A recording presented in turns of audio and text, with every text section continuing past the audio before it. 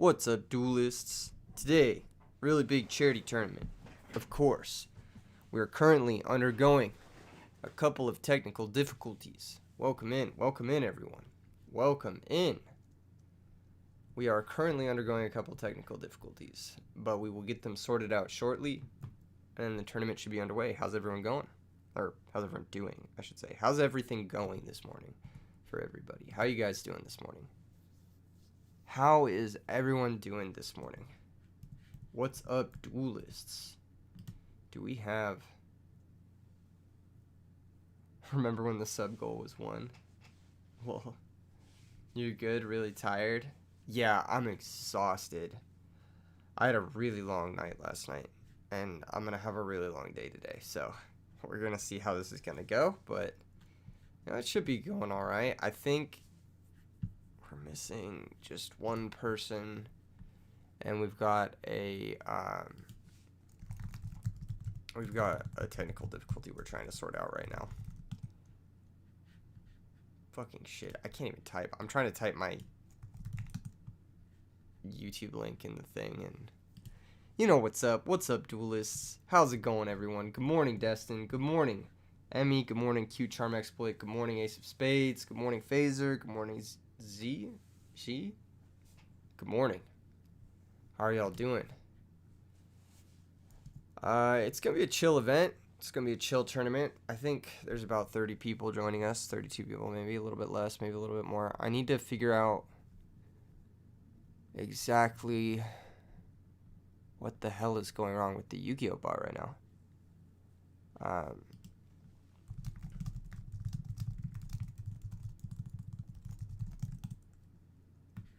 Oh my gosh. Sorry. I can't type this morning. Yesterday was my... What's up, Nylon? 30th birthday. What's up, Amogus? Yeah, yesterday I turned 30. So, I was at dinner with like my family and my friends, and then stayed up kind of late watching John Wick. So, a little bit tired, but... Good morning, everyone. Charity time. I gotta get a character. Oh shit, Edison format. What do you guys want to see win this tournament? What do y'all want to see win this tournament? What deck you guys want to see win?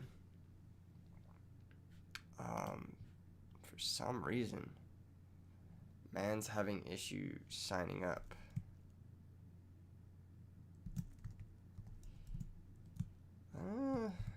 Hold, everyone. Hold. Hold. Hold. Hold. How do they check their fucking thing? Fucking confirm. That's what it is. Okay. Shit. Okay. Cool. Having issues with one of the players joining. Are people going to be able to stream snipe? No. No. Thanks, everyone. What's up, Blue Spooce? What's up? Javis. People will not be able to stream snipe because I'm not going to be showing hands of the players. It'll just be like what any watcher can see. Alright.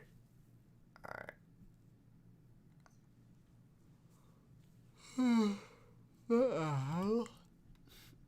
What the heck? What the heck?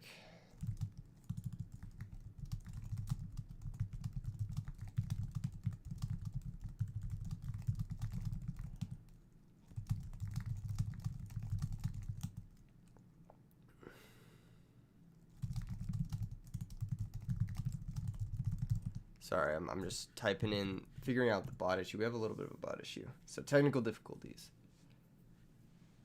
You want me to show the Phantom Glads? Okay, I'll show a little preview while we're getting. Check this out. This is something I've been thinking about a little bit.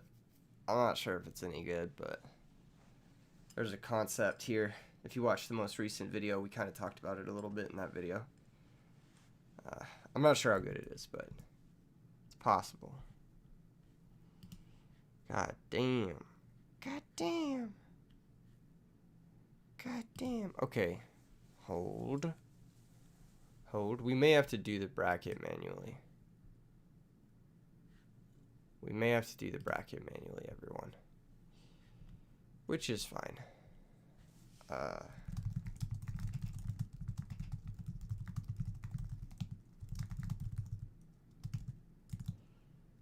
That's fine. That should be fine. Will it be fine, guys? Will it be fine, everyone? Will it be fine? I feel like it should be fine. I feel like it should be okay. Alright. Yeah, we may just have to do it manually. That's okay, I think. Wait, can I edit it? Can I edit this?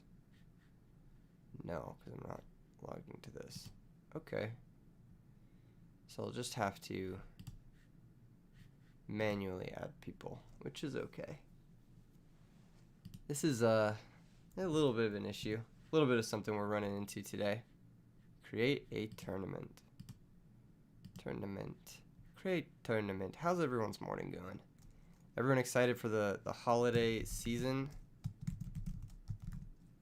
Everyone excited for the... Everyone excited for the... Oh my goodness. You know how it goes. Okay.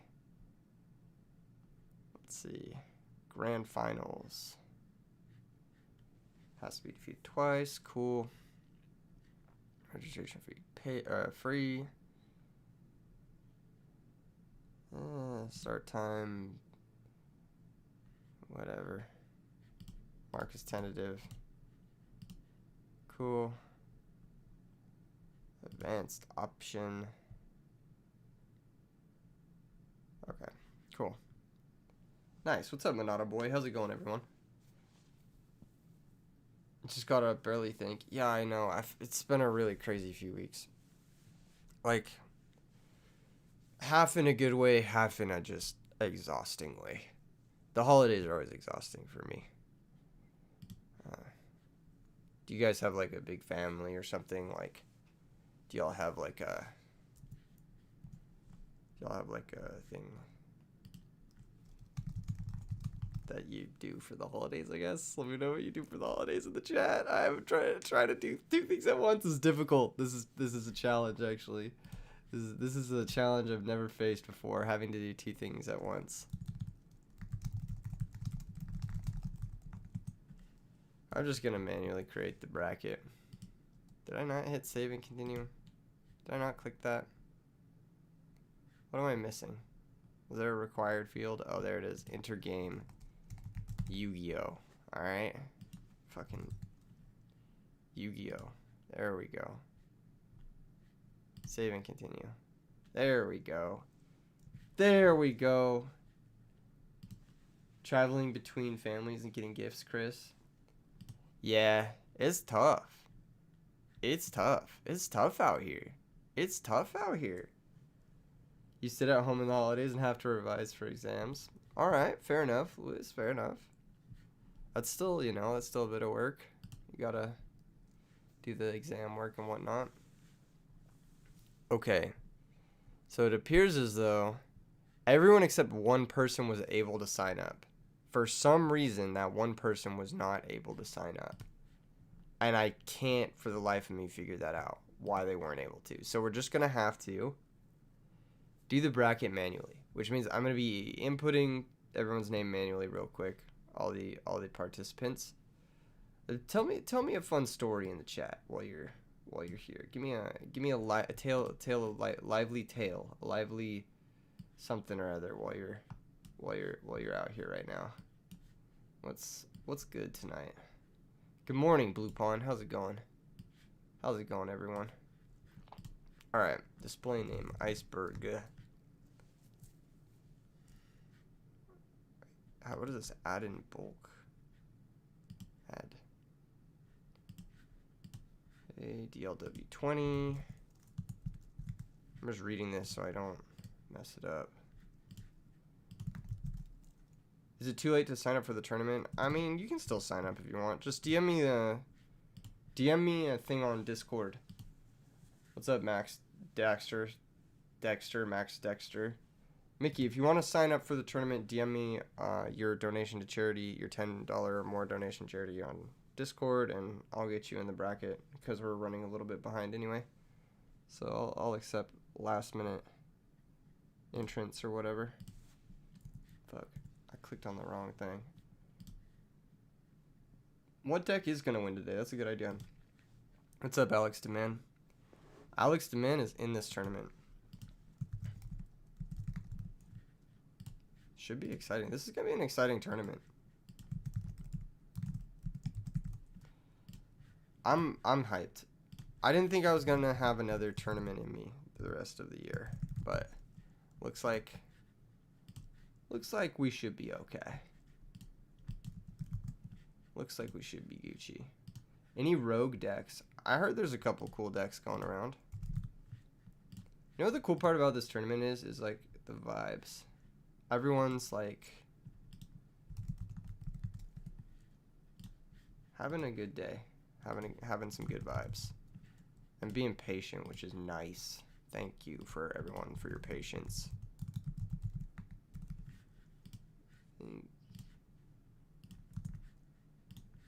Okay.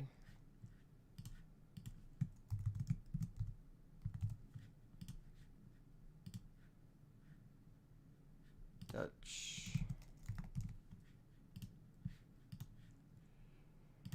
Sophia's.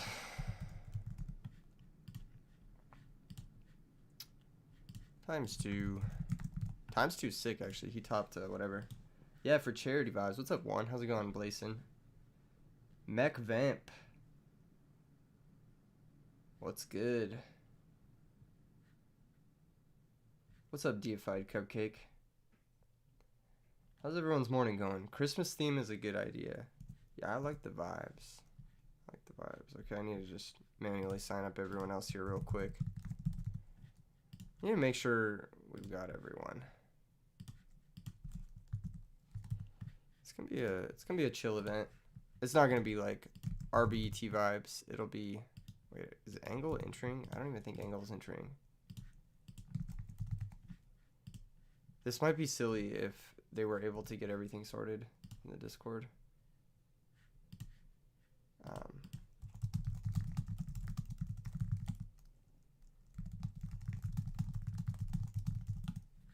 Just letting them know that I'm doing it manually. Ah, fuck. I switched off the other thing I had open that was telling me who's injured. Zico. Space. Add. Okay, and we've got Dylan Darkworld. Shout out Dylan Darkworld. Bracket reset speedrun, literally. This isn't my first rodeo. We've done this before with a lot more entrants. Recently, actually. I think, was it RBCT 5 or something? Oh no, it was the World Championships or some shit that we did it all. What'd you guys think of the last video with KJH? That was a really fun video. That guy is super cool. Did you guys like that one? What's up, Julian? How's it going? People Pog. GhostRider. McDog. Shout out GhostRider. Tangy. Alright. Mercenary V. HT19 should be the last here, I believe. I think there's one other person who's in the bracket. Are we friends? Yeah, I think so. I think now we are. We hadn't talked much before. Like, we had just talked on Twitter before the video, but now that we've done the video together, I mean, let's say we're friends. Hey, this should be... I think there's maybe one other person who has it. What's up, Sonny? How's it going? The members-only videos are awesome. I'm glad you guys are enjoying them. Those ones are fun. They're much more personal, I'll say. Hype vid. Smart outsourcing my torture to someone else. That's super funny. Yeah, true. I mean, he wanted to play Glads. I was like, dude, do you want to play any other deck? And he was like, you know what? We'll play Glads. And I was like, are you sure? You don't want to play any other deck? Are you sure? And he was like, no, we should just play Glads. We should just. And I was like, are you sure you don't want to play any other deck? You sure? You sure you don't want to play any other deck? Oh man. When he called Gladiator vs Fox, I don't know what a good comparison to Fox would be because I don't play Fox in Melee. I play Falco and Falcon, so I don't know what Fox is like. I'm just double checking, make sure I have everyone who signed up in this bracket here. Just double checking, because it says that we have 28 people with the role, but there's only 27 people entered here, so something is off. Something is off. Or I'm missing one person. I think it's Burndig. Okay. I think that's everyone. Chris, donate $10 to a charity of your choosing and then DM me a screenshot if you want to join. But donate it to a charity of your choosing, not to me. I just want everyone to donate to charity to enter this event. Cool. Thank you. If you want to join, get your last minute joins in now. Welly Dad is like Fox, fast and technical. Yeah, I could see that actually. Welly Dad's really fast. Welly Dad are like Black Wings. Black Wings feel a lot like Fox. I love Black Wings. I love playing that deck.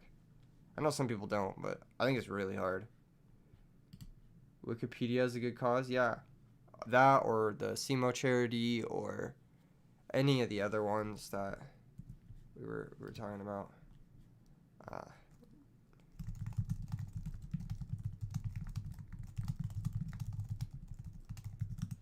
Chris, are you signing up? You want to just let me know right now if you're signing up? I'll get you in the bracket if you plan on doing the donation and charity. I just want to get you in the bracket and get everything sorted. If you're signing up. What's up, Bryce? What's up, RZL? There are a lot of good charities. Yes, you're in? Okay, cool. I got you. What's your Discord username? Do you have a Discord username that I want to put for the bracket thing? Are you talking about Ginger Deified Cupcake? Ginger's awesome. Shout out Ginger. Okay, Cosmo Kramer. I got you. Okay, you're in, and then that should be that. That should be the bracket. That should be the bracket. Let me go ahead and see if Burndig is AFK because he had not signed up for the tournament.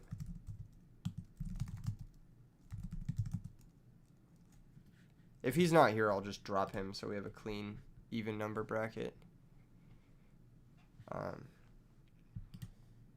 He was the only person who hadn't manually signed up yet. Alright, fuck it. Fuck it. He's outie. Alright. I'm gonna shuffle the seeds. And then we're gonna have our bracket. I'm gonna shuffle the seeds. Yeah, Burndig AFK, but it's now 20 minutes after the tournament, so... Or technically after the tournament should have been started, but... Obviously, encountering some issues. I'm gonna shuffle the seeds. How do I decide feature match? I just pick. Continue with seed shuffling. Okay. Cool. This is gonna be the seeds, everybody. Let's go ahead and go to the bracket.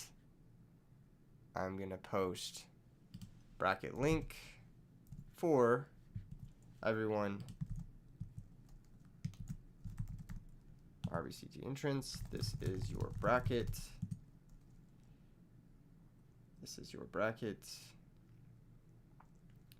Report losses manually here.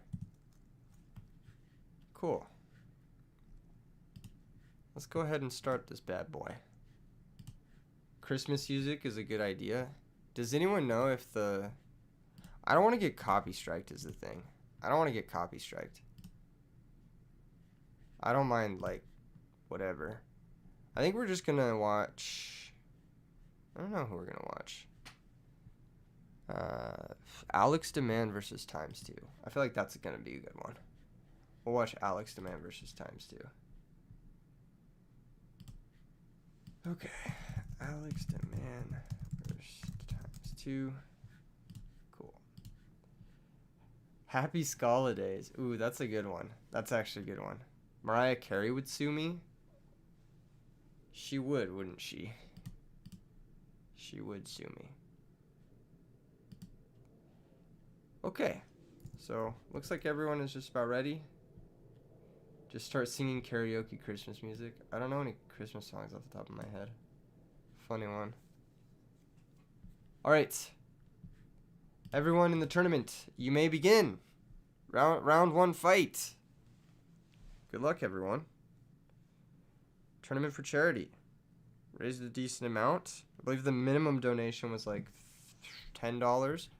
So with however many entrants we had, that's at least $280 for charity. So thanks, everyone. You guys are awesome. We've got round one versus TimesTwo versus Your Worst Nightmare, aka Alex Demand. If TimesTwo brings a Machina deck, you will pog. Me too. I hope to see that. I don't know if we will, but that would be cool. That would be cool. Looks like Alex Demand's going to go first. Let's get some predictions going in the chat. Let's get some predictions. Who y'all got? Alex Demand or TimesTwo? Asking the community. Who y'all got? Predictions time. Tournament just getting underway. We got round one here between Alex Demand and TimesTwo. This is the really big charity tournament. This is Edison tournament for charity. Thank you, everyone, for joining. Hope you've had a nice holiday season. Swap Frog Send Substitute is interesting. That means that there's a salvage in the future. Because, like, no Treeborn Frog's coming back, right? I think it's a little weird not to send Treeborn, but maybe... I don't know. Maybe both Treeborns are in hand? I don't know. Could also be Junk Synchron, but you should definitely send Treeborn first. Only plays around Gladiator Beast. It still doesn't even really play around Gladiator Beast sending Substitute. I think this is going to be a salvage, maybe? No, I don't know. Okay, Super Nimble Mega Hamster. Pretty big hamster activation from TimesTwo. Sorry to hear that, Ninja Deer. I hope you get well soon. Alright. Alright. Alright. I want to say something. I want to say something about this match. Hamster was in TimesTwo's... Is this Indicate playing? No. This is TimesTwo versus Alex Demand. Does it say Indicate on the thing?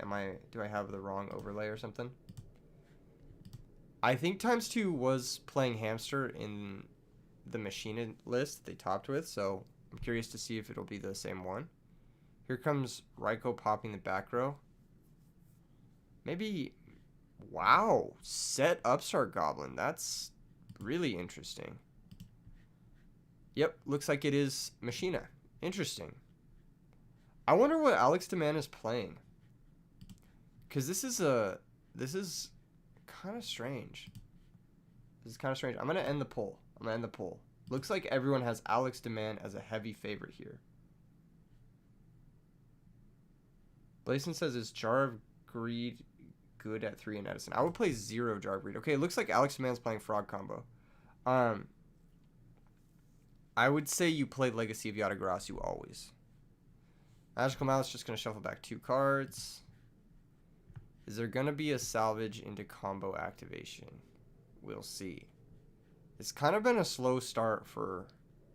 It makes sense that there's no Treeborn Frog, because this deck I don't think plays Treeborn Frog. Everyone wants to reassess their vote now. What's up, Duelist? Welcome in. Hold up. I gotta fucking, like, do this thing real quick. We gotta Let's see where we're at. Where's this stream shit? Okay, we got 48 viewers. All right. Everybody, if you want to like the stream right now, subscribe. You get the vibes. Here comes a Substitute activation. TimesTwo is going to chain Book of Moon on Substitute. That's not bad. That's not bad. That Book of Moon's going to go a long way, I think, to interrupting this play. I mean, Alex Demand had to play through the back row somehow. Looks like he's going to end. I mean, at least on Duke Frog plus a set Substitute, TimesTwo needs to find some serious pressure, or at least just clear the Substitute. That was Substitute number 3. Here comes Caius, the Shadow Monarch. So that's a pretty clean answer to this Duke Frog. That means Caius is removing not only the Duke Frog from play, but denying Alex Demand the Duke Frog effect. Caius is just GG. Oh, wow. Heavy Storm was the draw. But it's not going to pick off anything too relevant. Okay, Symbol of Heritage. That makes sense. I don't know how much you can do with just one card in hand. I don't know how much you can do with just one card in hand. I don't know. I think you just set up Dupe Block, and I think that's all you can do. Unless the last card in hand's like Pot of Avarice, then I don't know how much you can do with just one card in hand. We'll see, though. That was a really good Book of Moon. Book of Moon, great card. It only gets better. As the format gets faster and more aggressive, Book of Moon only gets better. I think it's like one of the best cards in the format right now. Yep, exactly. He couldn't really do anything with just one card in hand. You need a lot more resources to do anything with this deck, really.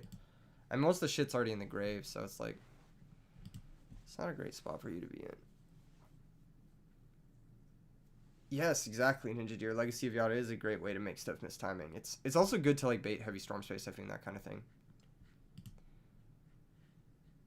Big thonk here from TimesTwo. That means maybe TimesTwo doesn't have an out to the Dupe Block. I know TimesTwo does play like DD Warrior Lady, Caius. Those are cards that out this position. This is not a true Dupe Block. Oh, wow. That's just game. That's just game. So it looks like we're going to be going to game 2 here in a second. Bounce 2 and then stack for Plague, and then we'll go to the next game. All right. Pretty clinical. Looks like TimesTwo is also on a copy of Plague Spreader Zombie this weekend. I wonder if that's a new inclusion in his deck. What's up? Do I pronounce your name Hepe? I'm not sure how to pronounce your name, but glad you're enjoying the content, bro. Glad you're digging it.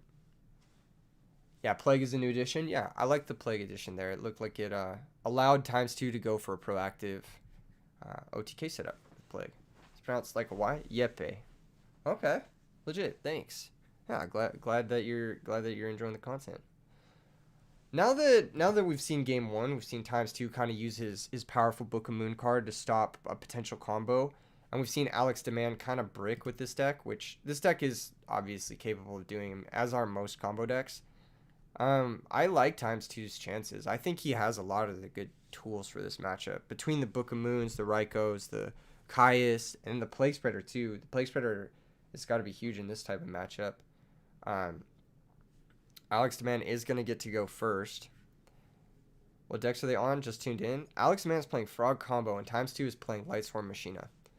So keep in mind, there is actually a 15-minute term timer. So if Alex Demand is able to combo off, he will only have 15 minutes to play that before a game loss. Here comes DD Warrior Lady. This is big if true. So this is one of the tools that this deck has a pretty good job of utilizing. I think this is another card that, in hindsight, in Edison, is actually just insanely good, and more decks should just be playing. DD Warrior Lady, it's great against a lot of the meta decks right now. It's great against like simplifying opening situations, dealing with stuff like Pyramid Turtle from Zombies, which is one of the best decks, dealing with stuff like Shura Kalut from Blackwings, which is one of the best decks, keeping your opponent from using their Blizzards, their Book of Lives, that kind of thing. And then it also works well against, like, you know, Lumina Wolf setups as well. Here's Elemental Hero Ocean. This is an interesting inclusion, but it is going to deal some damage here. Getting a bit aggressive. Let's see if TimesTwo has, like, a Machina Gear frame or something to get started. Looks like he doesn't. So a bit of a slow start. Your worst nightmare, aka Alex, electing not to bounce the ocean. Let's see if he has a substitute. Sweeper substitute here could do some serious damage with a full hand. Fishborg being banished does cause some visceral harm, but we'll see. We'll see. If there's no sweeper, then it's a little risky to go for things, but potentially you could. I mean, if you have salvage, it's not the dumbest thing you could do. Not the dumbest thing you could do. Okay. Okay. Just a set monster and a pass. No attack. Not wanting to give TimesTwo a hamster activation. But this is the 50-50, right? Now it's Raikou. And now TimesTwo gets the Raikou flip. Raikou's actually going to make Dupefrog miss timing. Because the way Raikou works in Edison format. Raikou targets, destroys, then mills 3 in Edison format. So here's the thing. I don't love this sequencing from TimesTwo. Maybe he's thinking there's a Miracle Fusion or something. But this Frog combo deck doesn't play Miracle Fusion. I actually like Raikou popping the Ocean and then Caius targeting the set monster. I think it's just a little bit better sequencing from TimesTwo. Because the set monster could have been something like Sangan. It could have been something like you don't really know what the set monster could be, right? It could be another Fishborg Blaster. It could be another monster that wants to be in the grave. Dupefrog, you know, while it is going to miss timing, being in the grave's like not that bad for it. Whereas like if you banish the Dupefrog, that's like all of a sudden your opponent won't have any ability to go for like a stronger dupe block or whatever. Here comes the Swap Frog activation. This might get some setup here for a salvage or something. So far, I think TimesTwo's done a great job of leveraging his unique removal spells, or not unique, sorry, generic removal spells like Raikou, Dedua Lady, and Caius to keep the resource situation a little bit lower. And now Alex Demand's forced to go for this into back row. Yeppy, you have a question about Quick Draw Dandelion Volcanic Shell. Any reason why Shell is played there over Treeborn Frog? Yeah, there are a couple reasons. Shell is 3 cards for Pot of Avarice, and Shell also gets you a 2-card Drill Warrior plus Activate with just 1 Quick Draw and 1 Shell. So it's a little bit better for that strategy. It does cost life points, and it does brick in multiples, but yeah. And plus the deck does play back row, so Treeborn isn't always going to be live. Your worst nightmare is saying priority on some frogs. I don't know what he means by this, but we shall see. Alright, Substow is going to sacrifice Swap Frog. Grab Dupe Frog. Is that going to be it? Are we ending on the Dupe block? I mean, the Fishborg's banished. Yeah, so we're on a soft Dupe block here. Here comes another Caius, I'm assuming. Yep. This is going to banish the other Dupe Frog. And then this is going to run over the Substitute. And, I mean, this is why Caius is the #1 most played card in the format. You guys are seeing it here in action. This card is... It's just devastating. Like, if you try to sit on any sort of, like, Prage defense, like Substitute Dupe Frog like that, you're just going to get run over by stuff like Caius. Now, I don't know if it's necessarily game over, because, like, 1 salvage plus, like, Heavy Storm plus, like, Swap Frog, some weird combinations could win it. But it's not looking good. Card Destruction is going to put him down yet another card. 1 for 1, a little awkward when all the subs are in the graveyard. Not the best look. Potentially could have maybe kept that. I don't know if there's a 3rd Dupe Frog in this list or not, though. So I don't know if there was a way to even go for another Dupe block. TimesTwo does also have 3 back row. So if Alex is able to put anything together, like, he has to play through 3 back row. So he needs at least 1 sweeper plus... I don't even think there's anything that works. I legit don't think there's anything that works. Yeah. Pretty nice display here from TimesTwo's deck. I think it worked. The tech cards he has for matchups like this, his spot removal spells looked amazing. This gear frame is going to be able to grab Machina Force, which is a 1-card monster reborn for his Machina Fortress that's now in the grave. I think the game's just gonna be over this turn. Yeah.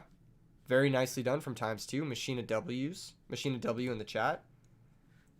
That was pretty sick.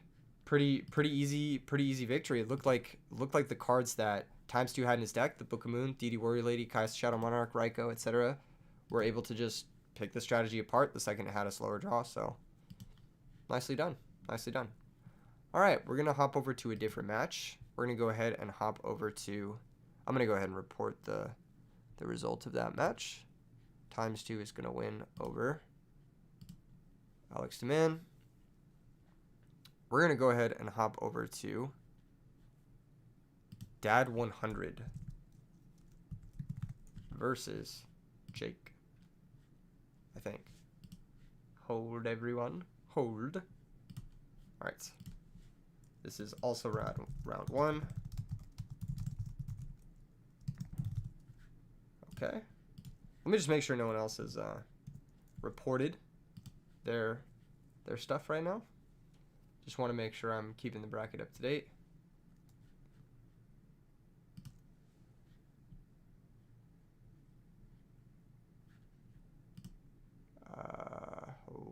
Hold everyone. Hold. Looks like we've got another Machina deck here. Very similar looking list to the one that TimesTwo is on versus Diva Hero. Very exciting. Very exciting. Okay, hold everyone. Just checking making sure we got the thing. We got the thing all set up.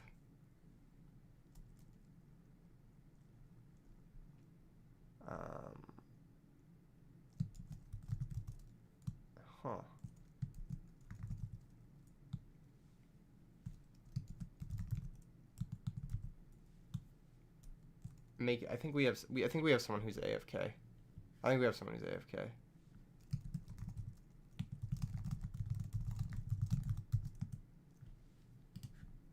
Why are people playing Legacy of Yatagarasu? So in this format, there are two key pieces of spell and trap removal, and a couple other cards like Raikou that pop back row. The two key pieces are Space Typhoon and Heavy Storm. So the reason people play Legacy of Yatagarasu is because you can set like multiple back row and fake people out, get them to play Heavy Storm, then you chain Legacy of Yatagarasu, and you go +1 on your opponent basically. And then once their Heavy Storm is gone, all your other trap cards you're free to just set. So that's why people play Legacy of Yatagarasu.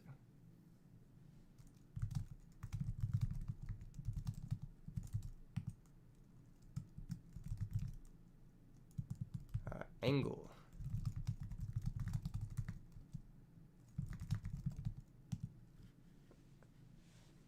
Max Dexter says that's Cope. It's already won like several major tournaments, so I don't think it's Cope. I actually think it's legit. I think it's legit, especially when you play this format more. You'll realize how much it's important. Yo, you're back now, Diamond Dude? Great. Just in time, after I already manually did the whole bracket. God! Just kidding. What's up, Kevin Wu? How's it going?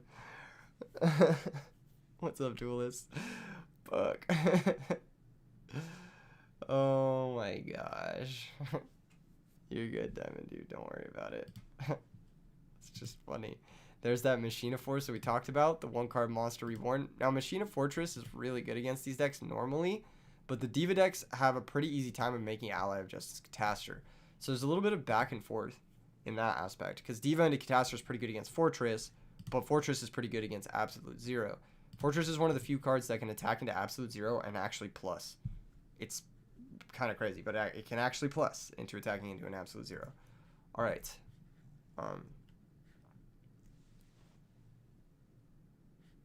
I need to give someone access to this bracket. How do I make it so someone can alter this? Cosmo Kramer, you did not show up for your match. Huh. Interesting. Strato Search, okay. Looks like Dad 100's kind of taking over this game. He is playing the version of this that has like skyscrapers and stuff. It's like a Diva Gemini hero list. It's not necessarily... You're waiting in Tariq's room? Okay. Cosmo Kramer, you're going to start down a game because you were AFK. So you're going to start in game 2. Okay.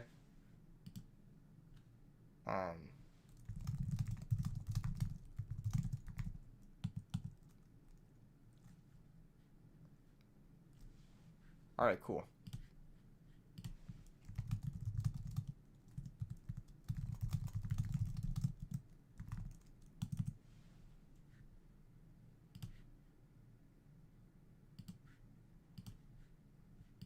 Okay, bottomless on alias, pretty big. Sorry, I'm like trying to handle the both sides of this. And there's Spark, so Spark gonna turn into like a jank little upstart goblin here, but still a decent bottomless, I think.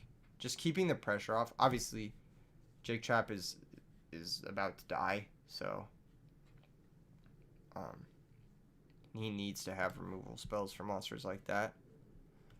I think Jake Trap has better top decks. He still has 2 gear frames. He still has at least 1 Raikou. Oh no, all 3 Raikous are gone. Never mind. He does have Avarices though, I'm assuming. Looks like he's also playing Upstarts. Really interesting list. Upstarts and Legacy of Yatagrasu. I really like these Machina decks. I think they're really good. That being said, Jake is going to go down a game to Dad 100. So, going to be going into game 2.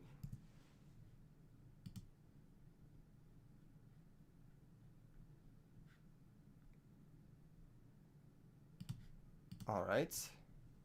All right. Interdasting. What do they side in this matchup? Well, Cyber Dragon's a clear winner for both people, actually.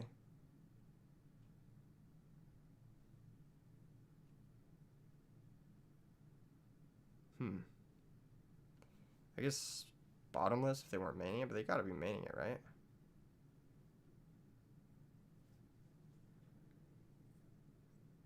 Oh, man.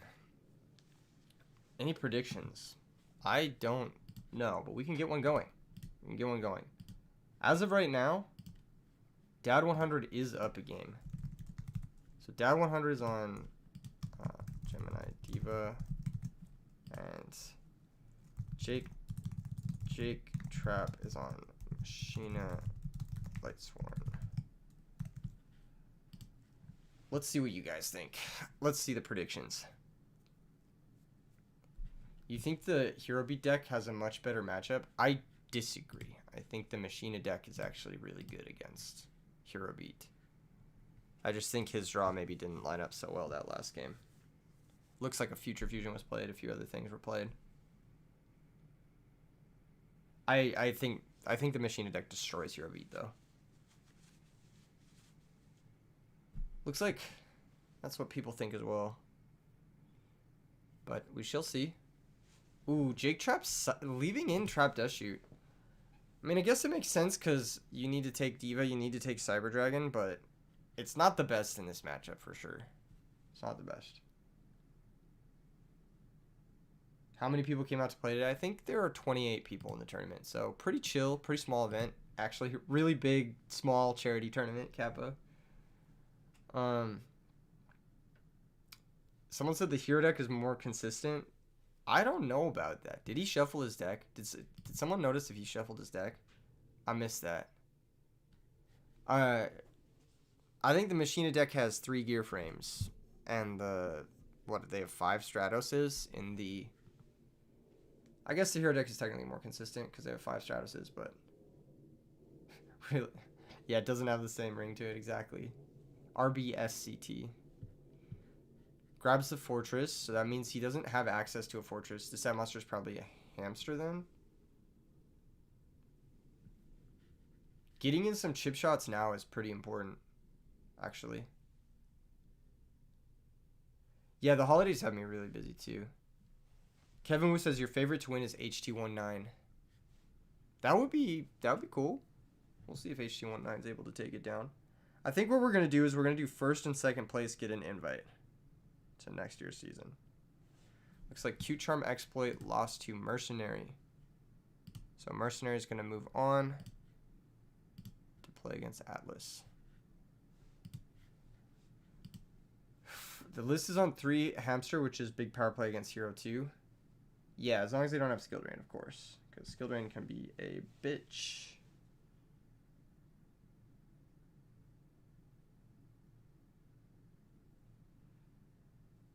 Could be. Looks like Zophius won the match. Wow, Light Mirror versus the Machina deck. That's aggressive. And there's going to be a Chain Dust Tornado. Did Raikou target the Light Mirror? No, targeted a different back row.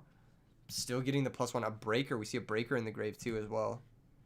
Zophius is going to move on to face off against TimesTwo. That might be a hype match. Do you guys want to watch Zophius versus TimesTwo from the start, or do you guys want to finish this one out? I feel like we could watch TimesTwo's full run. That'd be kind of sick, actually. This deck is fucking awesome, by the way. The Lightstorm Machina deck. I think it's really slept on.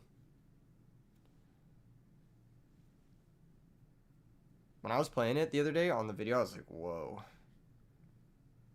Yep, he says, what? Aside from Raikou, it plays Lila as well. So if you have Light Mirror, it protects your back row from both Raikou and Lila. It also plays DD Warrior Lady. Some lists do. I'm not sure if all of them do. So, here comes Book of Moon. Is that going to target the Archer or the Raikou? Looks like he's going to target the Raikou. Raikou's going to pop the last back row, I'm assuming. Mermaid Archer is the brick that these hero decks play, so drawing the bricks after getting dust shooted is never really a good feeling. Ever. And the back row, Hero Blast not live until you have Alias, so not really the best situation. Now there's no back row. There's potential for an OTK because the Fortress in hand. This could get scary quite quickly. Here comes Raikou, pop the Mermaid Archer. That's 2,000. All Jake Trap needs is a machine in hand. Fortress hitting the grave, meaning Force is a 1-card reborn. Yep, and there's a machine in hand. And if there's no Gores, Trag, whatever, which I'm assuming there's not, we're going to be going to game 3.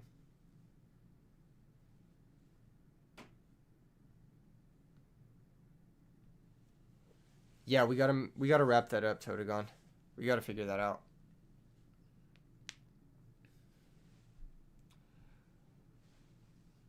Oh man. So that worked out really well. I mean, Jake Trap had Trap Dust Shoot, which is a card that normally isn't so good against the hero deck, but it actually went really well for Jake Trap that game. He had a couple copies of Dust Tornado too to help clear the back row. So it looked like everything just worked out really well. The machine decks are sick. Looks like Emmy and RZL both lost their match as we're moving into game 3. I'm going to update these. Tangy 1 and JK and J Cannon 1. Cool. Game 3.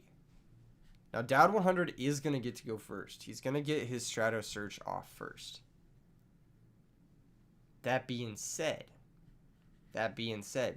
does he have the sauce? Does he have Skill Drain? Because I think that's one of the... Wow, no trap cards. Yikes. That's either a good thing or a terrible thing. These hero beat decks, the monsters are not that good without the traps. I think you need the trap cards. I think you need them.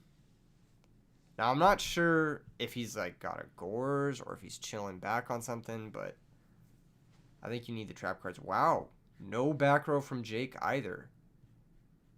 Interesting. I'm not really sure what to make of all this. We could potentially see Alias Spark the set monster. That would not be the weirdest thing. Just to deny Jake Trap either a Hamster or a Raikou. We could see maybe like a...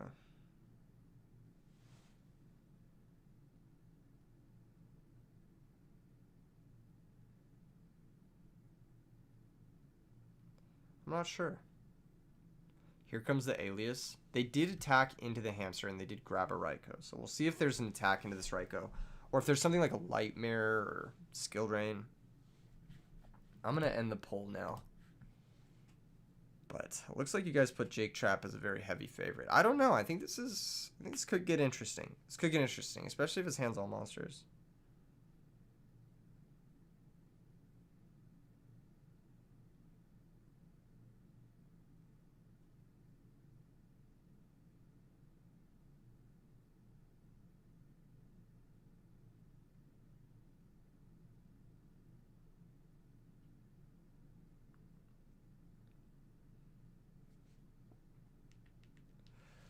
Okay.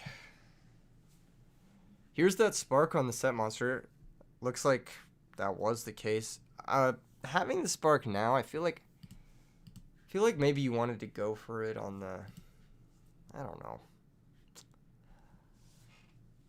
know. If you were gonna go for it there, like, why wouldn't you go for it, like, before, when you attacked? I don't know. I don't get it. I don't understand. Is there a reason to do it like that? I feel like... Because what if the first guy's just Raiko? And then he just pops your alias. Then you have a dead spark. I don't know. I feel like you just spark the set monster. If you're going to spark the Raiko there, then you just spark the set monster to begin with. Another set monster, maybe another hamster, who knows?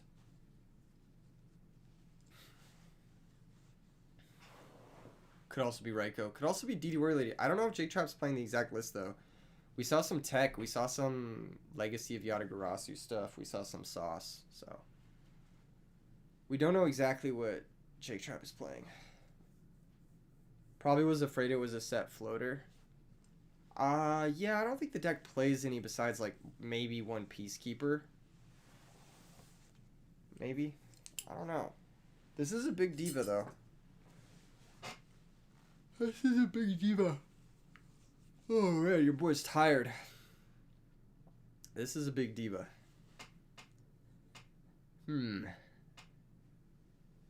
Mermaid Archer activates. Interesting.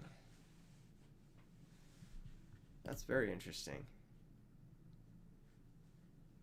I mean, this is still not great into some things.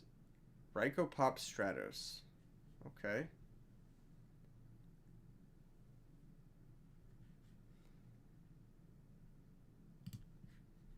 No Machina Fortress being milled.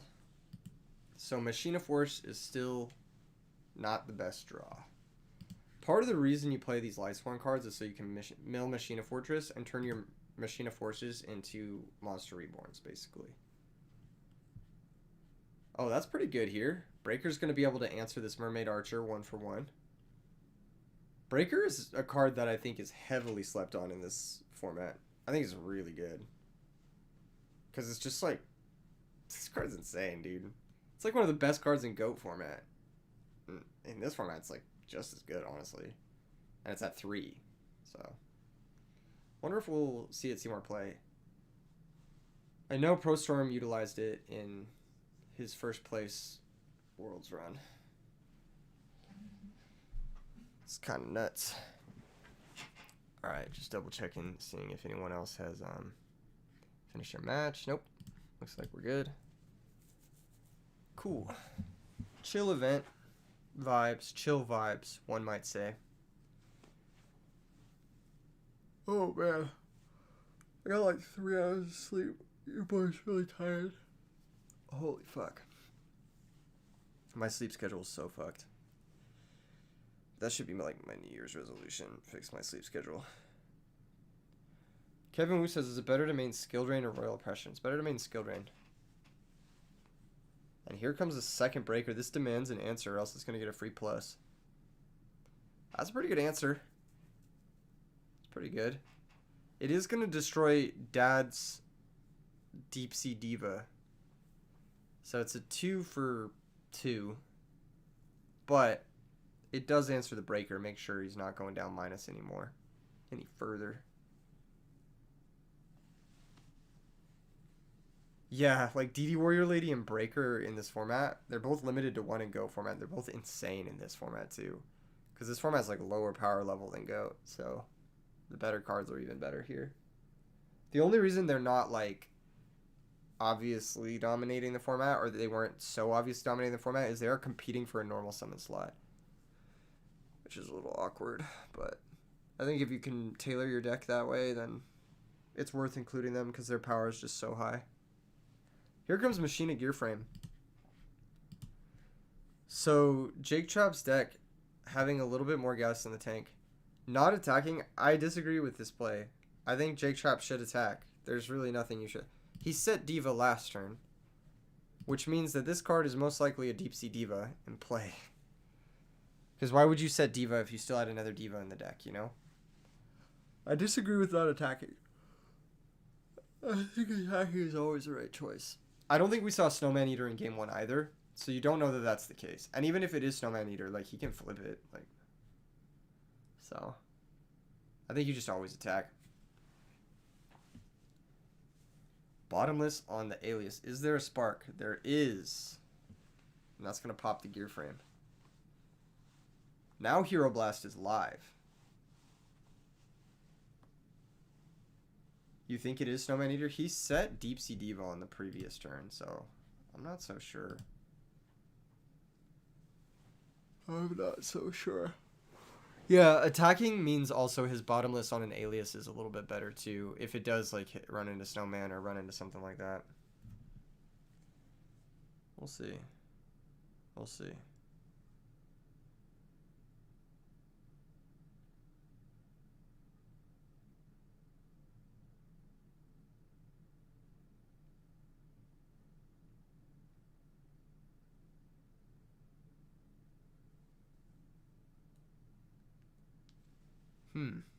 What do I think about Crystal Seer? I think it conflicts with Skill Drain.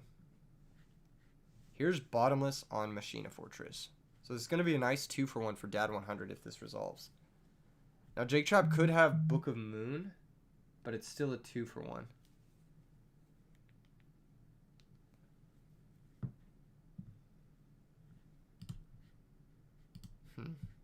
Yep. Nice little 2-for-1. There is a Fortress in the grave. So that means Machina Force is now good. And that is a Bottomless gone. But the hero deck can play upwards of both Bottomless and Triple D Prison. So there's still going to be a good amount of ways to banish Fortresses. So if Fortress Attack is just the best play for Jake, then... Okay. Here comes Typhoon. WoW is a set Future Fusion. That means that the set card's got to be Deep Sea Diva, and it's also got to be like one of the last waters in the deck, right? Because I feel like you just always activate Future Fusion if you can. It also is quite telling. It means that Ocean is in hand. So Elemental Hero Ocean's got to be in hand, and yeah, it was the third Diva. That gear frame should have attacked for sure. 100%.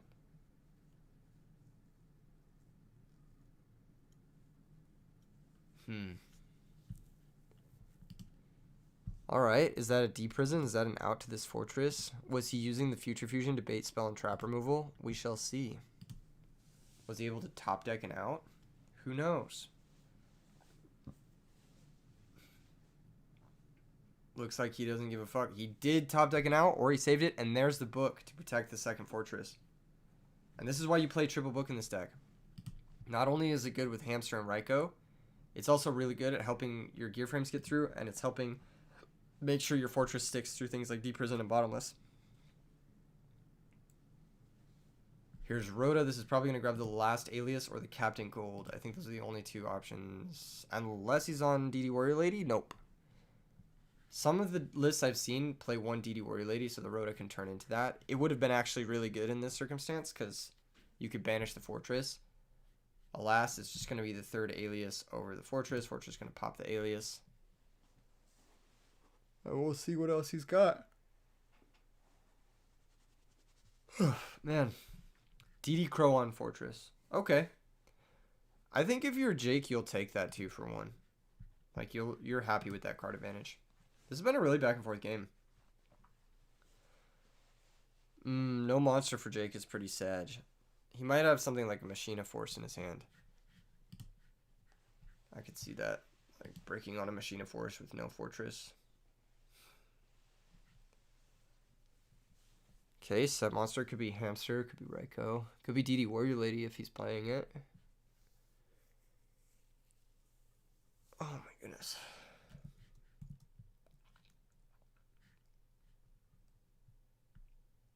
Alright. Looks like GhostRider took the W over JZap.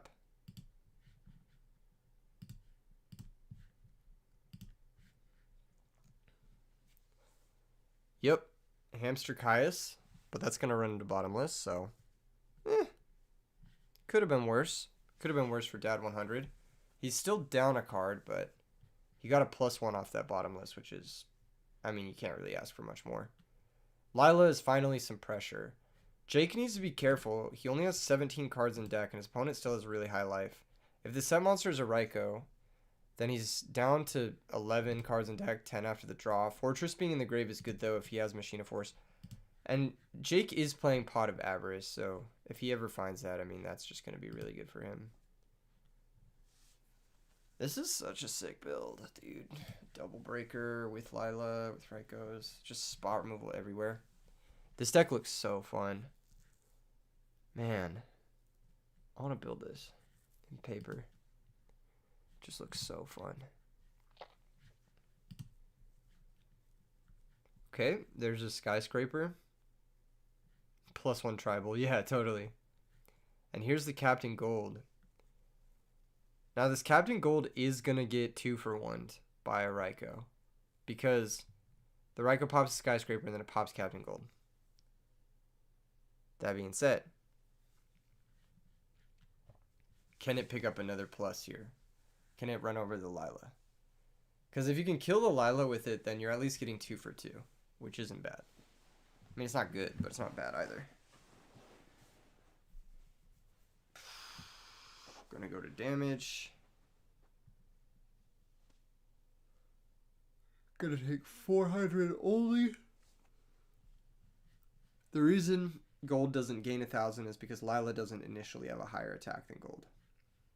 This is only against the attack if the monster you're attacking has a higher attack.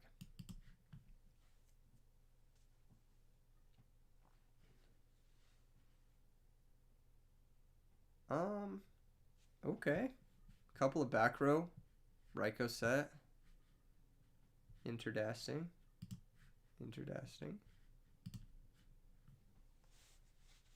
You're going to try the Machina deck out? Yeah, I really like it.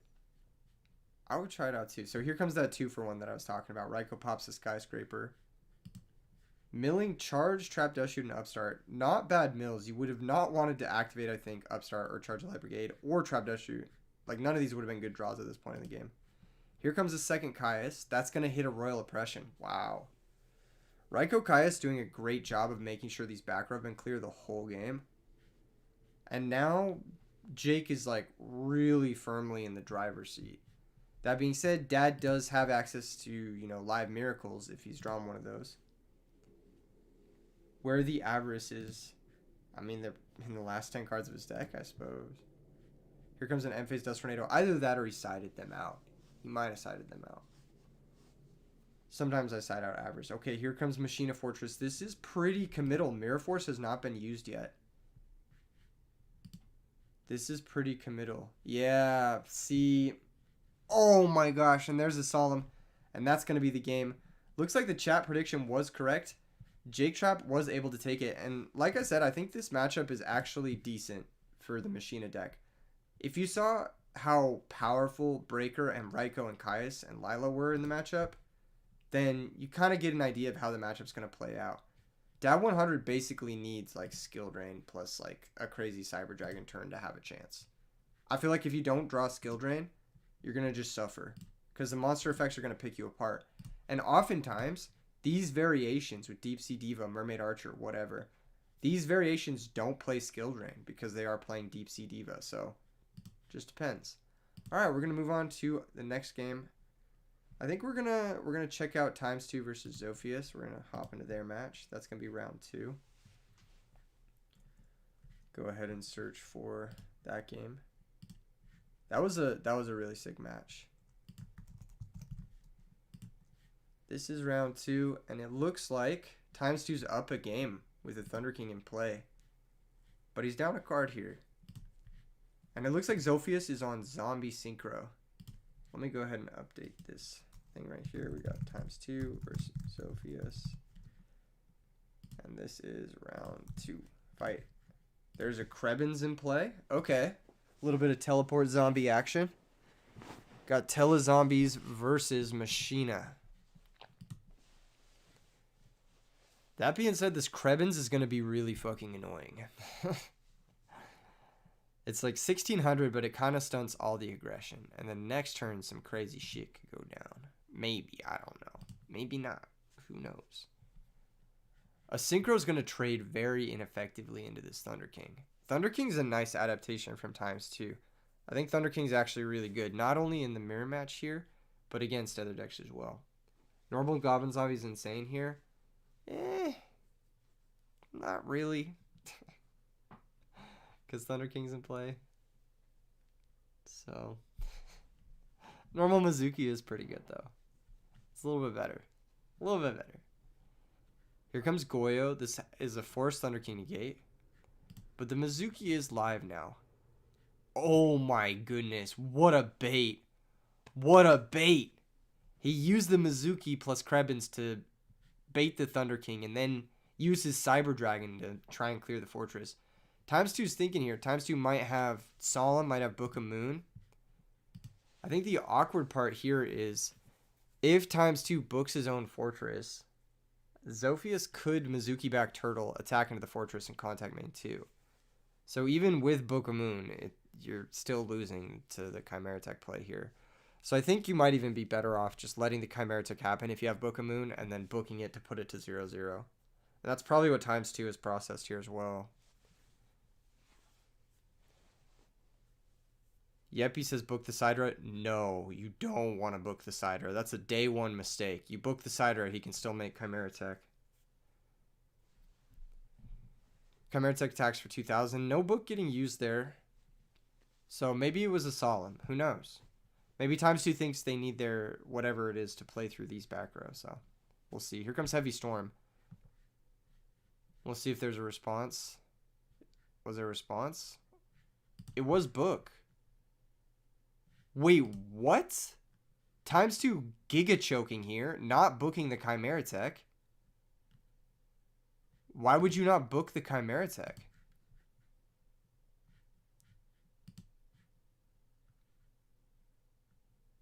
Alright. Zophius had the Ill Blood conversion anyway. So here comes Book of Life, banishing the fortress, bringing out Pyramid Turtle, I believe. Maybe Mizuki. Oh, going for Plague, okay. What? Huh? What is this? I don't like this play. I don't like this synchro. I don't like this play.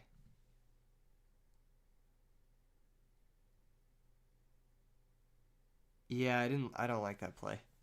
I thought that was pretty bad. Oh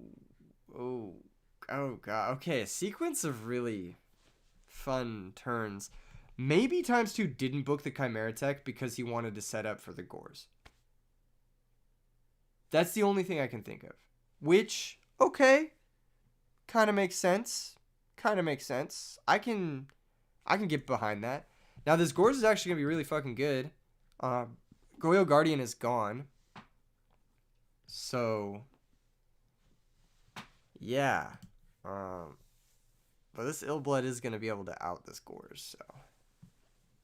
Because Ill Blood do be having that ability, you know? And the Plague is still not banished, which is pretty good. That means Zophius is going to have the Plague play later on as well. Ill Blood pulling its weight, turning the Mizuki into a +1, or a +2. Or a 1-card synchro. Oh my gosh. Colossal Fighter is huge here. Reinhardt says you love that this machine ability is at least somewhat resilient to Sidra. Yeah, me too. I think that's cool. I think it's like one of the strengths in this deck.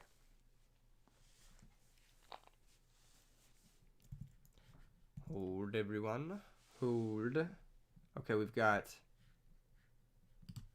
Dad 100 lost to Jake Trap. We've got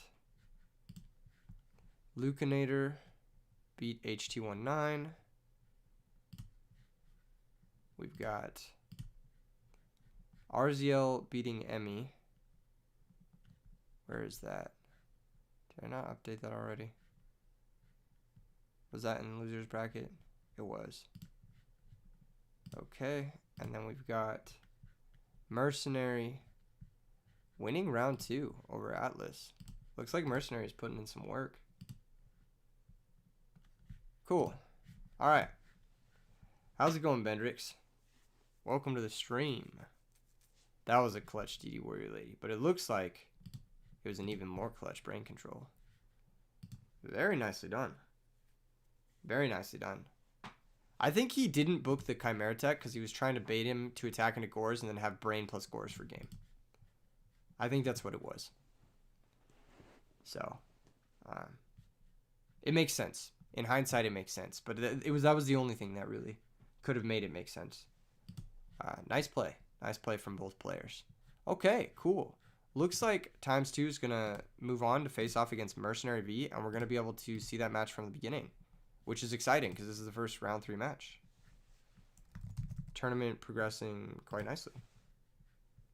How exciting. How exciting. Okay, let's see where they're at. Oh, there they are. Okay. They're ready to face off. Should be a cool one to watch. We like to watch. Yeah, sure. Why the fuck not? This is round 3. We got TimesTwo versus Mercenary V. Cool. All right. Mercenary on the, what is this? Caius the Mega Monarch? What are these sleeves? Which monarch is this on the sleeves? That's not Caius, is it? That's a different monarch. What monarch is that on his sleeves? I know this is the Erebus, that's right. Erebus the monarch. Okay. I know his thing is the Buster Blader fusion. That card is like one of my favorite cards all time. TimesTwo got the Cyber Dragon, the classic sleeves. All right. Mercenary starting off with a T set.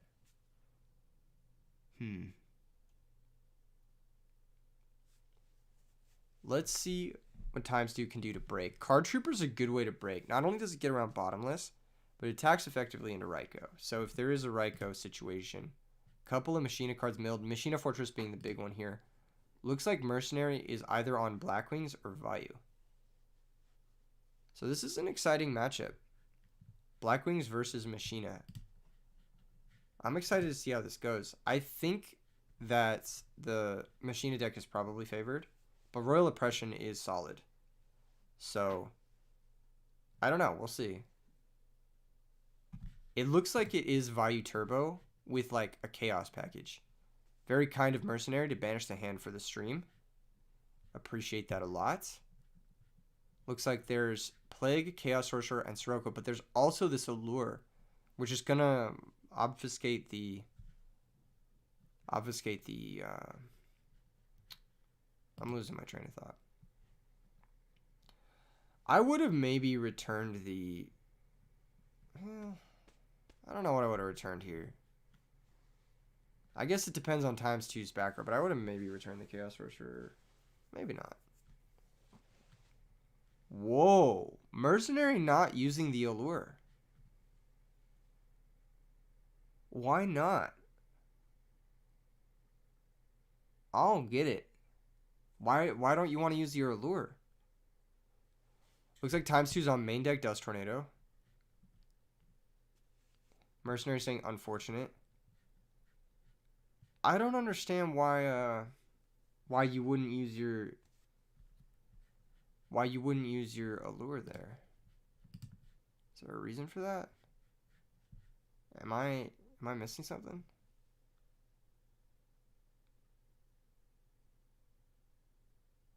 Like, I don't think Chaos Sorcerer is doing you any favors. I think you just need to dig cards, right?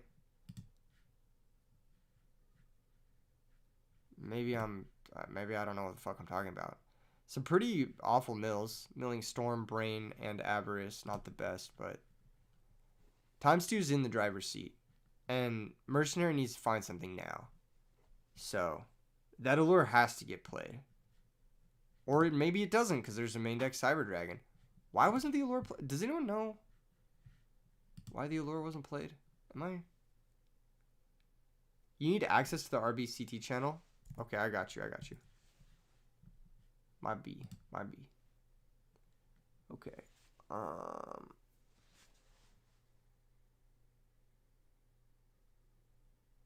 Server settings. Roles. Oh my gosh. I totally forgot I had to give you the role. My bad, dude. Manage members. members. There we go. All right, you should be good now. Did you win or lose your duel, Chris? There's Pot of Avarice. That's a big avarice. This is going to come back from that game 1 Chimera Tech. Okay, what is Cosmo Kramer? Okay. Dylan Darkworld lost to DLW20. Where the hell is that match? Oh, that was a round 1 match? Jeez. Grindy. Oh, you lost. Okay.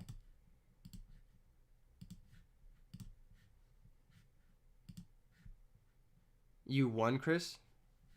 Okay. I'll update. Cool. Bracket should be updated.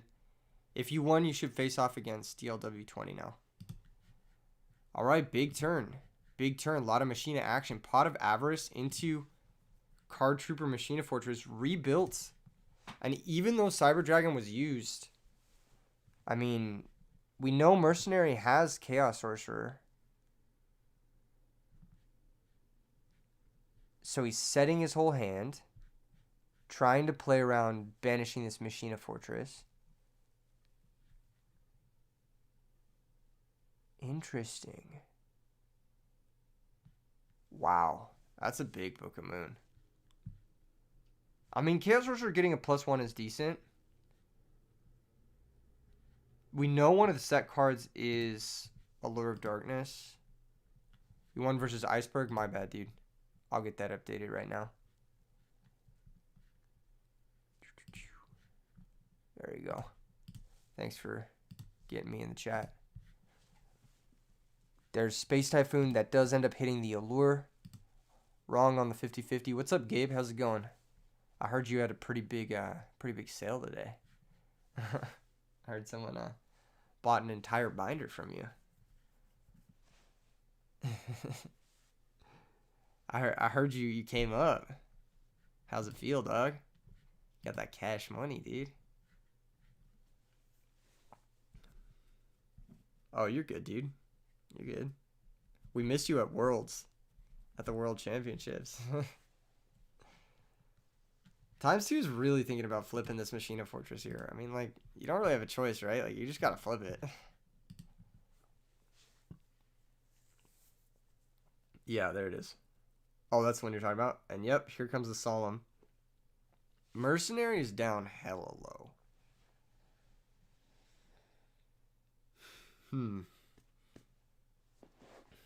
What's up, Andiril? How's it going? Here comes mill 3. Mills 2 Light Sworns and a Gear Frame. Gear Frame would have been an insane draw. But the 2 Light Sworns, not so bad. Here comes Caius. Wow. Okay. Caius going to banish the Raikou, deny the mills, and run over the Chaos Sorcerer. This is really bad for Mercenary. This is actually just really bad. I don't know if he can win this one. I think it's just going to be a Caius attack. This is going to be the quickest attack for game I've ever seen in the West. Yep, and it looks like TimesTwo is going to take game 1 over Vayu Turbo. Very nice. I think, I'm going to be real, I think Mercenary fucked up not using the Allure. I think he just fell behind way too early. The Vayu deck doesn't have comeback potential. It doesn't. It had the Cyber Dragon, right? But it doesn't have, like, it doesn't have that sort of, like, easy Black Rose that some of the other decks do. It doesn't have, like, Judgment Dragon, you know? So I think waiting on an Allure of Darkness when you just really need to find your Royal Oppression is not good. I think you should activate your Allure of Darkness, find your power traps, make it so it's difficult for your opponent to play their primary game plan at least. Don't just sit around waiting against these decks. I think it's kind of a mistake. Yes, this is the Triple Hamster, Triple Force list. I'm not sure if he's on Triple Hamster today. It looks like he's playing some new cards, but the last time he played this deck, it was 3 Force, 3 Hamster, which is a really cool configuration.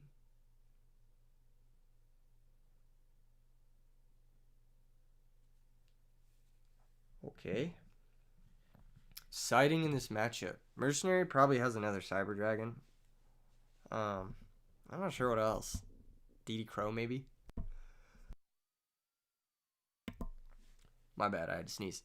And then TimesTwo probably has, like, honestly, Shadow Mirror or something I could see. There's a bunch of cards he could have that would be kind of crazier. TimesTwo is also playing 41 cards, which is really interesting.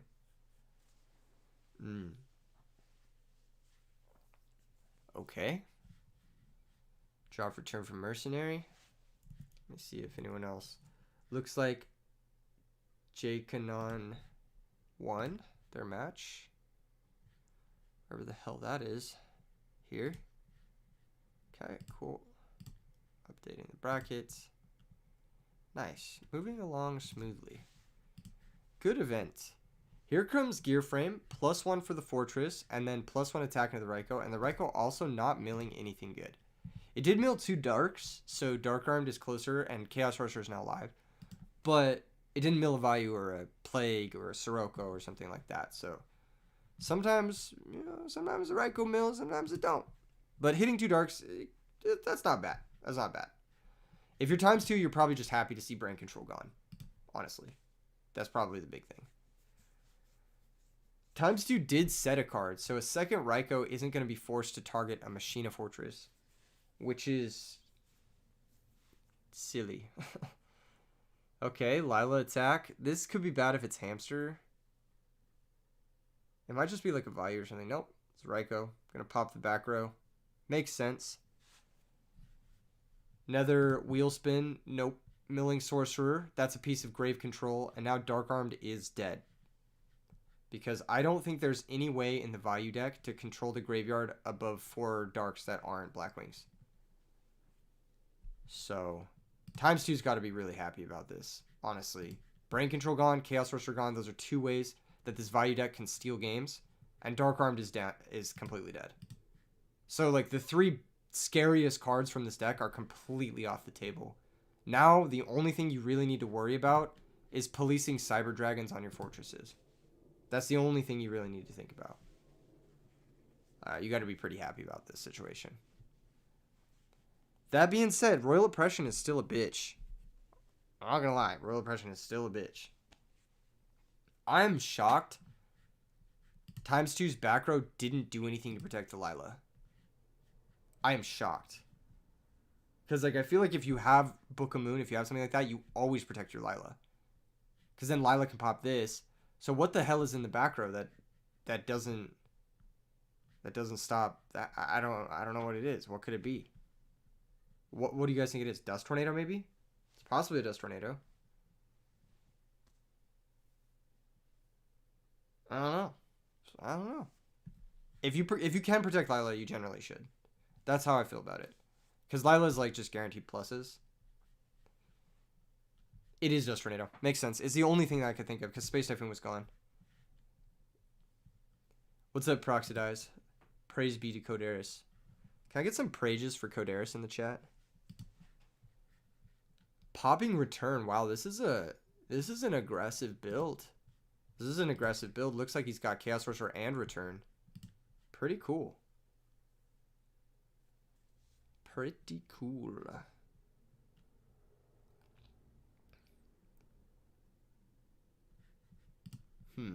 TimesTwo Big Thonk mode. They both have 6 cards, but we know TimesTwo has a Machina Fortress, so that's kind of like being down a card, if you think about it.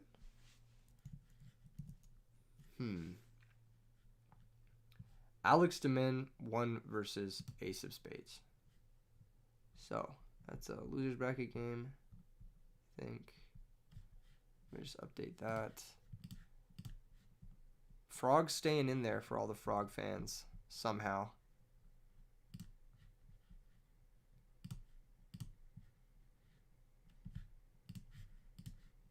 Alright. What's up, Taylor? Thank you so much. Happy holidays to yourself as well. And a huge shout out, actually, to all of these players who decided to play in this tournament. Y'all are the best. Legit. Like, everyone who entered this tournament donated at least $10 to charity. Many of the players who entered donated more to charity. And it's really cool to see the community come together and do something giving in this sort of time. So I'm very grateful for you guys. You guys are tight. Here comes an Armed Wing play. This is pretty bad for ×2 if there's a Caius. Okay, it's going to be Plague, okay. That's also bad. It's not as bad because it's not as much damage, but it is bad. Also, getting Armed Wing in the Grave is good for Mercenary. Just making sure that you have that other half of the material. Now your Armageddon Knight, your Greffer can turn into an Armor Master, and then you have big threats for later in the game. Colossal Fighter going to be the summon. I honestly think Stardust Dragon is probably a better summon here. Well, no, never mind. If you don't have a defense trap, then Stardust Dragon's bad. But if you have a defensive trap, then Stardust Dragon is for sure the play. Because, like, they can Fortress into the Colossal Fighter if they have a break. And the deck plays a lot of breaks, right? It has Storm, Lila, Raikou, all that shit.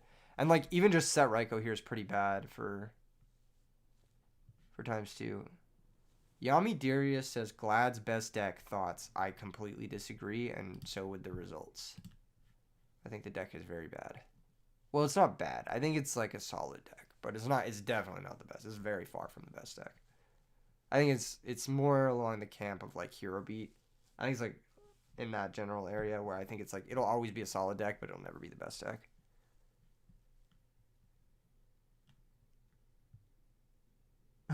Alex has ruined Frog Player's day and nothing else. Glad's best deck if you draw Gores every game.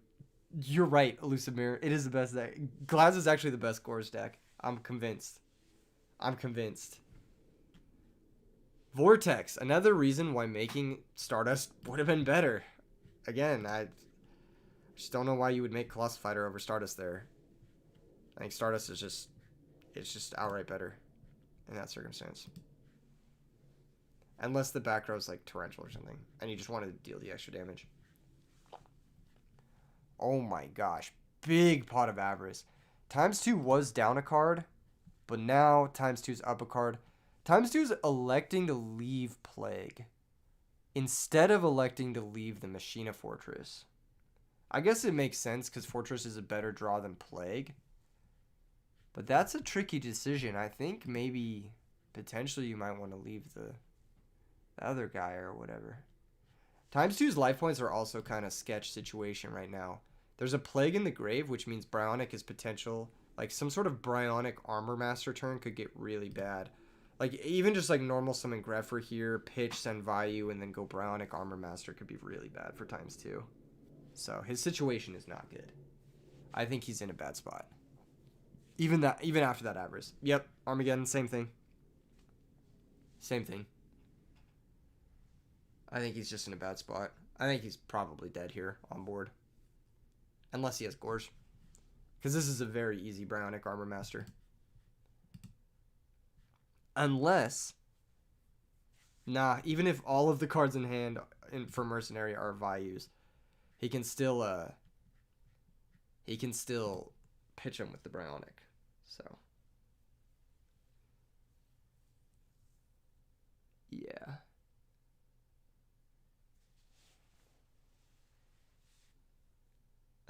That's hilarious, Diamond Dude. 85% chance to open Murmillo. Okay, here comes the Plague activation. I think going for the Plague activation first is smart. Because that's where the Crow would get used. Yep, here's Bryonic. Now, if ×2 does have Gores, this is pretty bad for Mercenary. Like, this is pretty bad for Mercenary if ×2 does have Gores. But that's it. It's only if he has Gores. So he's taking a gamble. He's like, okay, you have Gores, fine. I lose. But if you don't have Gores, I'm winning this game.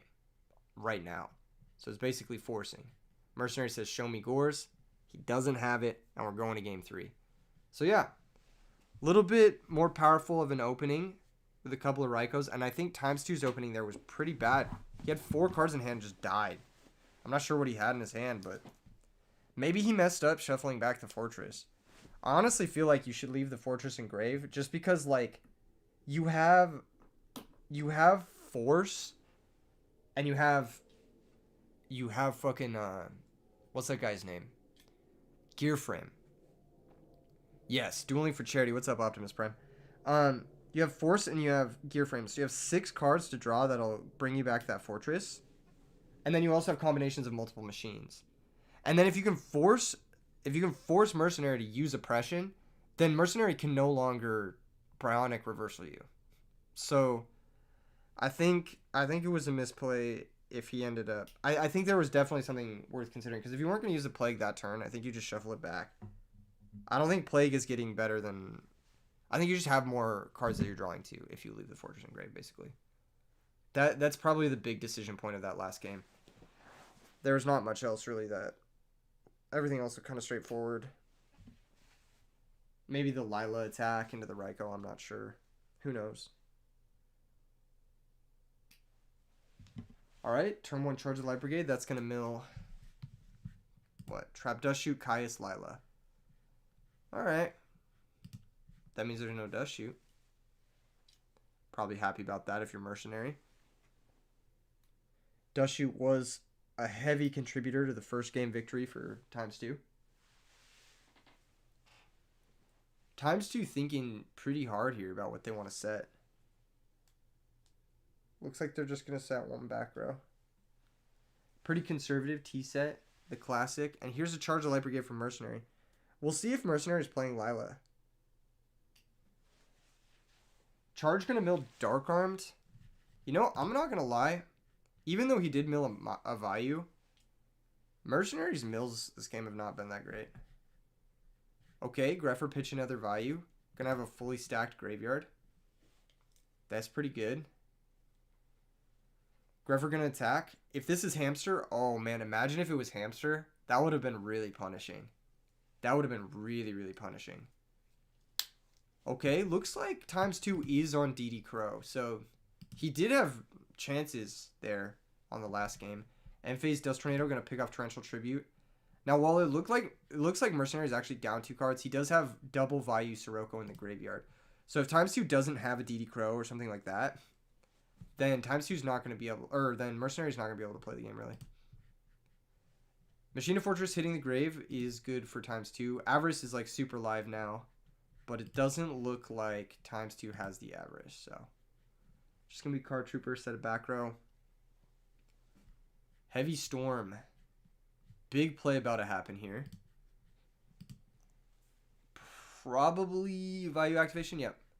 I was going to say if there isn't a Cyber Dragon, then we're going to see Vayu pressure most likely. Because this is what you want to lead with. You want to get that Armed Wing in circulation. If there's a Caius, that would be pretty good. Okay, there's no Caius, so TimesTwo is going to be able to draw a card. Even though TimesTwo is taking some damage, he's staying even on cards, which is important. I think just having a lot of resources against the Vayu deck is pretty important. And then a T set also from Mercenary. One of the cards you would like for sure set here is Raikou. So it's definitely Raikou, I would say, or a Hamster. And then the back row has potential of being anything. Like the only thing we've seen so far is Torrential Tribute. So it could be, we know Mirror Force, Solemn Judgment, Royal Oppression. Okay, looks like it was Royal Oppression. Heavy Storm going to clear that. Gear Frame's going to go grab, what is this going to grab? Force? Yep. And this is the strength of the deck. Gear Frame is literally Stratos. As soon as Machina Fortress hits the graveyard, Gear Frame just becomes Tutor Monster Reborn, which is busted. This sort of conceptual deck building is sick. It just works out really well. If he has another Force, he could even summon another Fortress here.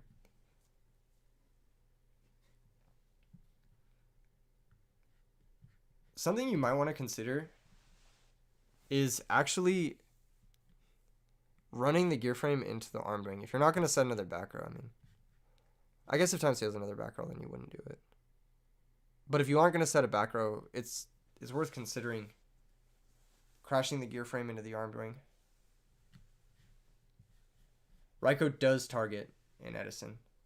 So Raikou will target Fortress, and it will trigger the effect. TimesTwo being kind and telling his opponent that. You always target Gear Frame here, right? Like, you just have to. You have Armor Master to clear the Fortress. I guess, yeah, you can just do what you gotta do. Mills Cyber Dragon, a little unfortunate. TimesTwo's gonna set 2 back row. Oh, jeez. Now, something that's a little awkward here is Book of Moon actually won't protect this Machina Fortress from the Armor Master. Interesting. Mercenary is not going for the Armor Master to crash. Very interesting. Heavy Storm is gone from both players. So that means both players can just set freely. That being said, TimesTwo is like very firmly in control here. He's up a solid 2 cards if we're counting the Vayu in the grave as a card. And he's about to be up more. Yeah, he doesn't even need to attack with the fortress. He can just chill, play it slowly,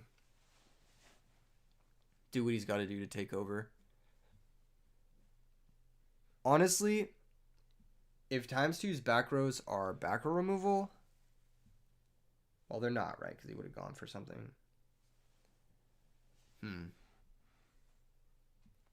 This is an interesting moment. This is an interesting moment.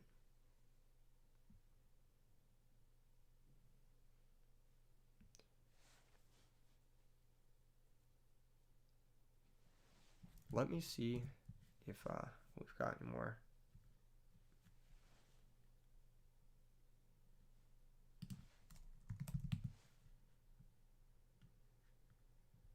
Things to handle. All right, Raiko's going to pop Mirror Force. Typhoon's going to hit the other back row, which was Return. All right. All right. And then attacks are going to get in. You won against Tariq? Dylan? Okay, I'll update. Congrats to Dylan Darkworld for staying in the tournament. Unfortunate run for Tariq, but maybe a little bit better luck next time. And it looks like there is a Mirror Force on the Armor Master. Wow. Yeah, it does make sense. It does make sense. Because of not attacking with the Fortress, you want to force the Armor Master action. Just a set monster. Fortress is going to attack the set monster. It's going to be another Vayu. So that's going to work to make Silverwind.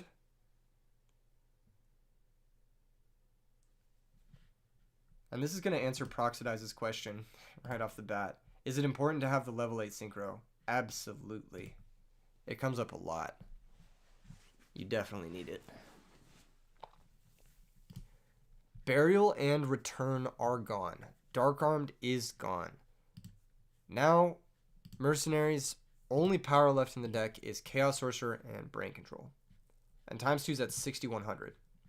That's all 3 Vayus gone as well. This is actually a situation where TimesTwo's just played the grind game and completely like just owned, more or less. Here comes Caius the Shadow Monarch. Are we going to see a Solemn Judgment? No, we're just going to see a Bottomless. But that's a 2 for 2, and that's a 2 for 2 that removes 2 more threats from Mercenary's deck. And here comes another Gear Frame, which on its own is also a threat. Oh shit, he had Pulling the Rug. Sideboard Tech. That was actually such a clutch Pulling the Rug. I mean, he was just dead. He was going to lose the game for sure if he didn't have Pulling the Rug there. That was nuts. He still does have all of the Avarices too. Yeah, TimesTwo can easily play this grind game out. Armageddon can send Plague, but that's it. Like, literally, like, you can't do anything else. It can run over this Raiko.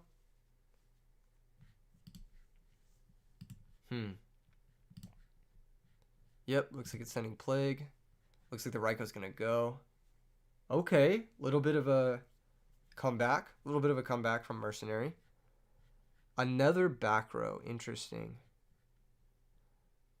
I wonder if we'll just see another Armageddon poke. I mean, maybe set up for some sort of Plague lethal. Typhoon on a book. Okay. Leaving the books in. I wonder if he was forced to leave the books in. This card's not great against Vayu. I've never liked it against Vayu. And that's just why this deck's insane. I mean, you just have triple Monster Reborn for your best card. And you can top deck them really easily. And there's the Brain Control. And that's going to do it. TimesTwo's going to move on undefeated. Insane. Machina kind of going on a tear right now. Kind of going crazy. I want to hop over to GhostRider versus Free the Manatee. I think that's gonna be a fun match. I don't know if I had updated the on-screen. I did, yeah. Okay. Oh, it looks like GhostRider has won the match, so we're gonna watch GhostRider versus Jkanon right now. That's gonna be our match. That should be fun. Cool. All right, let me update this. Sorry, guys. Just got to do a little bit of updating.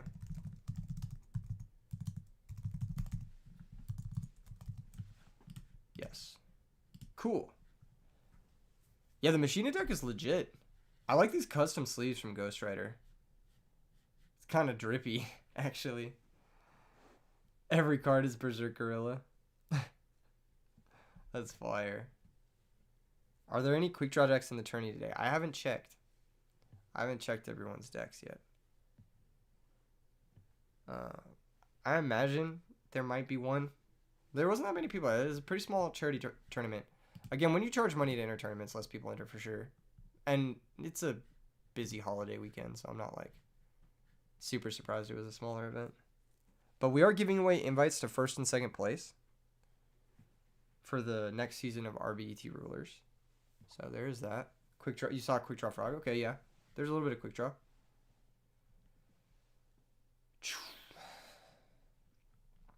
Okay. Lots of set cards from JK. And a Turn 1 Trap Dust Shoot. Now, we'll probably see here if GhostRider's on his signature deck, which is Dragons. I know he's also been practicing a little bit with Hero Beat. Looks like there's a Keep Going bug, which is funny. I wonder if we leave the game and come back, if that'll be fixed. Let's see if that'll be fixed, because it's really annoying.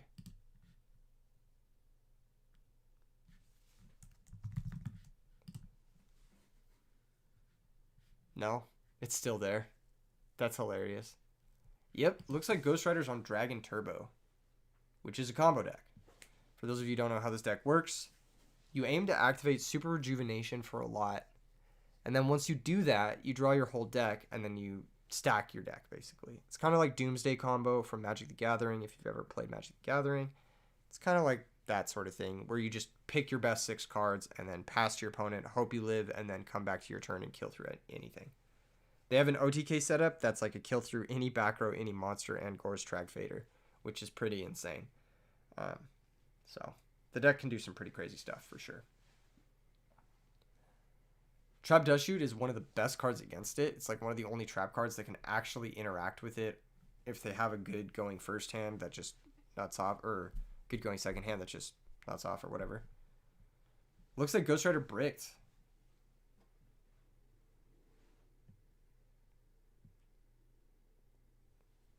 JK is on Vayu. Blackwings. Blackwings with the Vayu. They would, someone say. They would say. They would say? Some would say. This is big damage. No fear. Show no fear.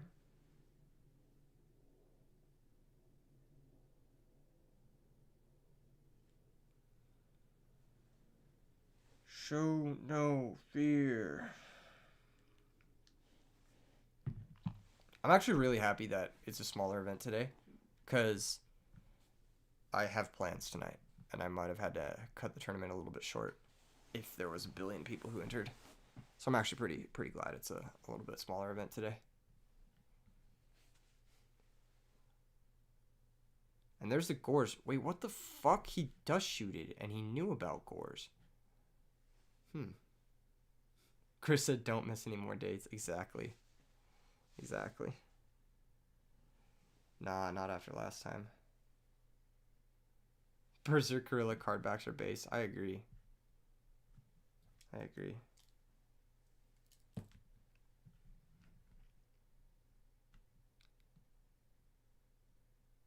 Kalut time or maybe Icarus. I'm thinking Icarus. Would have been awkward if GhostRider top decked something like, I don't know, What's that one guy? Clear Vice Dragon. Summoned it. That could have gotten really awkward for Jake and on. What? What? He knew about the gores. He knew about the gores and it... Huh? Okay, it's got to be Blizzy. Are we going to see the first Blizzy of the tournament? Are we going to see it? Prep your Blizzies in chat. There it is. There it is, Blizzies in chat. Let me see those Blizzies.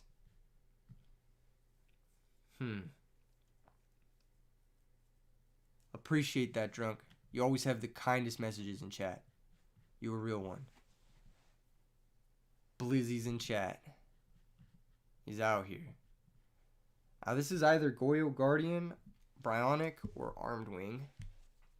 I think it's going to be Goyo Guardian. Pretty clear Goyo Guardian pick. Yep. There he is, ladies and gentlemen. The Guardian of the Goyo. Or the Guardian that is Goyo. I'm not quite sure which it is. I'm not sure what Goyo even means. Goyo is going to steal the gores, obviously. And then another back row is going to get set.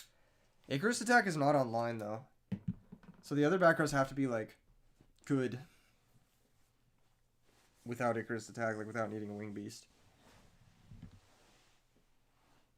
There's the Clear Vice Dragon. Interesting. Interesting. This card's cool. Here comes Card of Consonance. And now GhostRider's deck is starting to pick up.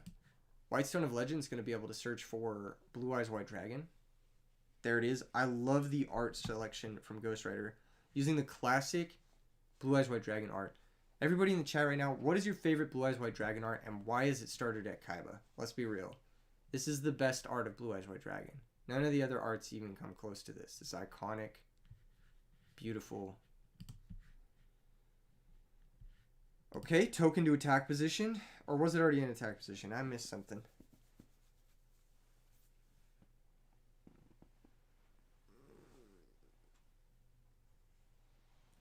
Oh, man. The Legend of Blue Eyes art's pretty cool, too. Honestly, all the arts for Blue Eyes are pretty good. I don't like some of the newer ones. I think some of the newer ones look mid. The tablet one's pretty cool. The planet one? Isn't the planet one and the tablet one the same one? Or am I just wrong?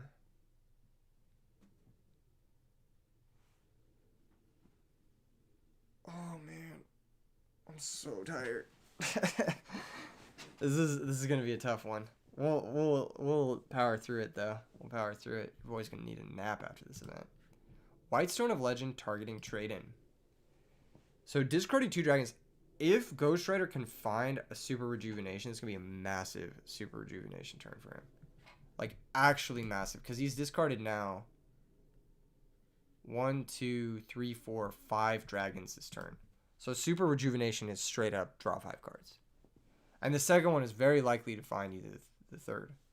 Pot of Avarice, this looks like maybe a desperation Pot of Avarice to try and hit super rejuvenation, or just maybe he has it. Who knows? Maybe he already has it and he wants to avarice into something more. I need to report a few matches. Thank you for catching me up. Looks like Jake Trap won against Django. Wherever the fuck that is.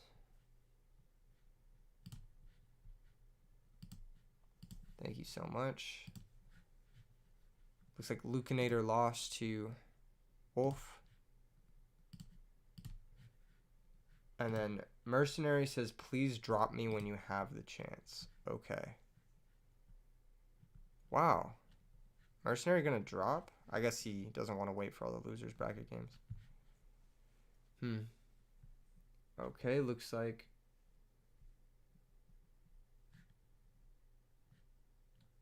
where am I going?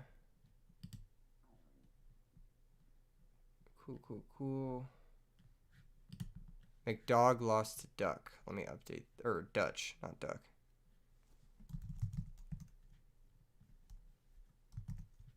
Cool.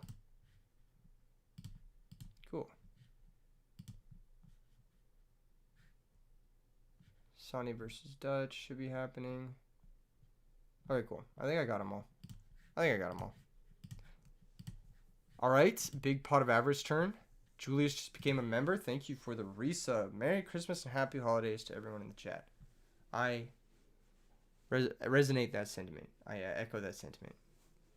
Looks like GhostRider just set to and passed after one super rejuvenation, unless I'm missing something. He also discarded a couple dragons. That's a pretty good super rejuvenation. Drew him at least 5 cards. Here comes Typhoon on a back row. Typhoon actually getting some use in game 1 against Dragon Turbo is rare. I'm missing yours. You won, Chris? My bad. My bad.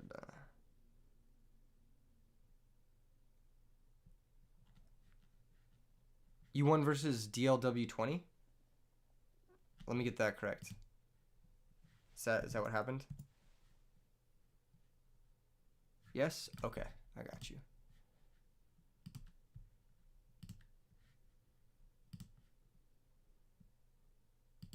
Cool. Thank you for keeping me up to date. Here comes Bora the Spear. This is big pressure. I mean, GhostRider's just been backfooting the whole game, more or less. Tragodia would stabilize, but that's it, really.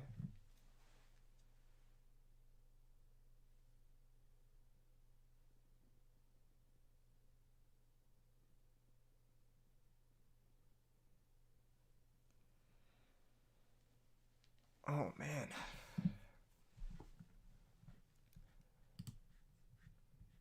This is a cool matchup.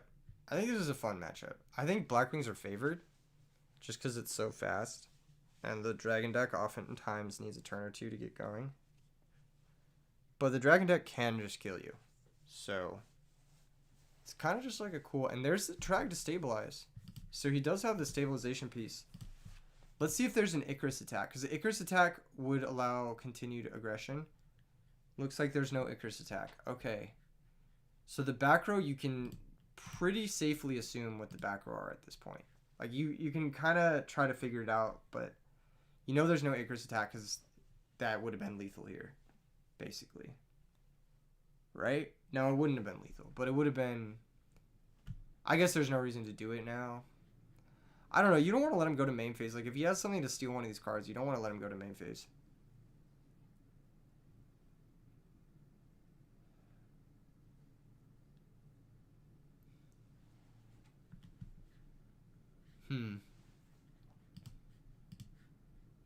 Yeah, I don't know. Trag's good here. And it can buy you hella time. If that's what you're looking for. But I don't know. You need something.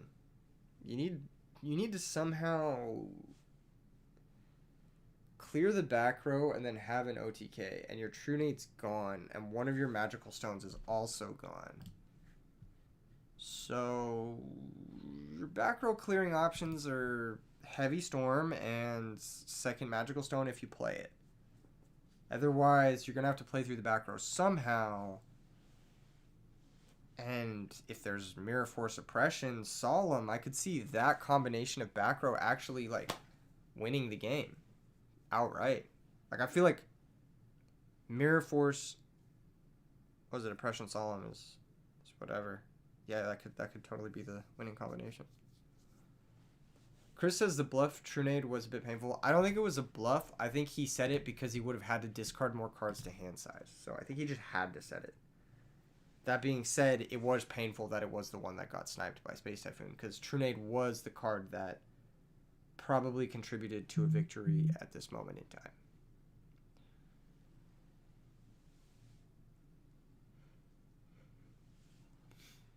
Okay. Card's going to find Blue Eyes.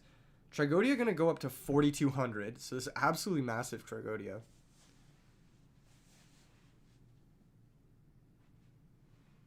Hydra said keep it in hand. Yeah, maybe Trunade was the important one to keep in hand. There's the second magical stone. So this could get dicey. It's gonna get giant Trunade. Okay, that's gonna resolve. Trunade is also gonna resolve. That should be the game. I feel like you're not going for that unless you're OTKing. Here's instant fusion. Instant fusion red med gets you clear vice.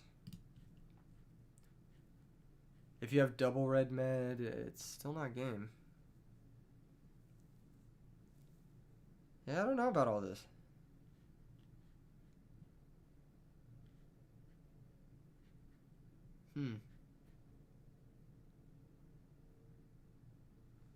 I don't know about all this. He could have kept waiting under the trag. But maybe he was worried about like Icarus Attack or Top Deck Tuner or something like that. Top Deck Dark Armed is also live with 3 Darks in Grave. Here comes Whitestone. Trag can copy a level. Nope, just going to be another Red Eyes. Okay, double Red Eyes is 1200 damage. But that's not enough damage. It's just not. Dylan Dark World 1 versus the Manatee. Okay. Cool. Yeah, I don't think you win this turn. Oh my god, this clear vice is not good. Unless you're somehow winning the game this turn, this clear vice is not good.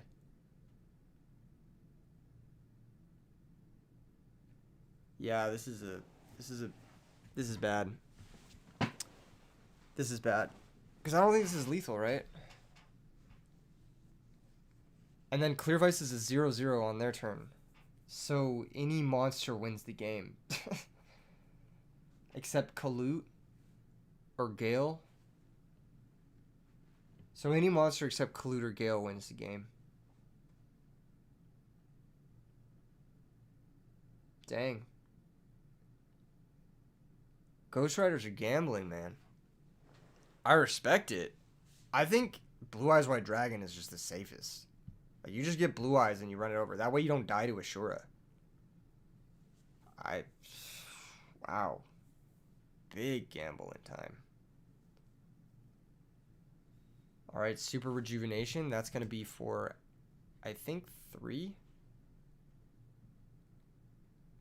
Sandstan says, doesn't he just win if he got Blue Eyes White Dragon and kept Trag in defense, attack safely next turn? Yes. He does just win if he made that play. This play is unnecessarily greedy.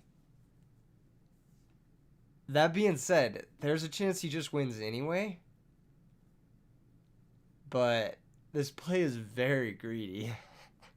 It does just win. It does just lose to a lot of shit. If Canada had it, we'd be slamming it right now. The Dante with the money makes sense now. Yes, it does make sense. He said, I could safely win. Or I could gamble. And win just the same. The Trag is pretty strong now, too. He could have even had the Trag in attack position, too. If he had the Rejuve and brought back Blue Eyes. Like, he did not need this clear vice here. This is a liability. If Cannon figures it out, wow, that's so unlucky. That's so unlucky. It's one of the 4 monsters that was not actual game. Crazy. Gonna clear the clear vice. And here comes all 3 back row again. So Cannon has 1 Royal Oppression activation. And maybe an Icarus attack. So what needs to happen is GhostRider needs to activate Red Eyes. Cannon needs to chain Oppression, chain Icarus, hit Tragodia, Red Eyes. So that's what needs to happen. And it needs to fade like Heavy Storm or whatever. Because that just wins on the spot.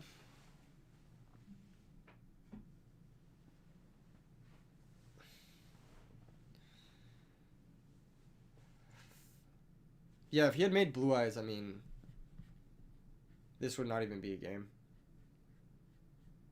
I don't think. Right? I guess he would have lost the Trag. I'm a little surprised he attacked it with the Clear Vice and not the Trag, but the Clear Vice can protect itself from destruction, so that's something to keep in mind.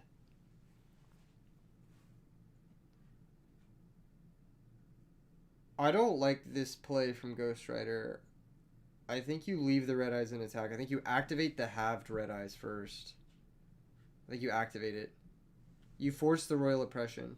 Face up. Yeah, I don't think you switch. I think you activate first. There's no reason to switch your monster to defense position here first. Okay, now there's also no reason to bring back Blue Eyes. Yeah, you should have brought back Clear. I guess you're a little bit nervous about the Clear Eyes. Insane Cannon is playing Torrential Tribute in the main. That was a really clutch Torrential. Normally you don't see it in Blackwings, but worked out well for Cannon there.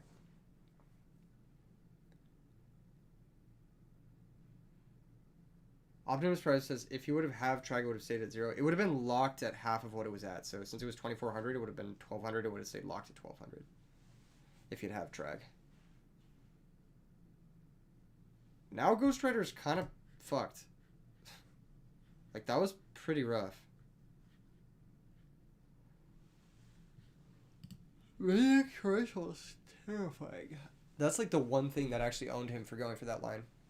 I still think it's the correct line from GhostRider because, like, again, no Blackwing player plays Torrential in the main, and oftentimes even in the side. So, still think it's the right play. This is a lethal Debris Dragon, which is funny. This guy doesn't have a target, so can't activate the effect.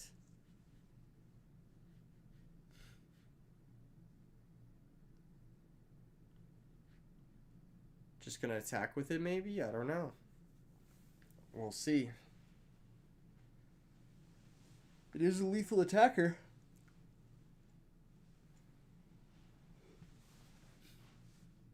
Damn. Is that really gonna happen right now? Insane. Debris Dragon for lethal. What a crazy grind game. What a crazy grind game. That was actually really sick. That was pretty crazy. I'm not gonna lie. That was pretty crazy. That game was quite nice.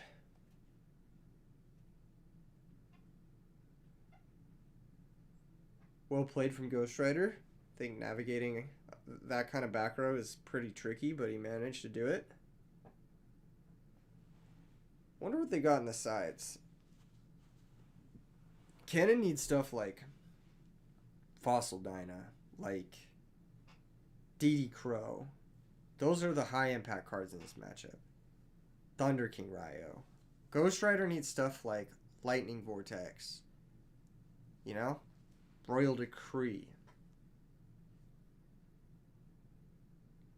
Mizurani said he should not have activated it anyway because of oppression, right? No, you just force the oppression and then you attack. Ace of Spades says Deck Devastation Virus not bad. Also true. DDV is not bad. Mind Crush if he has it. Not bad. I'm just going to make sure we have the bracket up to date.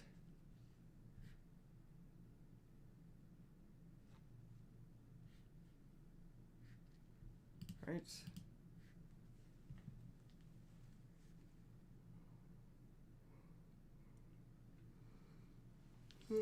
Oh man, I'm so tired. Yeah, so yesterday was my birthday. I just spent it with some family and friends, and it was really nice. It was really chill, but I had trouble falling asleep, man. I had that weird, like, 30-year-old existential crisis. Thanks, Steve. Not sure how I feel, though. Thanks, Drunk. I feel kind of weird. Appreciate that, Isaac. It was a nice night, you know? It was a nice night. It was a little bit interesting. It's been an interesting month so far. A few ups and downs, but Did I eat cake? I did eat cake. I have a really bad stomach ache today because I ate too much cake. Like, my stomach hurts really bad. That's part of the reason I didn't sleep so well. I didn't even drink any alcohol and I feel like shit. Is this what being 30 is like? Oh my god. Cannon gets to go first. Cannon gonna... I don't know. Find dust shoot again, maybe? Cannon dust shooted him turn 1, just still lost. That was kind of crazy, actually. Like, I feel like there was a lot of back and forth in that last game. That was a cool match. That's probably been one of my favorite games so far. Actually, I don't think we've seen a bad game on camera so far. This has been a really good tournament. Everyone's been playing super cool. That not booking the Chimera Tech game was pretty cool. The last match between GhostRider and Cannon was super interactive. I really liked it. All the Machina games have been super fun to watch. Yeah, this has been a good event so far. I'm digging it. What's been your guys' favorite match so far? Okay, here's Blackwing Shura. This is, you know, the best normal summon on turn 1. Lot of back row. If you're Cannon, you probably just set and pray. Because, like, you're playing against combo. You like the Machina decks, Yeppy? Makes sense. Makes sense. Card of Consonance, so he does have the draw engine online. Totogon says, feels like just yesterday I was 17 playing Yu-Gi-Oh with the boys, right? Same, dude. Same.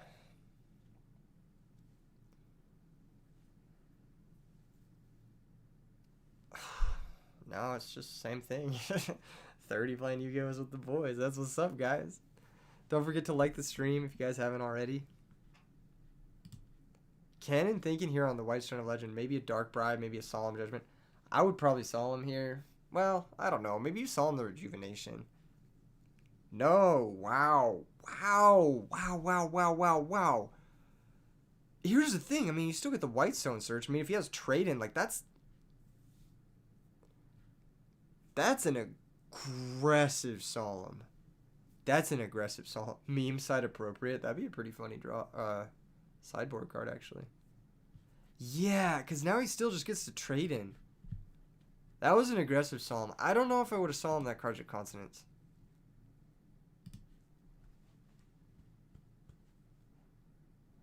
Yeah, and there's Super Rejuvenation. I don't know. I feel like you can hold the Solemn for the Super Rejuvenation, but I could be wrong. Here's Card Trooper for the anti-aggression. That's not bad play here, actually. Chris says you're still trying to get your friends together for Edison night. Yeah, it can be tough, dude. I've only managed to get 2 Edison nights together myself, and I'm the guy who does the Edison things. Everyone's a bit older, you know? It's just the nature of it. I like this attack, because even if it goes south, GhostRider gets to draw another card towards another Rejuvenation. So, even if it goes south, it's not bad for him, because he gets that extra draw up front, and he has another chance to draw it. That being said, he does take some damage, and Cannon gets to put another monster into play for free.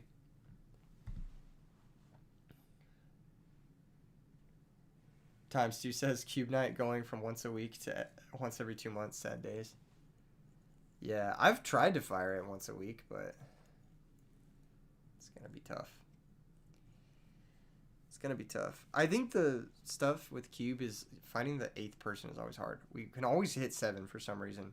If you guys want to cube with us, don't forget to join the Discord in the description below. I would love to fire cubes more often.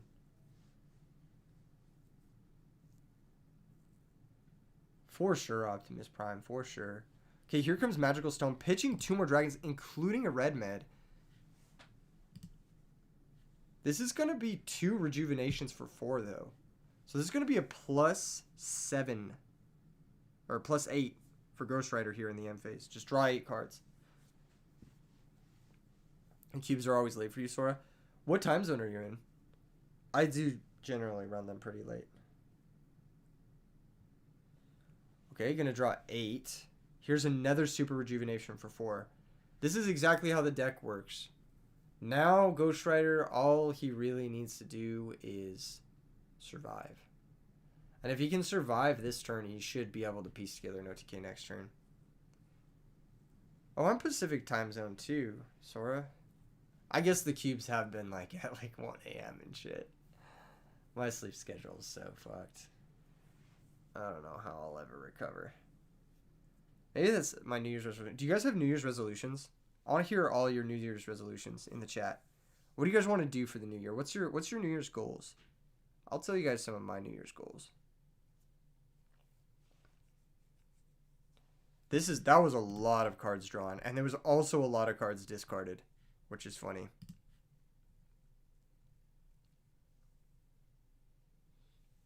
You want to win a big tournament, Alex, man? I could see that. I could see it. New Year's resolution not to make a New Year's resolution. Play more Yu-Gi-Oh! That's not a bad one. Keep your exercise regimen going. That's part of mine. I started working out about a month ago, and I feel really good, but I'm nowhere near where I want to be physically, so I'm just going to keep it going through the new year as well.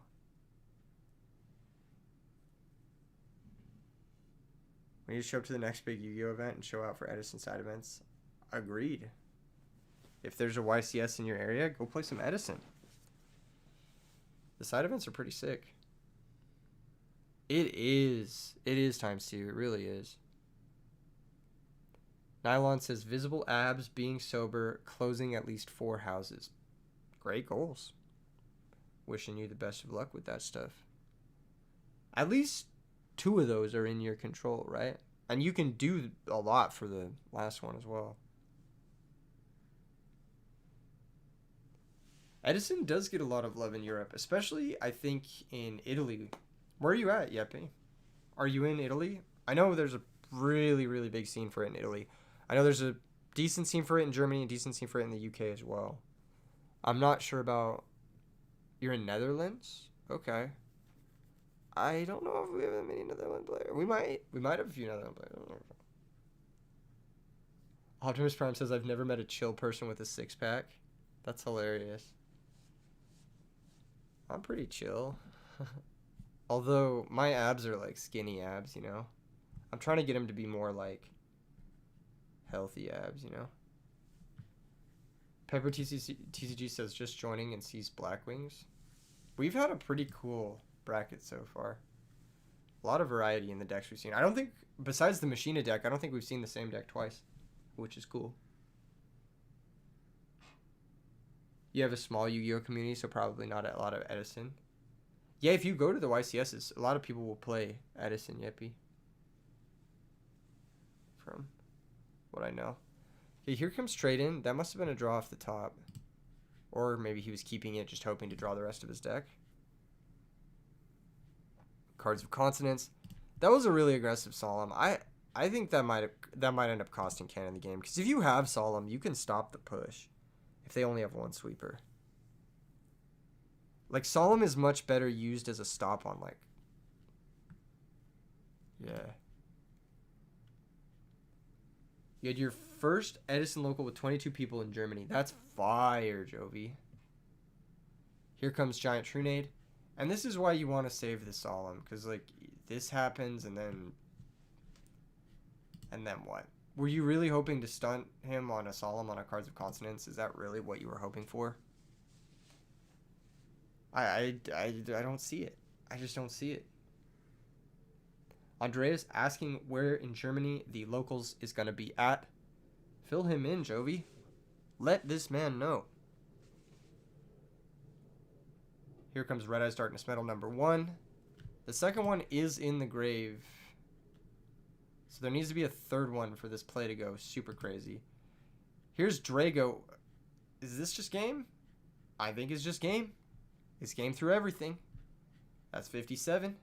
And GhostRider's going to move on to face off against TimesTwo. It's going to be a cool match, actually. Dragon Turbo versus Machina Lightsworn. Now, the Machina Lightsworn has a lot of spot removal. The Machina Lightsworn deck does really well against back row. Does really well against Black Wings. I think it does really well in the grind game. That being said, the grind game doesn't really exist. And I know TimesTwo is short on a little bit of the aggressive stuff in his deck, like limiter removal.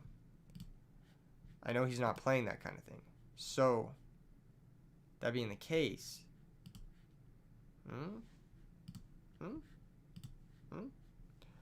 who else do I need to update in the bracket? Let me see. Okay, HT191, the match versus Sofia, I believe.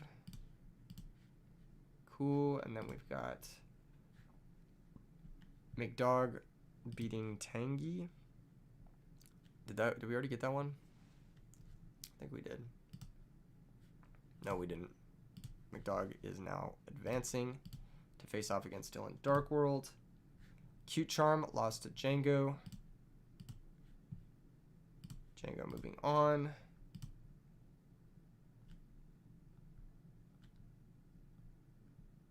And I think that's that. And JK lost to GhostRider. Cool. Bracket should be up to date, unless I'm missing something. There are Edison locals every Wednesday in Berlin. Oh, shit. That sounds lit. Where's it at, Tony? Is it in the local spreadsheet? I need to update the local spreadsheet. I've been slacking, dude. Someone needs to, like, manage me. I swear to God. Because, like, there are so many things I need to do that I'm just, like, kind of getting overwhelmed with. Low-key. There are a lot of things that I need to do that I've been low-key not doing the best on.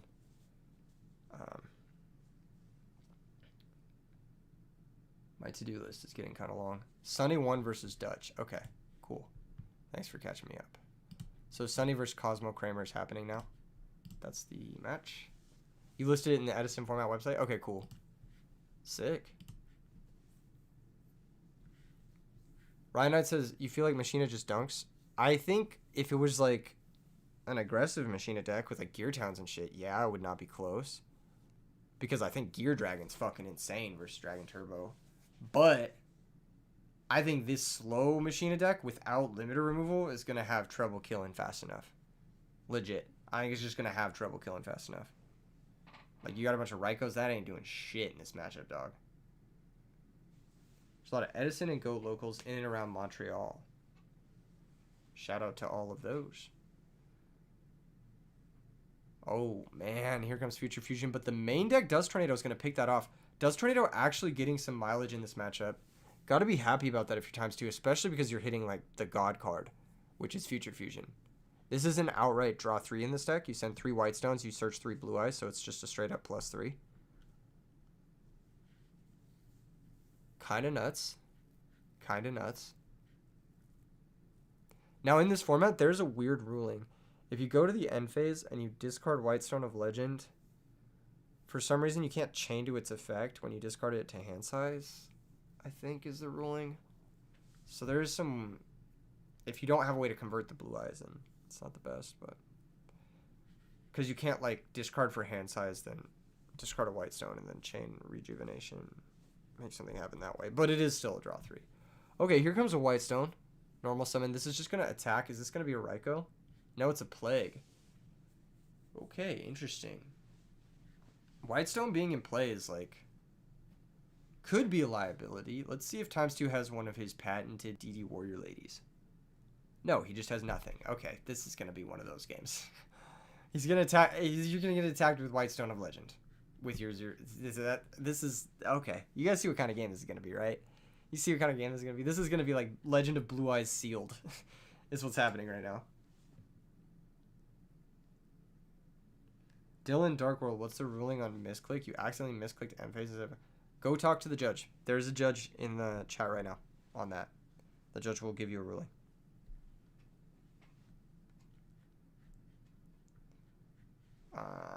Alright, sets a monster. This is an insane game right now. Because neither player's done anything. At all. No pressure from either side.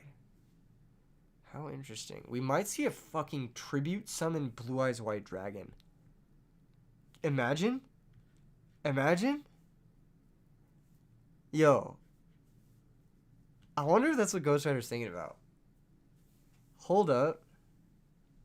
Are we going to see Tribute summon Blue Eyes White Dragon here?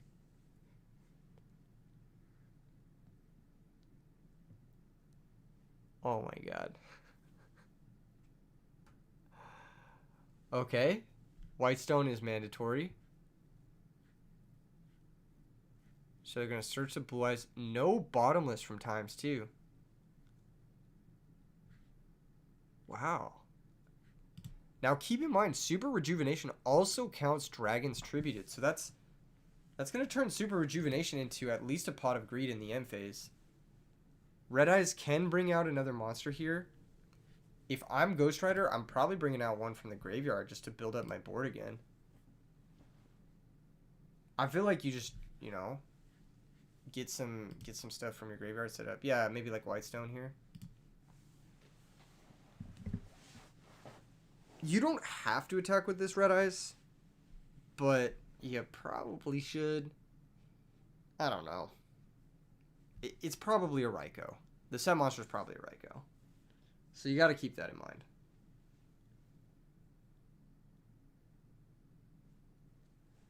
If there's no Mirror Force, it's probably better to bring out Blue Eyes. Okay, they're going to bring out Drago. That's not a bad call. And the reason it's not a bad call is because this runs over Hamster. There is the Mirror Force. So that's going to be pretty tough for GhostRider. Is there a Super Rejuvenation? There is. Are there multiple Super Rejuvenations? That's the real question. We shall see.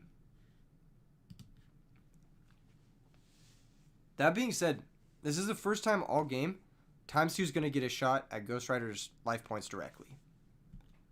So we'll see if TimesTwo has a way to attack. And there's a DD Warrior Lady, and that's a way to attack. That's a way to start dealing some damage. 1,500, it does add up. If GhostRider can take, or if TimesTwo can deal another 1,500, then that means 2 Machina Fortresses is lethal. Frame Fortress would also be really good, yeah. But I think you need double Fortress and then another DD Warrior Lady swing to get somewhere here.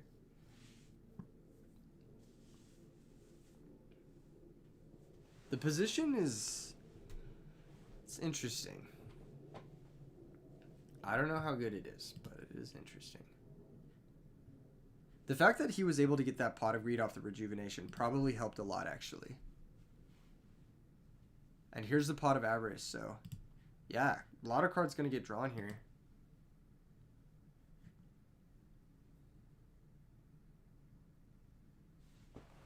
Let me just make sure we don't have any other matches to report. We do. Okay, Iceberg lost to Dad 100. So Dad 100 is going to move on to face Atlas 117. Cool. Looks like the matches are moving along fairly swiftly. Question mark. No serious holdups anywhere, which is nice.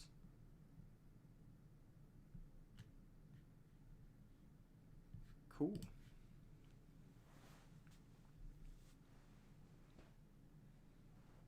All right, what have we got here? Big thonk moment from GhostRider. Card of Consonance after the Avarice Resolution. Discarding Debris Dragon. Not the best discard. You obviously want to discard Flamville guy or Whitestone guy instead because those are Debris targets. And you want to keep Debris in hand because Debris is like 2 dragons in play instead of 1. But, you know, you'll play the draw spells you get, you know. You'll do what you can.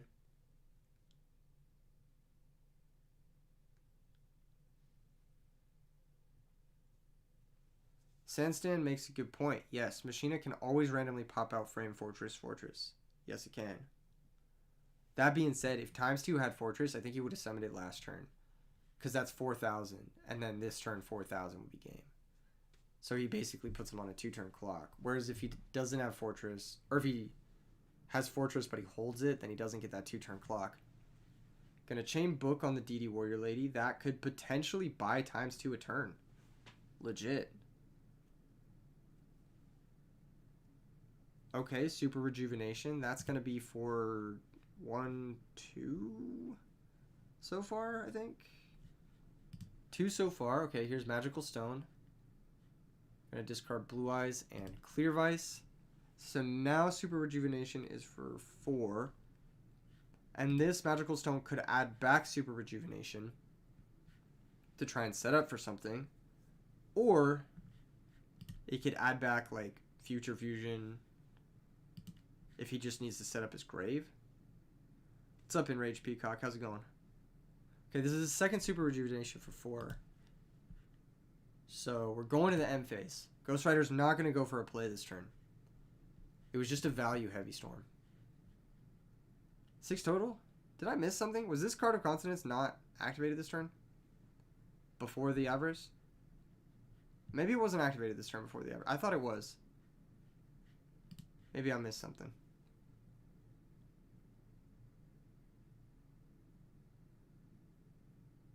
That is a sick play, Ryanide.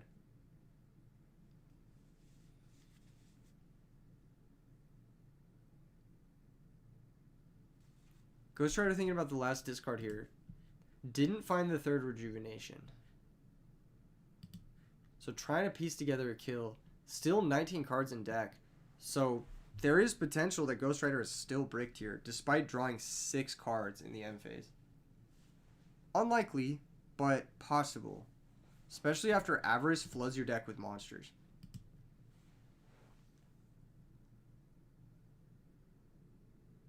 This has been a really back and forth, like, game 1.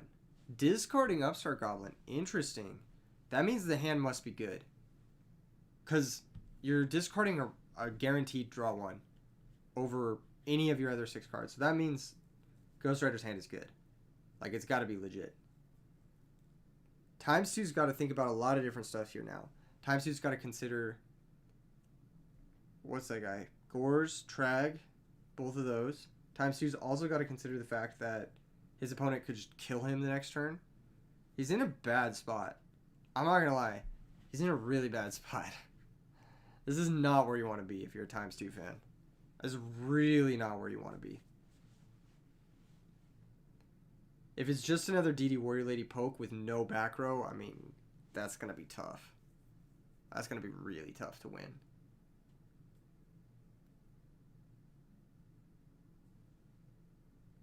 Okay, here's Raikou for the mill 3. Now, if you're ×2, you also have to consider popping your own Raikou. Didn't hit the Fortress. There is a Plague in the graveyard, though. There's a Plague in the graveyard. And I repeat, there is a Plague in the grave.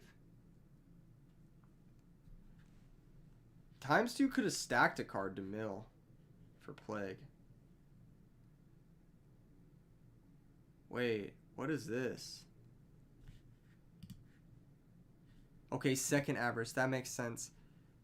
Although...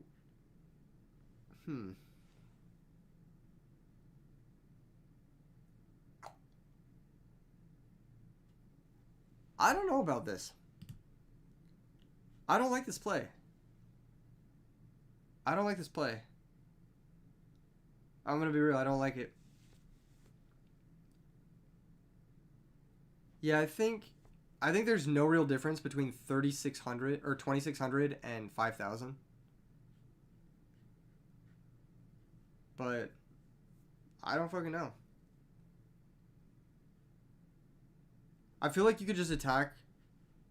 Like, if you weren't trying to mill Fortress or like use your Avarices or whatever, I feel like you could just attack Raikou, DD Warrior Lady, save the Caius in case they have Trag Gores. I mean, you're just dead here. Right? Like, this is just game. No. It's not. Interesting.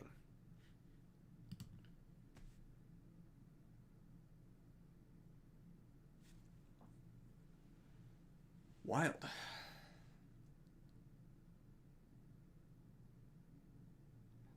Sansan says he's trying to dig hard for defensives. Yeah, but you could still Caius main too to play around Gorse Trag. You don't need to dig before that. So that's why I don't like the play. I don't like summoning Caius before the attack. Because there's no functional difference.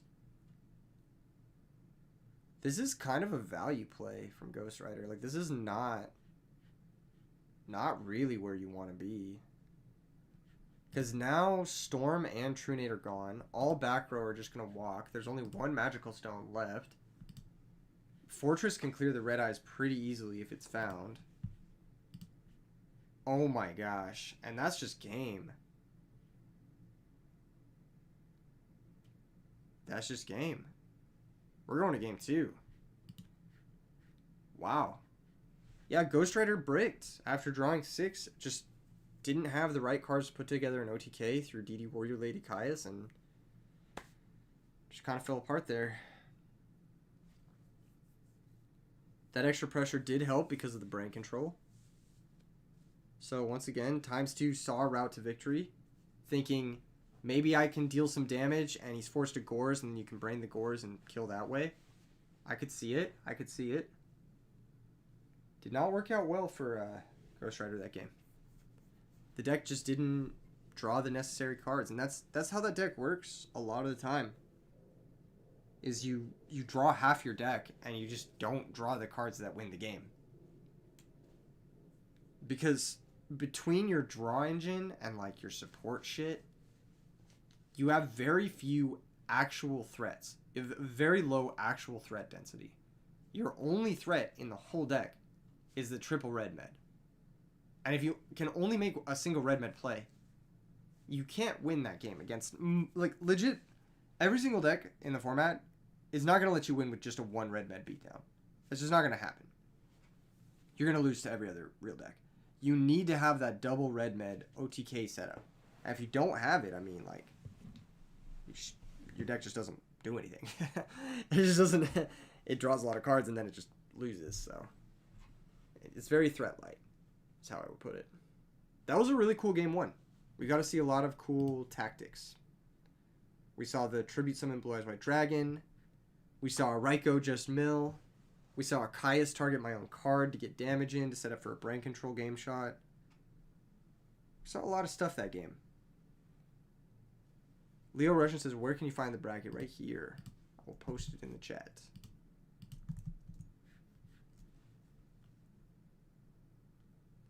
And Rage Peacock says he's playing Deep Draw. Yeah, it's like a Dragon Turbo list, where you try to turbo to the double red med OTK.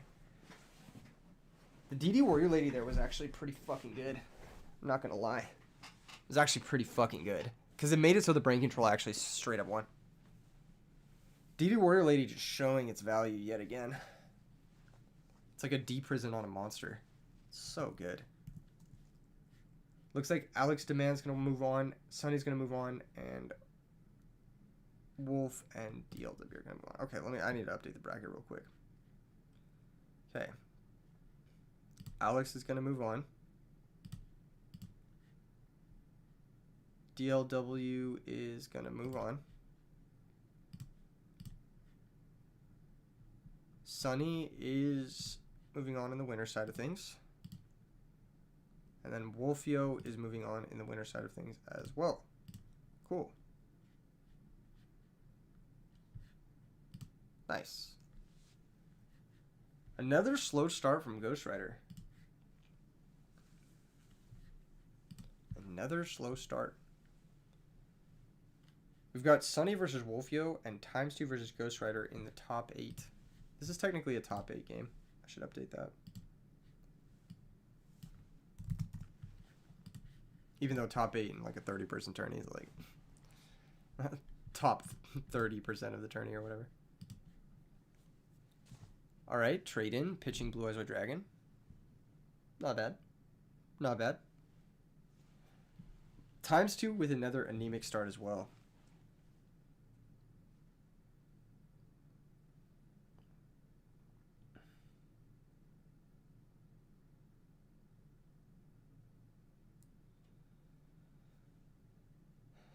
Man. Tribute Summon Prime Material Dragon. What the fuck? I mean, that's a threat. That's increased threat density. Searches Blue Eyes. That's at least 2 dragons for rejuvenation. If TimesTwo uses like a Mirror Force or a Torrential or a Bottomless or whatever, could discard a 3rd dragon for the rejuvenation.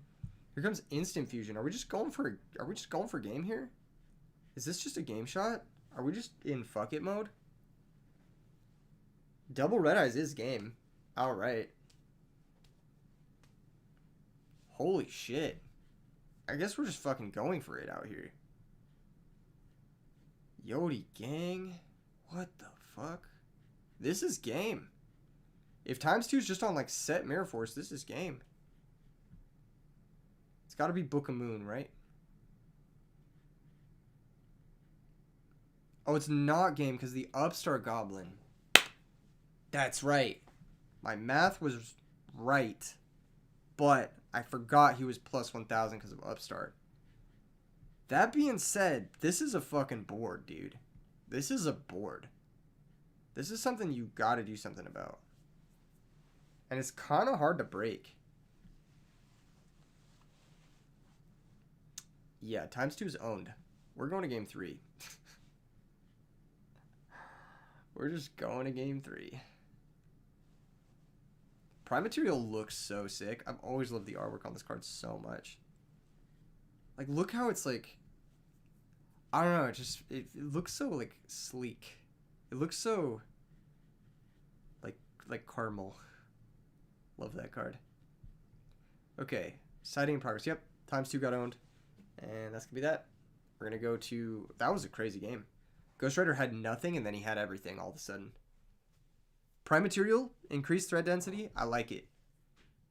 Needs to be like Book Dinah or something. Yeah, it does. Yeah, it does look like it's like a melting gold lava type dragon. It's so sick. You beat McDog? Okay, I will update the bracket. Dylan Darkworld gonna move on to face off against Jake. Jake Trap God. Okay, what are we looking at? Everybody playing, you know, relatively decent pace. Relatively decent pace.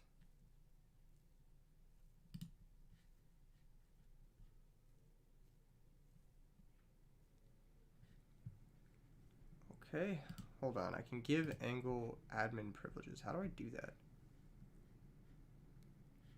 Settings. Admin privileges. Advanced options. Permissions.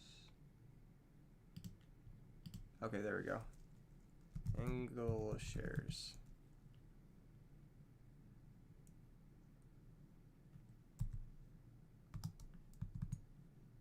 There we go. Cool. Updated. Looks like our judge is now going to be able to take over the bracket for us, which is going to be nice. That means we can focus on the gameplay and nothing else. Cool. Hell yeah. Shout out to everyone who tuned in today. And also shout out to all of the players in this event who donated to charity, which is super cool. Black Rose D says, are RBCT results equal to RBET events in terms of competitiveness? I mean, they're both open invite events, so yes, but also not really because it's a smaller event. So this is more on like a local scale, I would say. But I am giving invites to first and second place for this event because I do think that it's cool that people donated to charity, and I just want to make sure people have something for their time.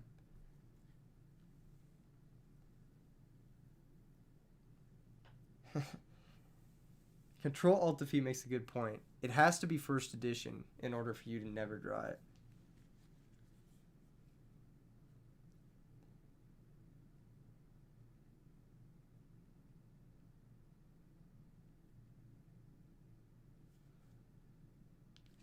Cool, cool, cool. Thunder King Ryo. Great in these types of matchups. Forces a lot of different things. This is going to shut off the White Stone of Legend searching. It's also going to be able to negate Red Eyes Darkness Metal. So this is one of the best cards you could have. If you're TimesTwo, going first, Thunder King Ryo, You're probably very happy about this. That being said, TimesTwo does have Machina Gear frames in his deck. And Machina Gear frames cannot be activated while Thunder King Ryo is in play. So, your next form of pressure, beyond Thunder King Ryo, like Machina Gear frame, is not going to be as good.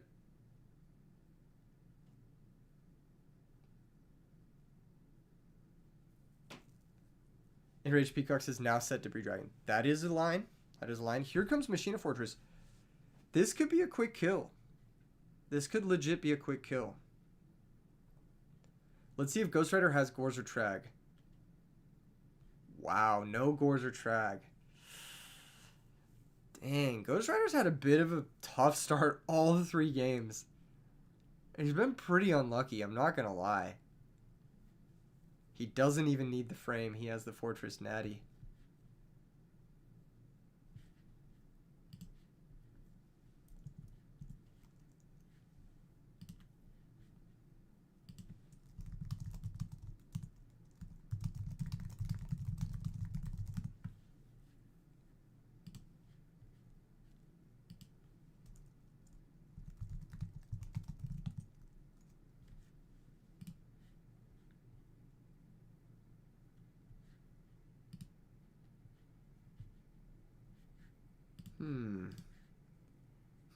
Big thonk moment from GhostRider. I mean, back's against the wall. If he doesn't do anything this turn, he fucking loses. So, he's got to do something this turn. Even if he's, like, burning red meds, like, you just got to do something to not die. Because, like, if you don't do anything, you just fucking lose on the spot. This is exactly what TimesTwo needed, though. Like, he needed a Thunder King Ryo start with some back row, with a quick fortress. Like, this is exactly what you want in this type of matchup.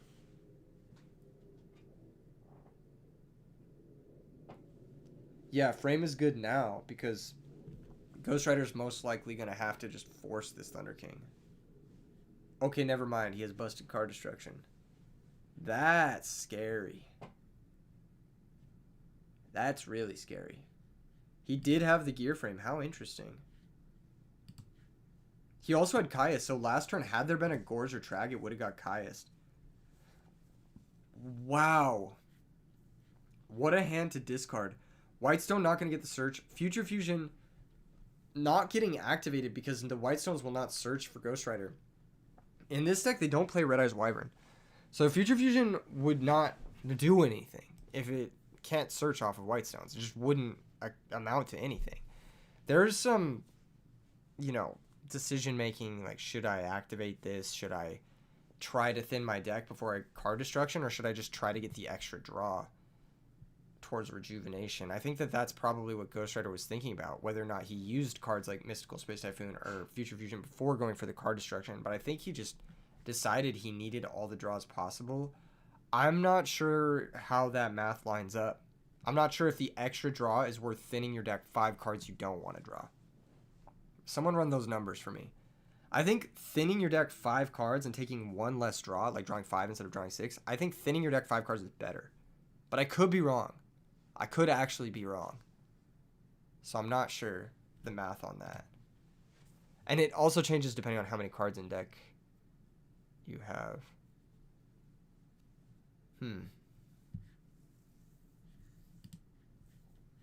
Okay, here comes Lightning Vortex. This was mandated, basically.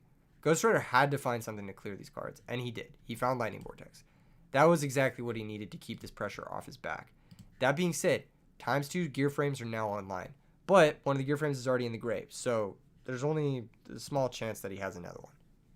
And here comes Super Rejuvenation for 3, which is pretty good. Like, that's actually pretty good here. It's going to reload GhostRider's cards, and GhostRider's actually going to take the advantage in cards. TimesTwo does have the life advantage. TimesTwo's in the better position. He gets the initiative. He gets the first attacks. But GhostRider does have the cards. And if TimesTwo misses this turn and doesn't have the follow-up pressure, then GhostRider's going to get a chance with a hand of 7 cards to actually do something, which is scary as fuck. So, we'll see. We'll see where this goes. Wow. Okay. Actually gonna go for Magical Stone. Discarding Instant Fusion and Cards of Consonance. What is this for? Is this for Rejuvenation again? Is he just trying to cycle those 3 into another 3? Does he think that Cards of Consonance and Instant Fusion and Magical Stone is worse than 3 random cards? I guess he does. Digging for Gores? That also makes sense, yeah. He's probably digging for some type of defense. Heads up play from GhostRider. I might not have made that call. I might have held the Magical Stone, the Instant Fusion, the Card of Consonance. He's also digging towards other Rejuvenations, which makes sense as well. So that's going to be another draw 3. Let's see, did he hit his 3rd and final Rejuvenation? He did not. So he's just going to go to discard. He's going to discard Card Trooper. Card Trooper is a great way to deal with Thunder King Ryo too. So it looks like GhostRider's actually kind of equipped for what TimesTwo's got going on. He's got Vortex and Trooper and Drago, all his ways to deal with Summon Thunder King. He's going to discard a 2nd copy of Drago. Makes sense. Attacking into Thunder King is important. Here's Charge of Light Brigade. So that's at least pressure of some kind. And there's a Plague in the Grave, which is actually a really, really fucking good mill for TimesTwo. Charge for Raikou. What the fuck? I guess you do side out Lila in this matchup. But it's really awkward because now, like, you can't really Shinkro into Tempest Magician for game. Actually, Tempest for game wouldn't even work here. Because you don't have enough cards in hand. You'd have to stack for Plague, and then some of the Lila, you'd only have 1 in hand. And it'd only be 3,200. Damn. Okay, Dust Shoot. That is a card that interacts here. That is a card that does something here. Plague in the Grave means on a future turn there could be a Goyo for game sort of situation. But you need another monster for pressure. Doesn't have that. You need, you know, just more action. Your cards in hand is kind of low for that, so I think it's at least 2 turns away from like a Plague play doing anything relevant.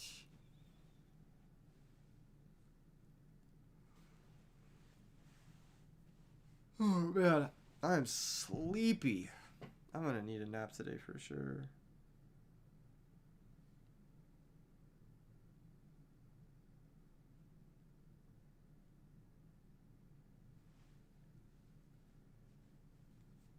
Bruh.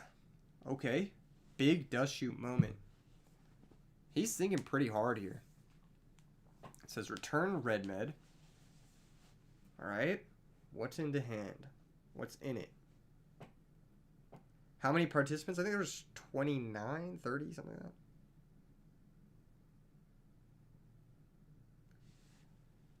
that. Upstart Goblin, okay.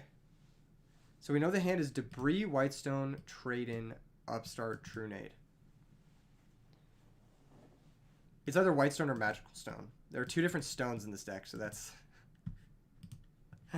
hard to tell for sure. Oh, both Magical Stones are gone, so it's probably Whitestone. Interesting. Very interesting. We could see Whitestone attack. We could see that. Are we going to see that? I don't know. But we could see that. Because that actually does turn on... Like, if the Whitestone gets Raikou popped, that does turn on TimesTwo's hand. Or not TimesTwo's, GhostRider's hand.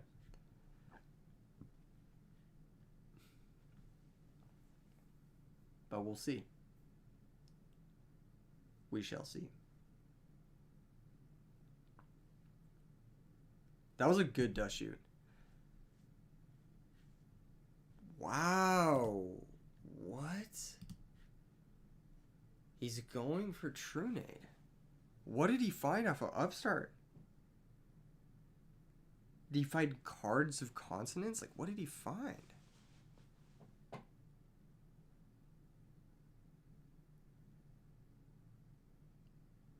Why would you Trunade here? You can't even play through a single Ryko, right? What? The fuck? Black Rose 80 says, do I think that this turbo deck is better than the Pasadena deck? No, I don't. I think the Pasadena deck is much better. But it's more my playstyle, so naturally I'm gonna lean towards the thing that I think works better for me. Trunade before the... What the fuck? I feel like you should have held the Trunade there. Yeah, that was... What? TimesTwo's gonna pop this? Bro, what? Oh, wow. Dyna is scary. We didn't know about Dyna till this point.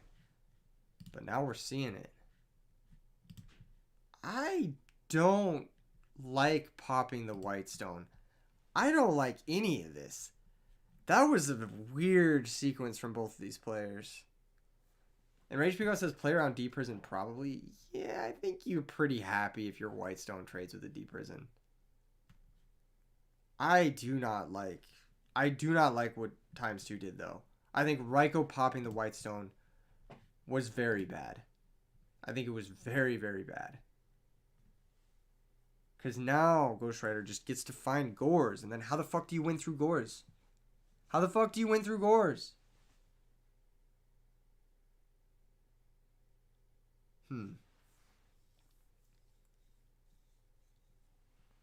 Crazy game. Actual crazy game. This has been a hell of a game 3. That card destruction was insane. And imagine if he didn't have the Thunder King, he would have had Future Fusion card destruction. Holy crap. That would have been nuts. What a game. Okay, so TimesTwo's looking at his graveyard. He's thinking to himself, like, I got Fortress. I got Plague. But none of those can equate to a lethal damage unless he's got Lila, which we know he sided out because he would have charged for it on the last turn. This is not good. This is not good. TimesTwo needs something good in the back row for this to be anything. Holy fuck. Heavy Storm still in the deck. Typhoon and Trunade are gone. If I'm TimesTwo, I'm only setting like one back row. Unless you have Solemn. Yeah. Yeah, because the only thing left is Heavy Storm. So now GhostRider needs to kill through DD Warrior Lady back row from 11,000. Is that possible? We'll see. I think it's possible, but we'll see. We shall see. That was a lot of Upstart Goblins. Okay, here comes Debris. This is step 1. Debris could just bring back Card Trooper and nuke the field, right? Because Card Trooper's in the grave? Yeah, it is, yeah. Okay, TimesTwo asking for target. Potentially DD Crow here. Gonna target Stone. No DD Crow. Okay. Interesting.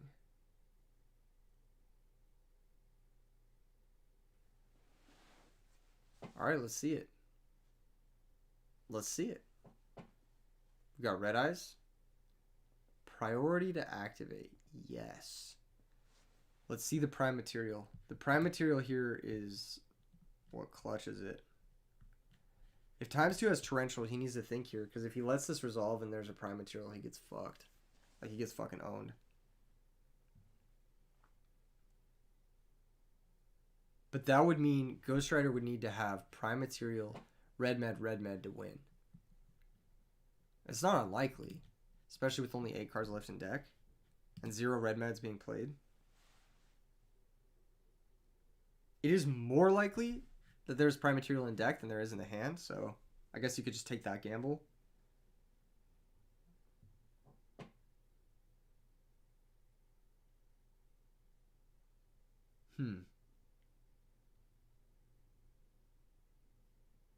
This has been a fucking crazy match. Holy shit. Okay, there's the Blue Eyes. Is there a torrential tribute? There is. That's why TimesTwo needed to think. Yeah, it makes sense. Because, like, if Prime Material had come out there, I mean, like, you should get fucking owned. But as it stands, GhostRider needs Instant Fusion to keep playing. And Instant Fusion's in the grave as well as double Magical Stone. So GhostRider might just be forced past turn, and that's exactly what happened. Let's see, is there a Fortress for game? Is there a Force for game? Gearframe wins. Force wins.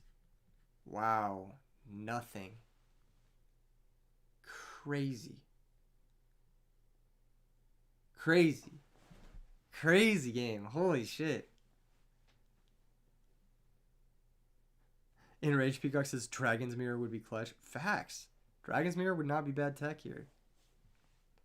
Yep, he says Storm. If there was Storm, I feel like GhostRider would have played it last turn. So he either had to top deck Storm. Okay, here comes Flamvell Guard. And it looks like he didn't top deck the Storm because he would have played it, obviously. And here comes the second Red Eyes Darkness Metal. TimesTwo again, asking, priority? Are you going to activate this priority? And TimesTwo's going to say that resolves.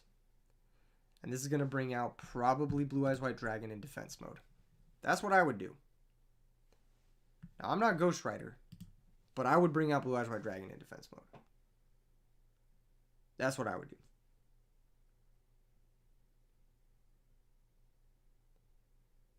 I'm just saying. I think Blue Eyes White Dragon in defense mode is a good play.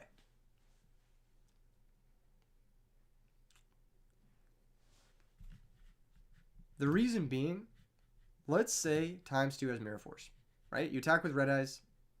Okay, you Mirror Force, but the Blue Eyes in defense means you're not dying to Fortress. Let's say they have Deep Prison. Okay, Deep Prison in defense means you're not dying to Fortress. And then on top of that, Blue Eyes in defense means if you summon Fortress and you crash into Red Bed, you have to pop the Red Bed, and then they still have Blue Eyes sticking around. And it looks like GhostRider's come to the same conclusions that I did, which is Blue Eyes in defense. And there's the Force, and this is exactly why you do this. This is exactly why you make this play. Heads up play from GhostRider. I think that's the best option here. Everything else just gets you fucking owned. And now, actually, TimesTwo's just in a fucking terrible spot. Like, TimesTwo, even if you draw the Fortress at this point, or draw a way to get to the Fortress at this point, it's like not even good. Because it doesn't get over Blue Eyes.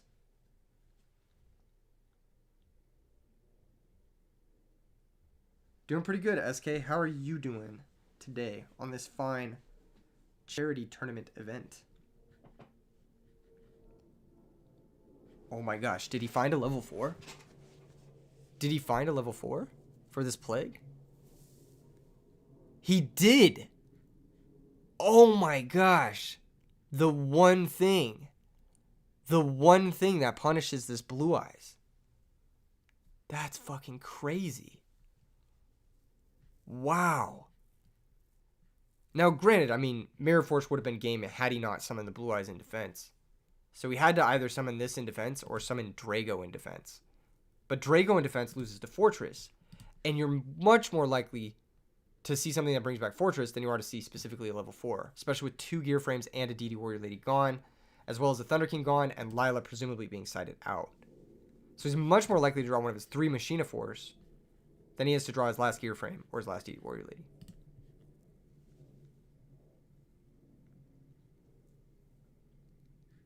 Yeah.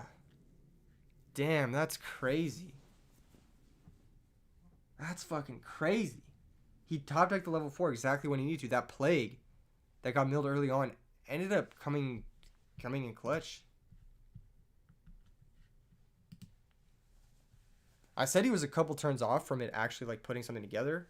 I think I remember saying that. I could be wrong. But we've survived those couple of turns and now the position is completely flipped. Plus TimesTwo still has this back row that GhostRider needs to play through. 2 of the Red Eyes are gone, which is basically 2 of your only ways to even make plays with this deck. He needs 3rd Red Red to even stay in the game. Yeah. That or Debris Dragon. Debris Dragon into Black Rose stabilizes very easily. Here's Cards of Consonance, pitching Flamvell Guard. So he needs to find Debris Dragon, Pot of Avarice. Has he used Avarice this game? He has used his Avarice. So I don't know how many Avarice he's playing. Usually the deck only plays like 1 post board. He found Debris Dragon. Okay, there it is. That is fucking huge. Now, does TimesTwo have Book of Moon? Does he have anything that stops this? Does he have the stop? Black Rose is going to nuke. Going to chain bottomless. Okay. But that's going to stabilize for GhostRider. Now, GhostRider still has the resources to win a game like this. GhostRider still has one red med. And at least one white stone, question mark? No, all 3 white stone are gone. So, GhostRider has one red med left. But GhostRider has 2 turns. 2 turns to find it. Man, what a game. What a crazy game.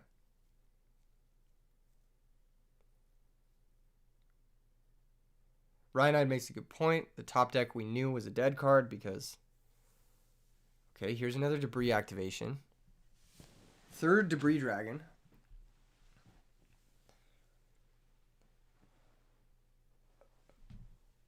Mirror Force and Torrential are both gone for TimesTwo. And here's the 3rd Red Eyes.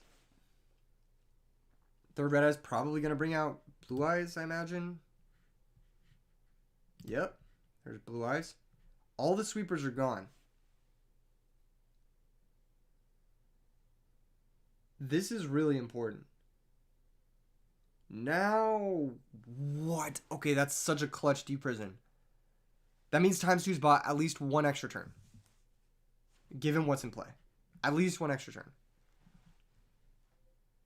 Magic Cylinder would be insane. I agree. Magic Cylinder would be fucking crazy. Here's the Machina Force. Oh my gosh. And that's just going to stabilize? So this attacks over Debris Dragon. Blue Eyes White Dragon will trade with the Fortress, but then I don't know if GhostRider can even win the game after that. He has to have another Avarice or another Magical Stone. And he can't even activate Avarice anymore because he has 1 card in deck. He can't even activate Avarice. Oh my god. That's fucking crazy. So the way Avarice works is you can't activate it if you have less than 2 cards in your deck. Blue Eyes is going to attack. This Machina Fortress is going to pop the Blue Eyes. I'm assuming. Either that or you can pop the Drago.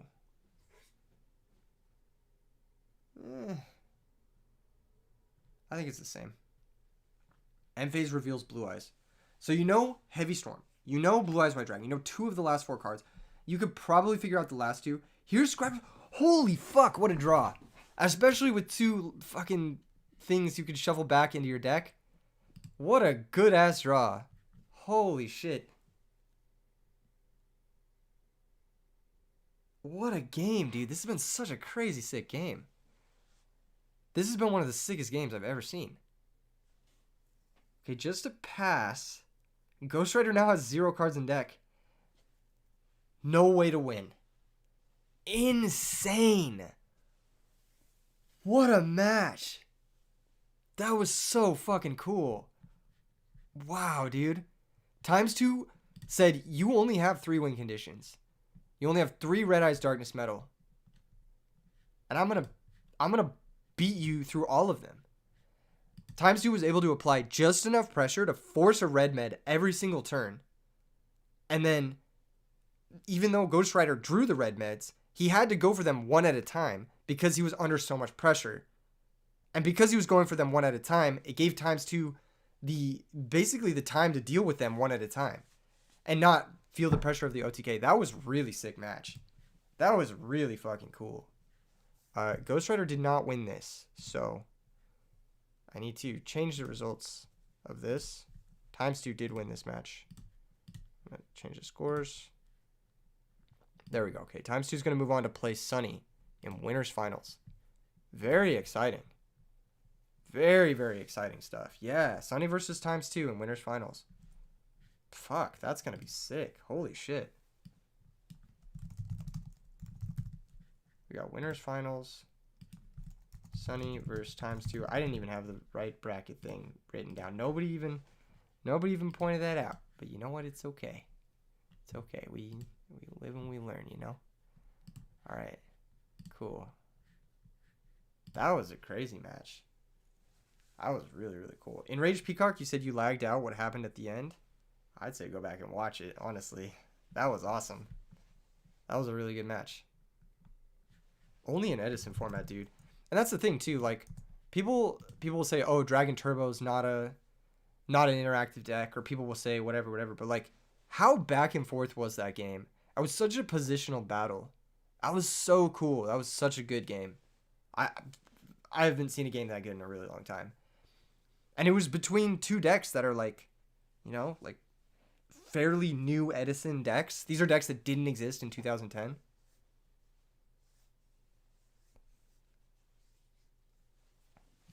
Damn. Crazy, dude. Crazy. This is going to be a fun winners finals. I'm excited. Where the fuck are they, though? That's the real question. Why are neither of you guys hosting, Sonny? Is there a reason for that? Does he need a break or something? Oh, yeah, he's taking a 5-minute. Okay. Wow, that's crazy. Damn, that's crazy. Sonny, who's on Monarch, I believe. And then TimesTwo, who's on Machina Lightsworn. Who you got? Who you got? Who's winning this one? That's gonna be crazy. This is gonna be a crazy game. Sonny, you need to host in match. You need to host as a match. You need to host as a match.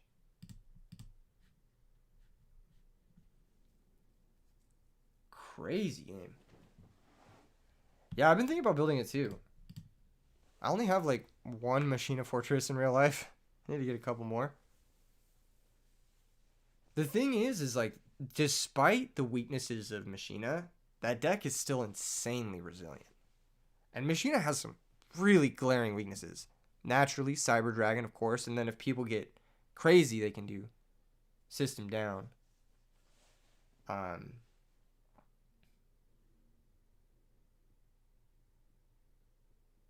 Yeah, it's just crazy resilient.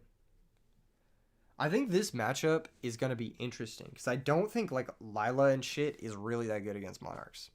I don't think it's that good. I do think Machina Fortress is good against Monarchs. So, could be fucking cool. Could be a good winners. All right, let's see it. TimesTwo versus Sonny. Who you got?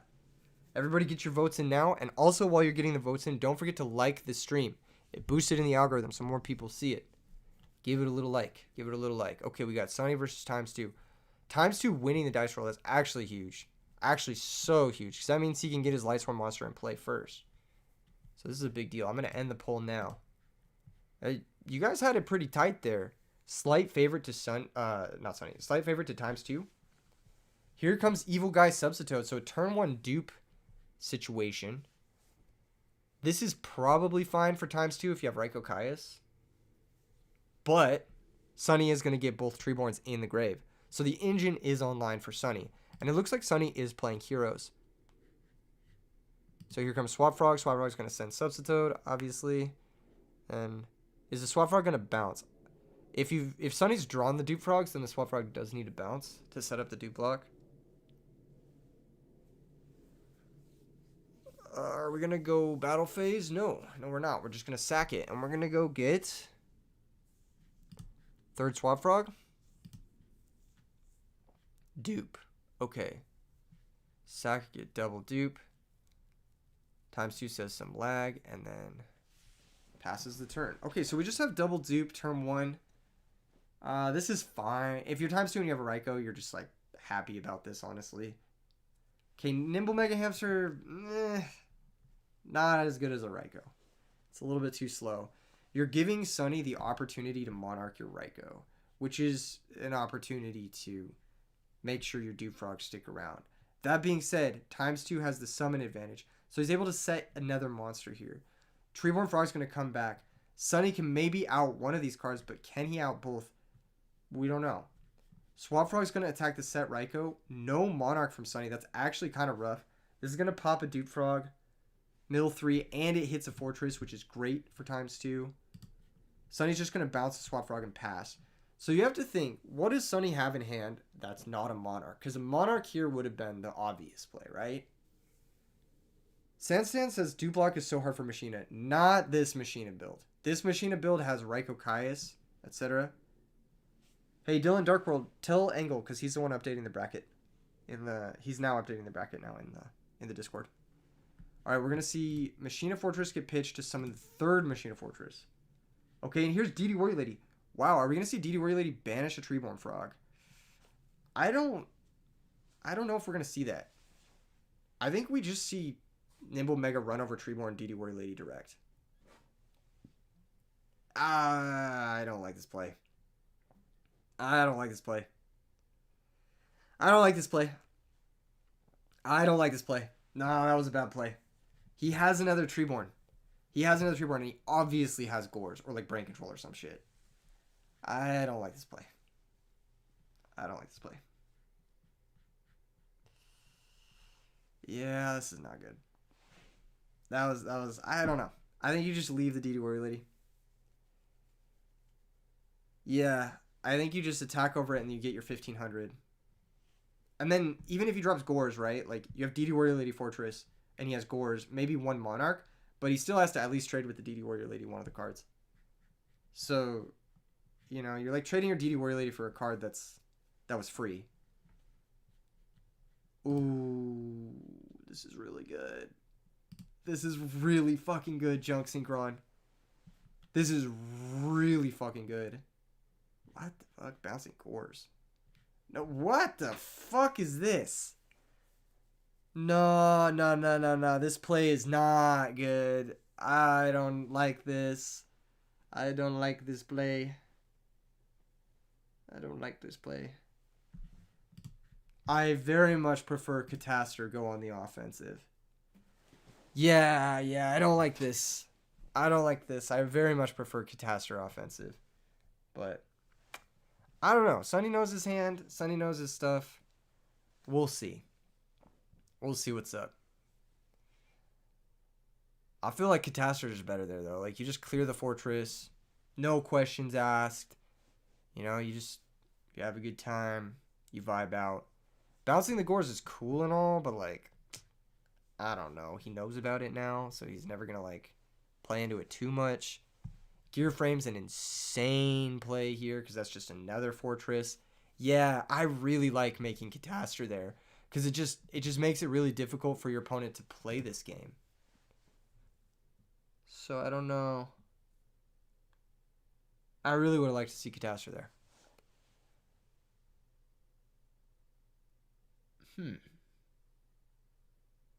Not summoning the other fortress? What the fuck? That's not right. I think you want to summon the fortress to try and run over this shit, right? Like, you want to run over Hamster?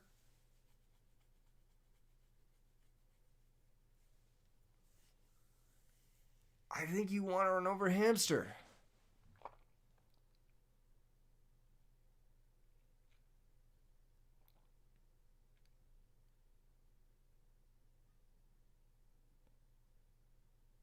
Okay, so the way this works is it's going to be Chainlink 2, Goyo Guardian.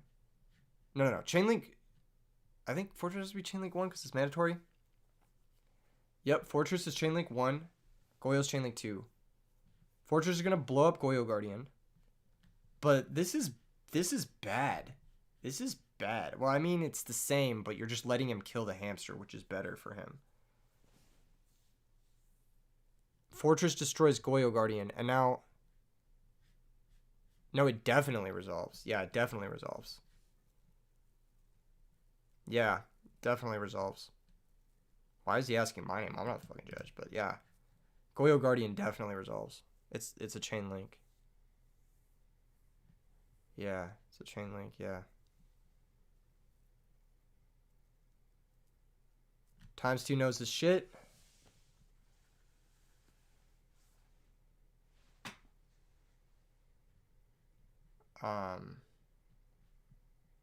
Not mistiming. That's not the right words, but you get the idea. Either way, I think Goyo Guardian will resolve. I think. Either way. Even if it was optional. Yeah, so this is just letting him kill the hamster. So this is a misplay. Dude, he should just make Catastor. I don't know why he didn't make Catastor last turn. Sonny says awkward, no one plays Machina. I mean... The Cards have been out for... How long has this card been out for? Someone want to tell him? Here comes Miracle Fusion. Miracle Fusion's going to make Absolute Zero. And this is actually going to be a really strong Absolute Zero. It's going to be 3,000, so that means Fortress can't crash with it. And here comes Swap Frog, so it's even stronger. It's 3,500.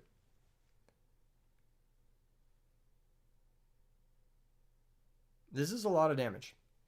This is a lot of damage. If he switches the token, it's even more. Because the token's 1,100, I believe. So it's going to be at least 2,800.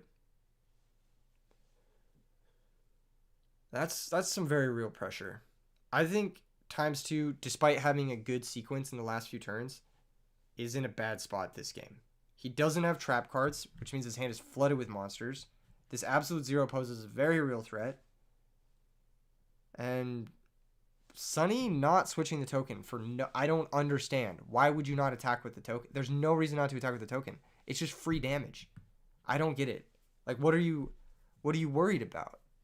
Does someone want to fill me in on why the token's in defense position? I don't understand. I feel like you'd want to deal that 1,100. I don't know. I don't know.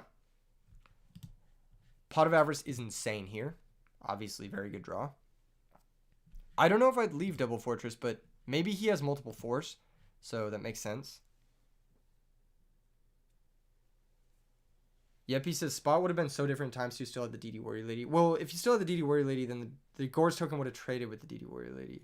But yeah, it would have been different. For sure, it would have been different. I think it would have been better. There would be no token in play. And then on top of that, I think if Sunny had made Catastrophe, this game would just be over. But Sunny didn't make Catastrophe. And so he just got owned. But he had Miracle Fusion for follow-up. And now he has a 3,000 Absolute Zero, which TimesTwo needs to answer. He does have Machine of Force here. TimesTwo has this extra 1,100 life points because that token didn't attack this turn. Which is something... You have to think about this, right? Like, that token did not attack this turn.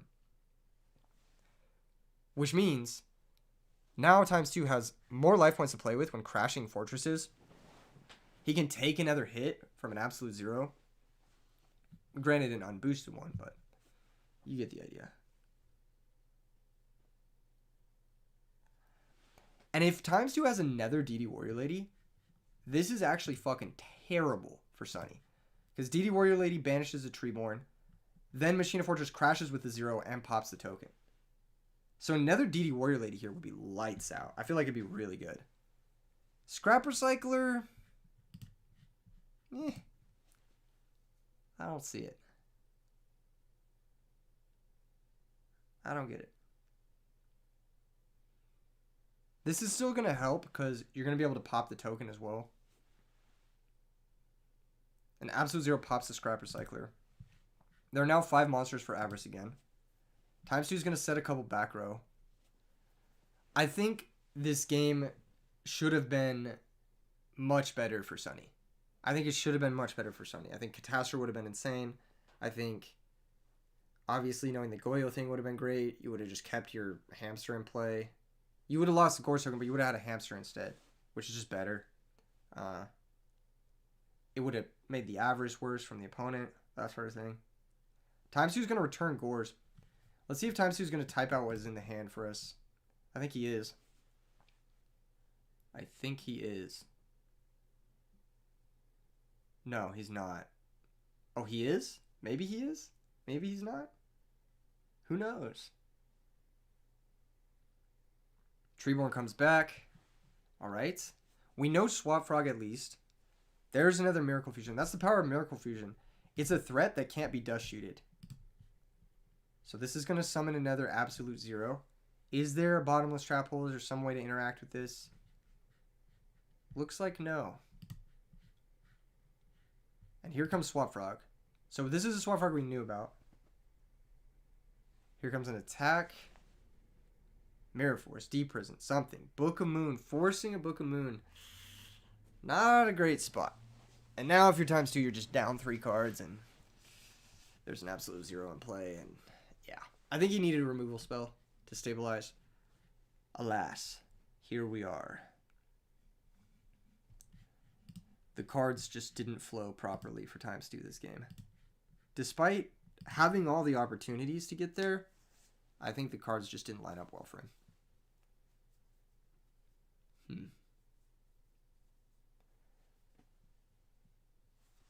Sonny was able to make a lot of use of these treeborn frogs. Just as, like, honestly, fucking Umirika. This is game 1, Alex, man. Umirika treeborn frog is what it's been. What is the bracket looking like? We got some people facing off. Mercenary did drop, so the winner of DLW 20 versus Dutch is going to get a freebie. Dylan Darkworld versus Jake Trap. Dylan Darkworld moved on. We're waiting on HT19 and Dad 100. All right. Solid bracket. Solid bracket. Here comes Caius. Okay, Brain Caius. That's going to deal with the absolute zero. But he's just dead. Enemy controller's fucking scary. Yeah, enemy controller's really good against the Machina deck. Force the Mirror Force. Unlucky. Here comes Swap Frog. So Brain Control answered by enemy controller. A little bit of back and forth there. Double back row from Sunny. If either one of these is a Phoenix Wing, I mean, that's just a game. Not a bad draw. Not a bad draw. If you're ×2, you're pretty happy that your deck plays these Pot of Greeds. Because you've been bleeding cards this whole game.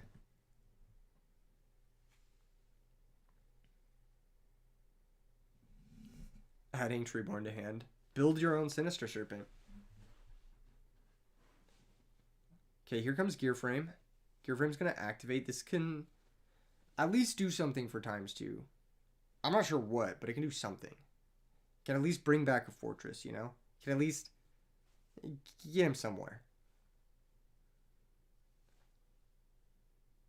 I'm not sure if you're supposed to attack with the fortress first, or if you're supposed to attack with the Gear Frame first, or bring back the fortress first. Sorry, not attack with the fortress. I meant attack with Gear Frame alone. Because then you force him to Wind Blast a Gear Frame, which is better for you. If he is on Wind Blast. Because Wind Blast on Fortress is really bad for you. Because you don't want to draw Fortress. Like, you would rather draw Gear Frame. Because Gear Frame's another double threat turn. Okay, it's Regeki Break. It's not Wind Blast, so it's kind of irrelevant. Interesting. What is the other back row? It's got to be... Dude, if Sunny set Typhoon here, he's insane. Alright, Brain Control. That could just be the game. And it is. Couple of Control Magic spells for Sunny and a couple of clutch Miracle Fusions.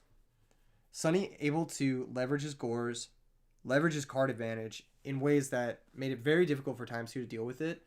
And the second ×2 took damage, the enemy controller and the Brain Control just made it really difficult for him to ever come back. Committing a non-lethal threat makes those Control Magic spells so fucking good. Plus, not being able to Dust Shoot Miracle Fusion, actually huge. Sunny didn't even need to summon a Monarch that game.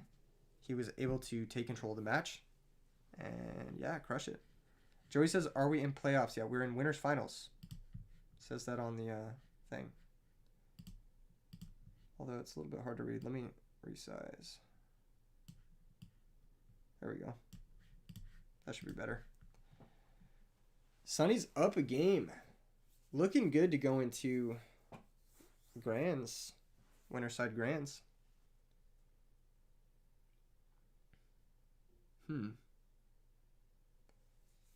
Pretty cool tournament so far. I'm liking all the decks we've seen. It's cool to see all these like new age, like 2022 Edison decks. It's a cool way to close out the year, I feel. Just showing off some of the decks that really came to light under the magnifying glass that we put onto Edison this year. ×2 gets to go first again, but I don't know. I don't know what he's got. Well, we know some of the stuff he's got, actually. We know he's got DD Crows, and we know he's got Fossil Dinos. So I wonder if those are like considerations. Probably, right? Like they just have to be. And last game, Sunny had a pretty strong start with the evil guy plus Substitute into no back row. Pretty strong start. Darth Titus says, how many entries you got here? I think we had 28 was the final count. Yep. So it was a charity tournament. People did have to pay money to enter. A little bit less, a little bit like a local, but we take those. Take those. A lot of generous people out here, given to the vibes. You get what's going on. That's an early solemn judgment from TimesTwo, and that's really scary because we saw the last game where enemy controller and brain control were just able to just like steal the game.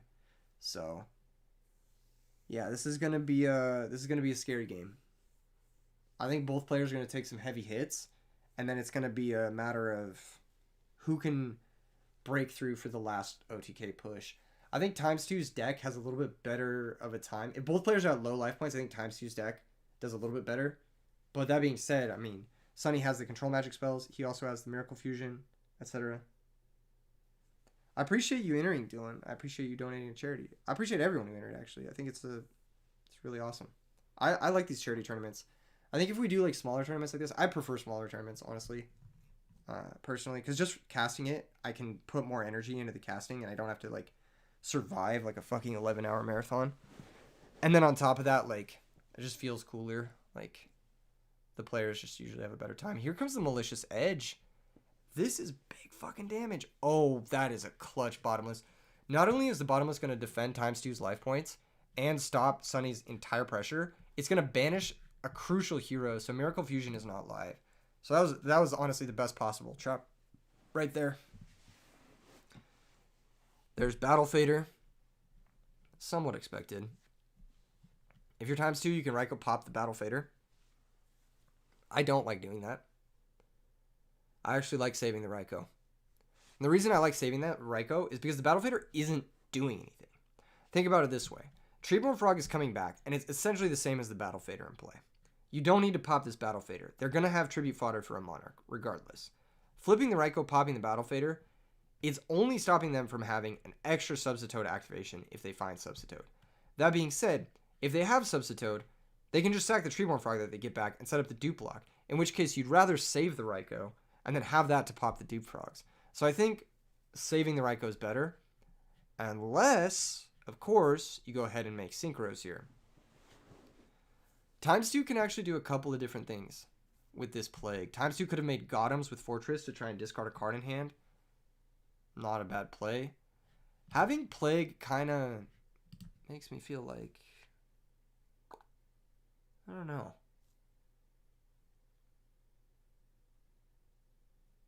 I don't know, actually. Yeah, what do you make here? Oh no. No, don't do that. That is not good.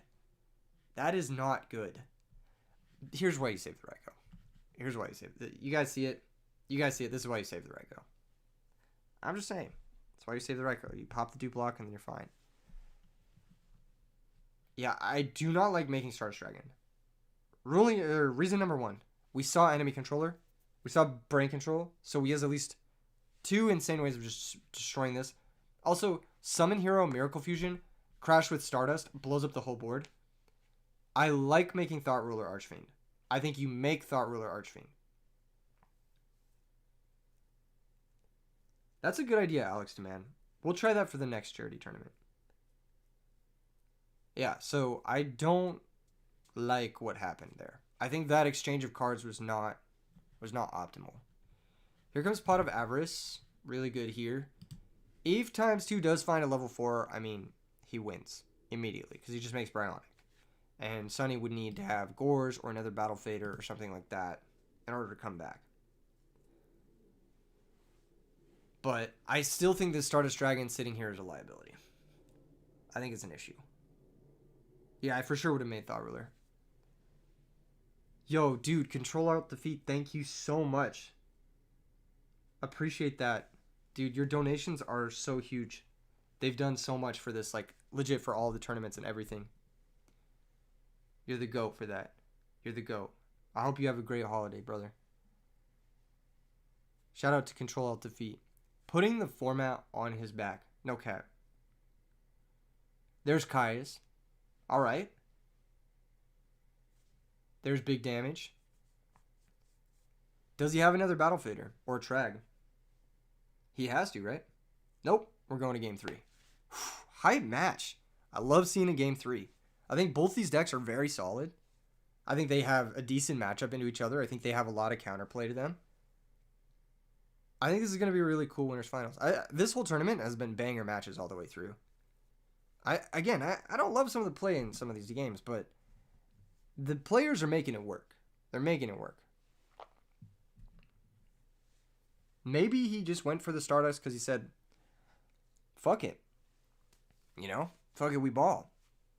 I still think I would have made Thought Road with it, though. For sure.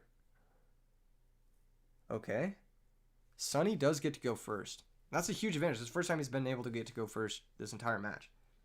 Just got a set monster, but he does get the drop on any flip effect monsters. Like, if TimesTwo sets Raikou or sets Hamster, like this, and doesn't have a Pulling the Rug or some shit, Trap Dust Shoot, okay, that could maybe take a lone Monarch. Maybe. We'll see. Sunny is going to get the opportunity to Monarch, though, if there's 2 Monarchs. It's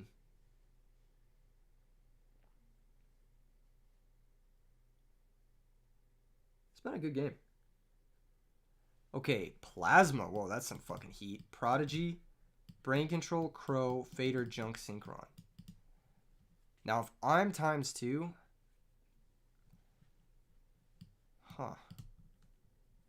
Taking Junk Synchron. I would have maybe taken Plasma. But... yeah, I mean... Catastrophe's really rough, so... Just a pass from Sunny. Doesn't commit one of the other cards. If I was Sunny, I might have set the evil guy. But maybe not. If his set monster is Treeborn Frog, I could see why not, but... I might have set the evil... I don't know, actually. No, maybe if you hold the evil guy, then... If they Raikou pop your set, you can special evil guy, normal, and then brain, and then summon Plasma.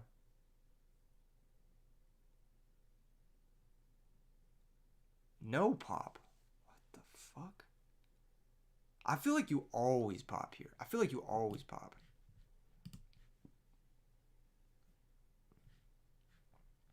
Yeah, I would have popped.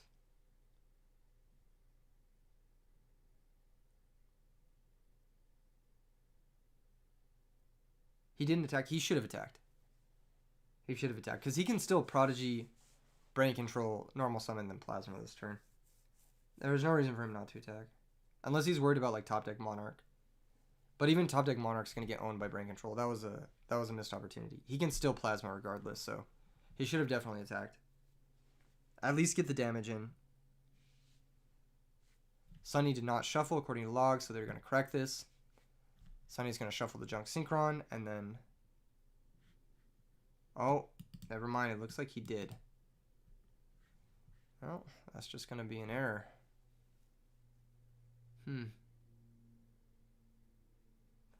Okay, like I was saying, special summon evil guy.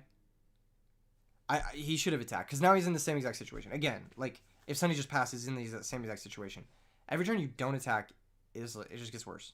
Yeah, he just missed 2400. Because I don't think Sunny would have fucking done the thing anyway. I don't think he would have battle faded last turn anyway. Exactly. He just missed 2400. Yeah. Yeah, I don't. Yeah. All right. Now this set monster is bad because Plasma can steal it. I don't like the set monster. I don't like it. I think it's a misplay because you go.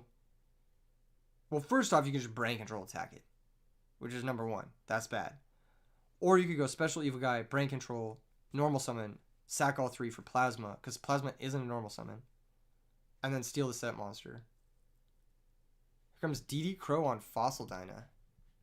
Normal Summon Junk Synchron, bring back Crow. This play's also good, and the reason this play's also good is because you can GhostRider, or you could Plasma. And it looks like he's going to Plasma. And Plasma's going to steal the Kai's, and you're going to have a thick Plasma here. You're going to have a strong fucking Plasma. This is a 3100 boy. 3100 lad out here. And you can run over this, negate the effects. Very nice. Very nice stuff. Very, very nicely put together. All of that while preserving the brain control, which is key. Sunny, at 5600, again, could have taken that extra 2400 if TimesTwo had just attacked. If he'd had the foresight to realize that he can make the play regardless if the Battle Fader hitting play, then he would have noticed that you should attack with Caius there no matter what. Big Vortex. Big Vortex. Weird decision that Heavy Storm is still in the deck. This is game 3. This isn't even game 2. This is game 3, and Heavy Storm is still in the deck. I cannot defend that decision to side that way. Maybe he just doesn't have enough cards to bring in, but I cannot defend that decision. I do not think that is a good decision.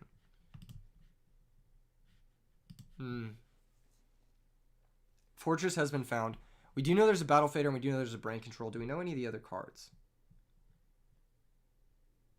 I don't think we know the other 2 cards. I think we just know Battle Fader and Brain Control. I could be wrong, though. I could be forgetting something. Alright.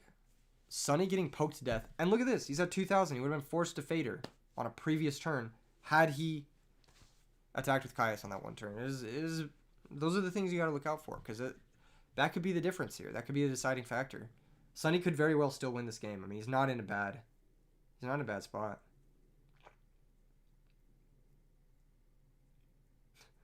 Martin says Prime is a send, not discard. I didn't know that. I thought it was a discard. Thanks for catching that.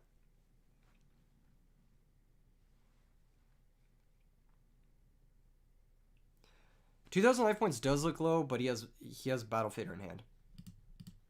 So, it's not that low.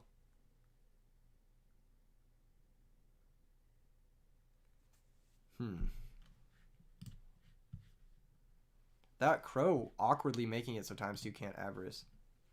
It's kind of funny. The fuck is going on, dude?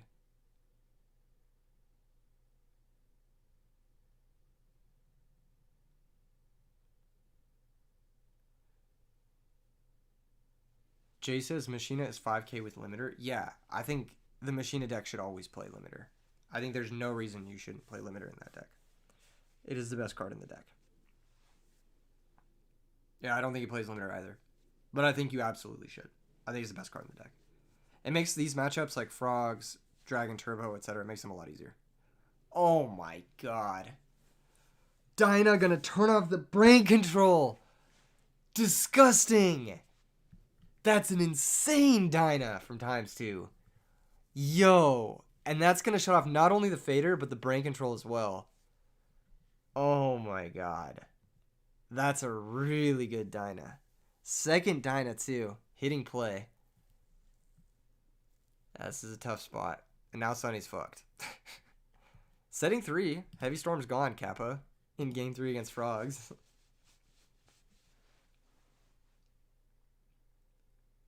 Dang.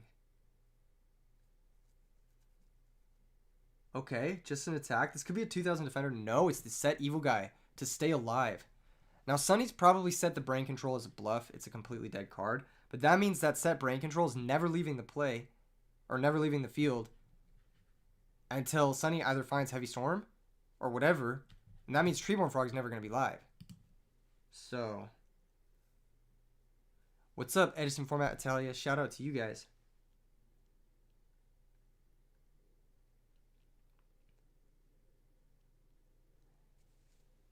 Set Battle Fader. Damn, this Fossil Dyna is doing work. That's a fucking Fossil Dyna, dude. This card is nasty. I think we've been sleeping on this card for a little bit too long. I think almost every deck should be siding this guy right now. Okay, there's the defender. TimesTwo needs to take some damage here. He's going to take 800. Main phase 2. Now TimesTwo needs to think here because he's actually in a spot. A Monarch could come down. If he doesn't get rid of the Substone, a Monarch could come down. And while TimesTwo has a significant life advantage, He has a significant everything. Oh my gosh. Kai's target itself? Dude, is that just going to be it? Wow. Crazy game. Crazy match. That was a clutch Dyna. That was a really, really clutch Dyna. That was insane. That was really good. In hindsight, him not attacking with the Caius led to him winning with the Dyna. Kappa. TimesTwo is going to move on to winter-sized Grants. Congratulations. With his innovative Lightsworn Machina deck list. Alright, we're going to hop over to... Oh, Mercenary is not in the tournament, so... TLW is going to face off against JK Anon, and we're going to watch that match. That's going to be the next match we watch.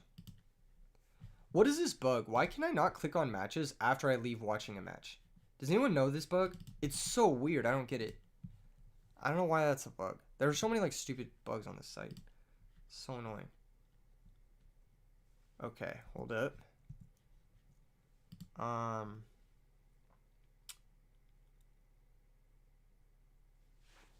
So TLW20 and JK Anon are y'all ready? I think I want to watch that game. That game looks fun. That was a sick game. That was a really sick game. The Monarch deck did get Monarched. That's why Caius is the #1 card, dude. Cards are so good. Looks like J Cannon and JK Anon or J Cannon. I don't know. Versus DLW is coming up. We haven't seen either of these players yet. We haven't seen what they're on yet. So we don't know. We just know the usernames. JK Anon. Fucking can't spell. Versus TLW20. And this is not winners finals. This is like quarter or something. Alright, cool. I think this is losers round 4, actually. I think it's just round 4. We're going to go round 4. Alright, getting into the game. Good stuff. Now I've got another maybe 4 hours I can stream before I have to go. So we might have to do the finals tomorrow if we can't finish up the tournament in 4 hours. We should be able to. Because, like, what? We got this. 1, 2, 3, 4, 5, 6, 7 matches in 4 hours. I don't know if we're going to get it. I don't know if we're going to get there. We might have to do the finals tomorrow morning. Yeah, we might have to do the finals tomorrow morning. We'll see. Looks like this guy's also on Machinist. That's crazy.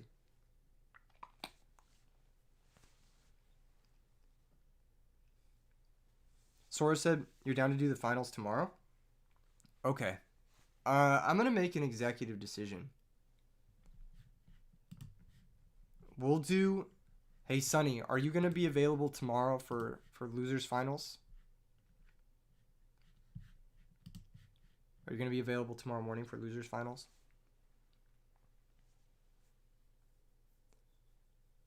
I'm curious. So it looks like we got Blackwings versus Machina. Very hype matchup, actually. Two very aggressive decks.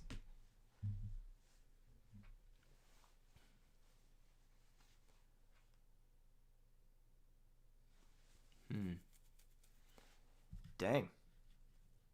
Still has Black Whirlwind plus normal summon, despite getting trapped S-shooted. Kind of unlucky for DLW.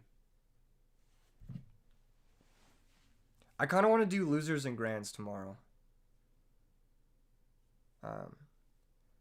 But also I would like to congratulate TimesTwo, because he is the first person to earn his invite. Guaranteed. For RBCT Rulers 2023. Congratulations, TimesTwo. Very well done. Very, very well done. You're guaranteed second place, at the very least. So, guaranteed your invite. Well done. Very deserved. Very, very deserved. All right, Gale's going to have the gear frame. I don't know about this one, but I guess it makes sense. Like, what else are you grabbing? Colute when you're spending the Colute? Gale at least lets you just get over it and keep your card advantage. Yeah, I guess, Sonny, your familiarity with the build is true. Like, you don't know that he's not playing limiter.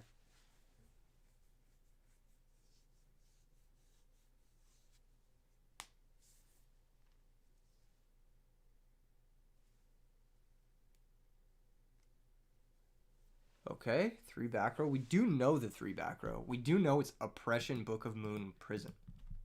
So we do know... Oh, fuck. Accidental zoom. Fucking... God damn it. Fucking... God damn. Okay, Brain Control. That's not going to get booked. Interesting. So Gale's going to have the Bora. This is going to be a forcing action, I think. You attack... No, you normal summon.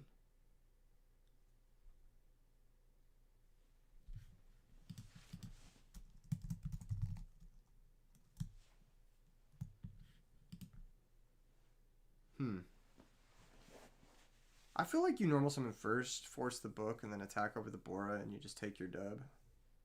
But, I don't know.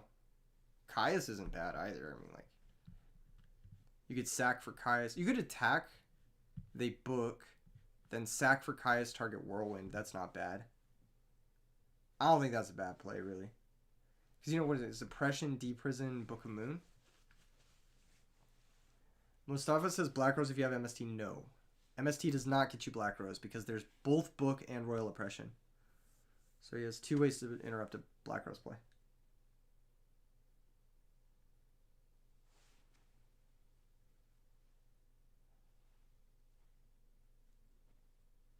Alright. Oh, fuck. Oh, fuck. I did not realize. What we were witnessing. I did not realize what was happening here. I did not know. I was not familiar with your game.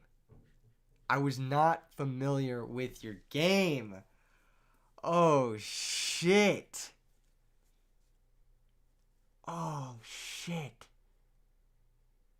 Oh, fuck. Ancient Gear Golem? Yo! Fucking Pog, dude. This is a hype. Entering battle phase. Wow. This is hype. Now, actually, if you're Cannon, I'll let this attack go through. Because the reason being is, like, most of your outs involve Sirocco. Right? Like, top decking Sirocco. And you're going to have to sack the Bora anyway. So you just save your book. Right? I don't know. Maybe I'm wrong. Maybe I don't know what the fuck I'm talking about. Better switch that Bora to defense, boy. The fuck? You're going to get attacked. My guy, you're going to get attacked. Troy Alexander, I don't think anyone was playing fairies in the entire event. Bottomless off the top is going to deal with the Ancient Gear Dragon unless DLW has an out. Looks like he does not. So we know from DLW, we know Machina Gear, not Gear Frame, Machina Fortress is in hand. So we know one of the cards. We don't know the other 2 cards. Kind of getting locked out by Royal Oppression here. I'm fucking stoked to see Ancient Gears, dude. This is like one of my top favorite decks. This might be my second favorite deck in the format. Or first favorite, depending on the day. This deck is so hype. Okay, just a back row. Alright. Can't be too upset. The Ancient Gear dude ate both a Book of Moon and a Bottomless Trap Hole, so you can't be really that mad. but you're not thrilled to see Royal Oppression either. Mizurani said he should have booked the Gale. Well, he doesn't know what his opponent's playing. Yeah, Breaker would be insane here. B, if he fucking summons another monster, he can just book that and get his Gale back. So there's no real reason to book the Gale. I guess if you predict Caius, yeah. Okay, yeah, you probably should have just booked the Gale. Yeah, I guess if you're thinking he's playing the same thing that TimesTwo's playing, then yeah, you should predict Caius. So you should just book the Gale.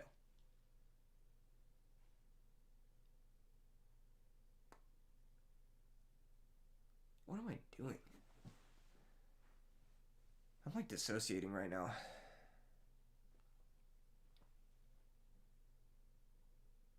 Wake up, bro. Wake up. What have we got? Blackwings versus Ancient Gear. Hype match, dude. Hype match. Okay. Here comes a chain block Blizzy.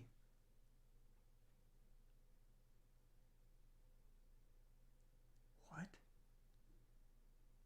He's not going to use the effect of... What? No, that's just a free... Okay. J Cannon not knowing how his own deck works. Basically, you can summon Blizzard, make Blizzard Chainlink 1, Black Whirlwind Chainlink 2, and you can't Royal Oppression the Blizzard because it's chain blocked. And that's the reason why you play Royal Oppression in this deck, so you can do that. He does have a target as Gale, which is a good target. Like, that's a really fucking good target. So yeah, a little bit of an error here. A little bit of an error. I agree, Troy. I'll never stay off of it. BDIF. Okay, searches Vayu. This is the only target. Blizzy's going to attack. Raiko's going to pop Royal Oppression. Raiko in Ancient Gear. Wow. Okay. That's interesting. We haven't seen that before, have we?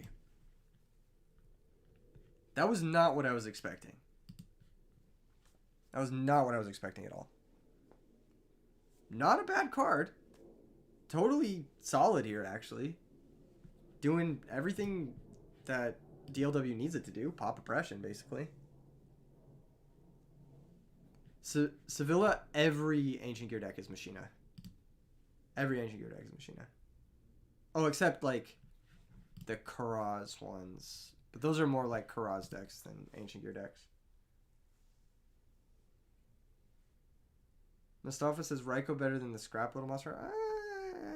Depends. I think the Scrap guy's better in certain matchups. Because he's faster. And he guarantees Fortress. Oh, you thought it was Carpath Turbo? Nah. We got ourselves a match. Oh, man. Here comes Machina Fortress. Did Cannon find the second Royal Oppression? No. Sansan says, wonder why he sacked one gear down to Oppression earlier when he knew about it. That's a good question. That's a really good question. Alright, here comes Fortress number 2. This does play into Mirror Force. Gotta keep in mind, this does play into Mirror Force. But it will clear the board. This also plays into Icarus Attack. So, I don't know. Maybe DLW has Starlight Road. That's a card that I do play in this deck. I don't think you need to make the second Fortress. I don't think you do. I think it's a little bit of an overcommitment. I think you can just hold off on it unless you have Starlight Road or Solemn Judgment or something like that. Okay, he's going to Solemn the second Machina Fortress. And you can do this because it is an inherent summon. So you can actually Solemn Judgment Machina Fortress being summoned from grave. So we know We know the set card, the last set card, is D-Prison from a turn 1 trap dash shoot. DLW needs to understand this. DLW needs to remember this. Now the position is kind of weird right now. I think the position, it's, ooh, wow, what the fuck? Do you not remember the D-Prison? My brother in Christ. Do you not remember the D-Prison? I don't like this play. I don't like this play. No, this is not a good play. This is not a good play. I don't like this play. If you had that, then you didn't need to attack with the... You didn't need to ever proc this D-Prison. And now the Whirlwind's still in play. I don't like this. I don't like this. I don't like this.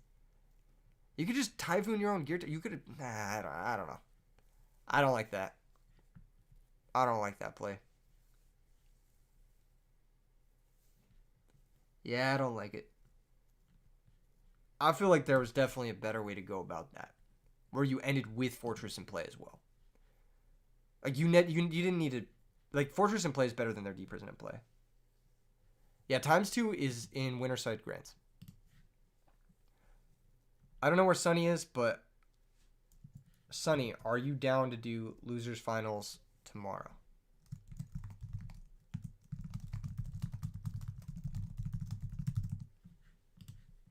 Here's the Icarus attack. Yeah, that's a brutal Icarus attack. That's gonna clean up, more or less.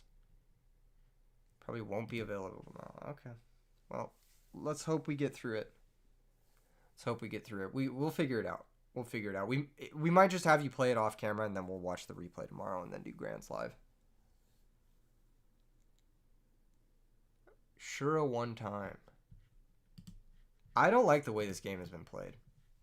I agree with... Who said it in the chat? Someone said something about him just throwing away a Gear Town.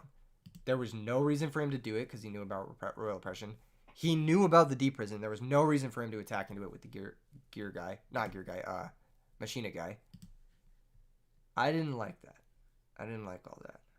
What's up, Coalsification? How's it going? You definitely set book there because you need to stop the Black Whirlwind search if he draws fucking... Ooh. End phase call. That's lethal. If this sticks around, this is game. If this sticks around. Now, granted, it's probably not sticking around. There's 2 more Icarus attacks. There's a Space Typhoon. There's probably some sort of Book of Moon shit. But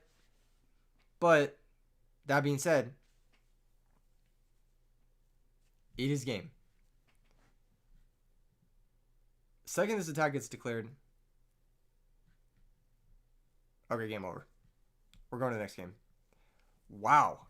I did not like the way the game was played, but the Gear Boys took it home. The Gear Boys took it home. That Raikou was clutch for popping that Royal Oppression. That Royal Oppression would have ruined the game. Like, legit, DLW would not have been able to play without that Raikou. So that was a really clutch Raikou. Cool tech. Honestly, cool tech. Very cool tech.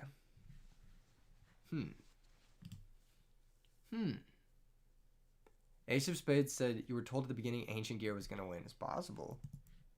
Let's make it a run.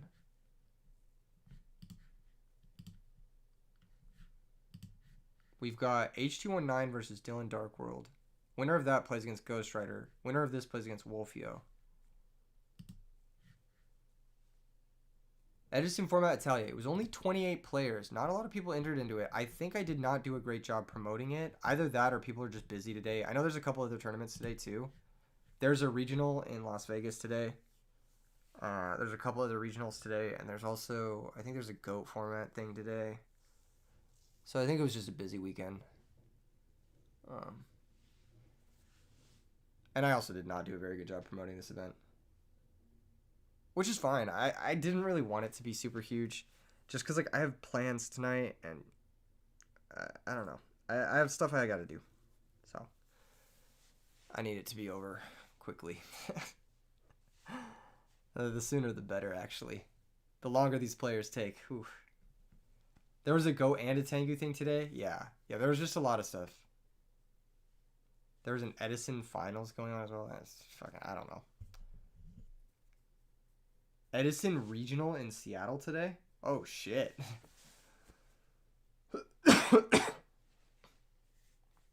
Mustafa, you don't need to play it.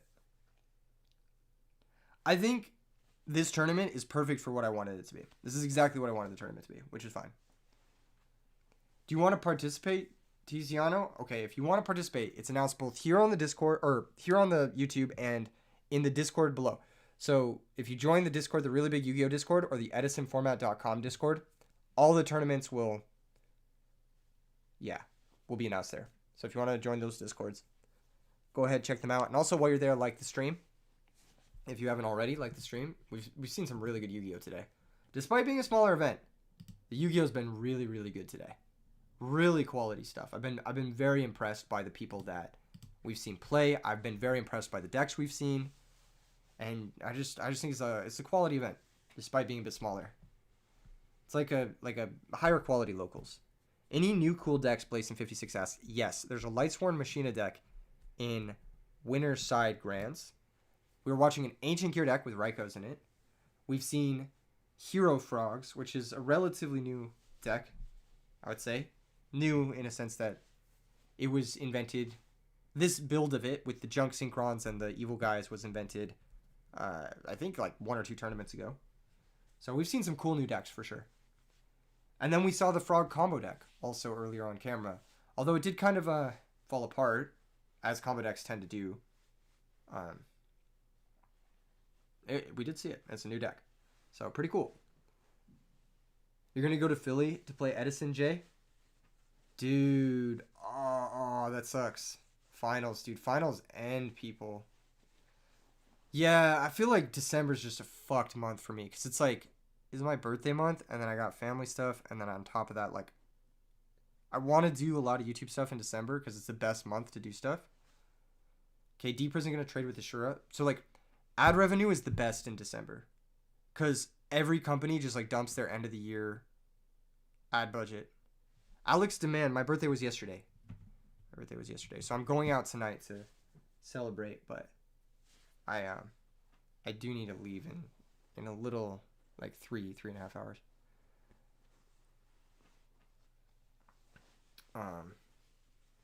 Book of Moon gonna preserve the Shura. Yeah, so December's just a really busy month for me. And then on top of that, like, I get like a lot of other stuff going on that I don't want to talk about. But yeah, so you get the idea. So I'm happy the tournament is smaller for a lot of reasons. Actually, pretty chill about it. And it's another reason I wasn't like, oh, everybody come enter. I was a little bit because I wanted at least like 30 people, but 30 is exactly how much I wanted, really. Shura getting flipped. Double Shura. I wonder why he used his Book to save the Shura. Because, like, Book is really good in this matchup. And if you have another Shura, like, why do you fucking need the second one? I guess it's more pressure, but just, like, I don't fucking know. I don't know. Why did he do it? Someone tell me. Why? Why not save the Book? I guess you have a ton of back row anyway. Maybe he has another Book. Book of Moon is just a fucking insane card, by the way. I don't know why this card doesn't see more play. This card's so good. I feel like you have a good deck when it can play triple Book of Moon. Okay, here's just set Gear Town, set some more back row. Set a lot more back row. Whoa. Is this going to be an M-Phase Icarus? No. Didn't even think about it. You know what would have been fucking crazy is M-Phase Delta Crow. Just, for 5.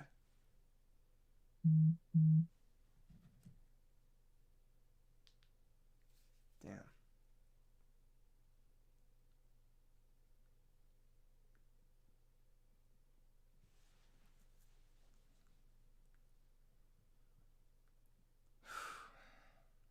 Solomoning the Deep Prison really values his pressure here.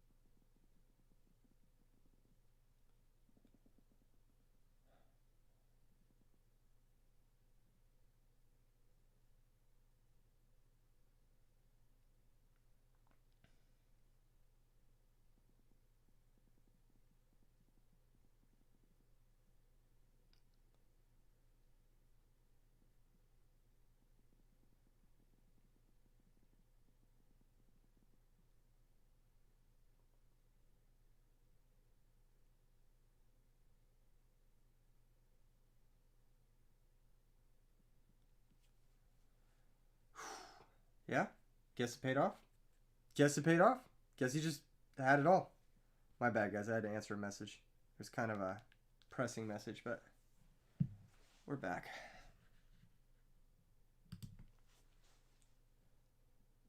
Yeah? I guess it worked out.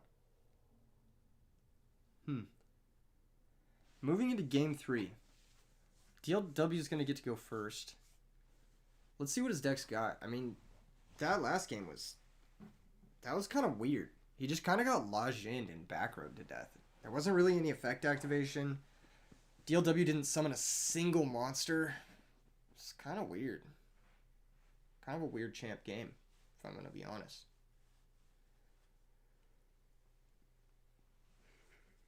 Oh, man. You know what we might do is I might have to end stream early. And I might have to just get replays from everybody because I am exhausted.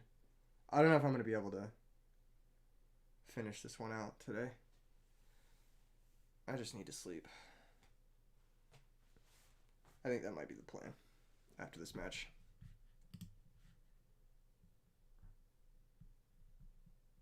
Yeah. Because it'll be 1, 2, 3, 4, 5 replays. And that'll be a good stream tomorrow, and we can stream and watch them all tomorrow. Maybe even do grand finals live, depending on who's in it. Okay, that's going to be the plan. Black roll and start. You can't ask for anything more if you're Jay Cannon. You can't ask for anything more.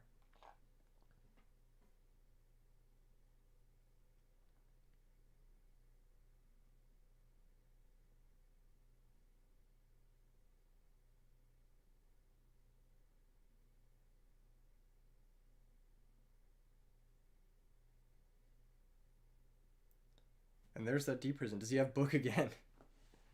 That's a pretty big deep prison. That's going to ruin the Blizzy that he just searched for. Okay, here comes a lure. Maybe this is going to banish that Blizzy now that it's dead.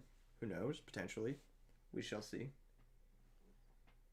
A lure after the attack is actually a pretty smart play from Jay Cannon. I like that sequencing. Although he could have allured before everything to maybe try and find a Space Typhoon. I don't know. And Space Typhoon will still have value throughout the game, so I think this isn't so bad. I think the set monster is a Machina Peacekeeper, which is not a card you want to leave in this matchup. Because it's just fuel. Ooh, Trap Dust Shoot's good. Well, it's good, but this is one of those decks that can kill you without without a monster. Like, this deck can go Gear Town, Gear Town, Gear Town, limiter. GG. And that doesn't need a monster. So, Dust Shoot's good, but it doesn't take the primary threat of the deck, which is obviously Gear Boy. So, we'll see. We'll see what happens. This could be a crazy quick one. I'm hoping it's a crazy quick one because I want to go to bed. I want to take a little nap. All right. I'm going to let the rest of the players know that this is what we're doing.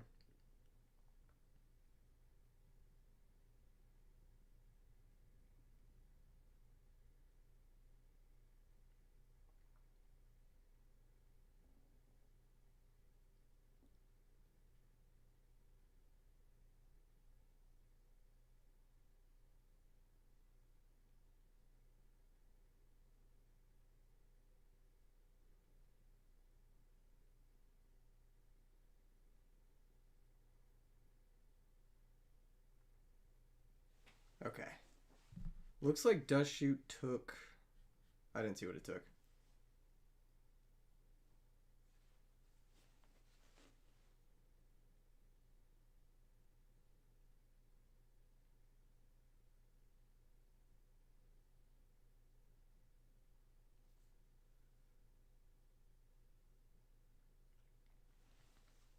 Raikou gonna pop the Whirlwind. Weird. Yeah, I guess you have to Raikou pop the Whirlwind. Like, you had to deprison. I'm trying to think, like... Would you deprison the Shura or would you Raikou pop it? But this is better. Trade the deprison with the Shura and then use the Raikou to pop the Whirlwind. That makes sense. Okay, here comes Fortress. That means he dust shoot it and left him with Fortress.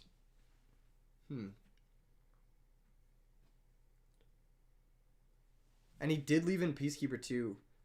He will be able to equip the Peacekeeper, which is pretty good. Like, that's not that bad. Yeah, Banish Shore to stop the Blizzard is probably correct there. We know Blizzard is in hand, so we know 1 out of the 4 cards. And there's nothing engraved for Blizzard right now, so it's a little awkward. Andrew Bowen says, wish the commentator wasn't so condescending. What the fuck are you talking about? How about you get banned, you fucking idiot? Suck my fucking dick, bitch.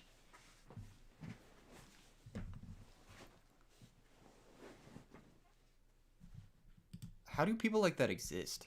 That's the real question. Like, how... Like, you realize this is a chat directly to the commentator, right?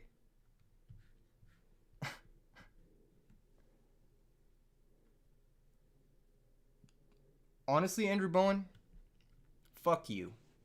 Alright?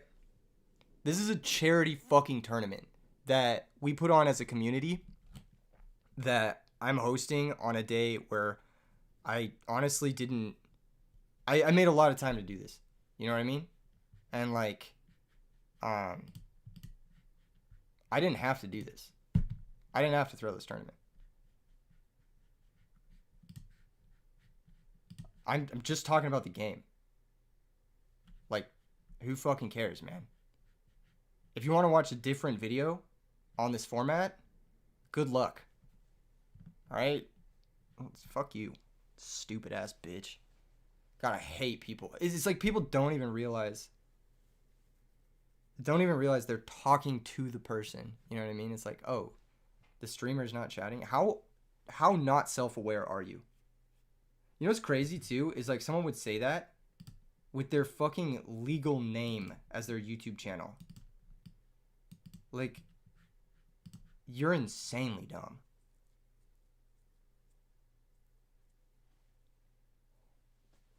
Oh my god, man. Psychic damage. Okay. Sure, run over Raiko is big. This can make Catastrophe. But the thing is because of this Peacekeeper, whoever said Peacekeeper is actually good here. Oh, Sevilla, yeah. Sevilla's right. Peacekeeper's actually pretty good here because if you make Catastrophe, like, you still can't get through the fortress. The Catastrophe will trade with the Peacekeeper, and then the Peacekeeper will just search a gear frame. It actually puts you kind of in a bad spot if you make Catastrophe. Thanks, Nick Base. I appreciate it. Manic Lord says Catastrophe in defense. You just lose your Catastrophe and give them a free search. I do not think that's a good play.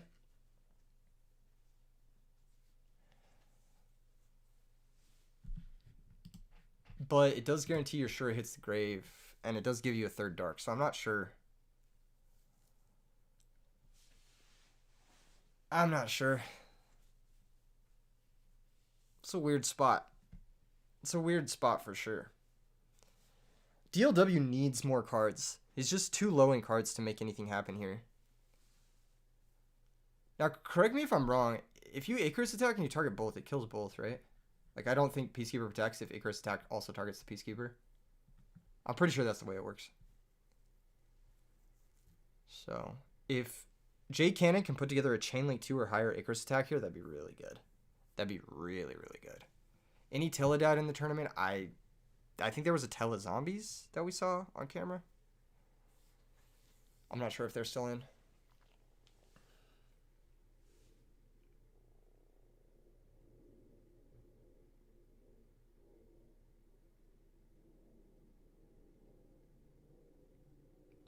Thank you for becoming level 1 Edhead, Nick Base. Cheers. Enjoy the members only content.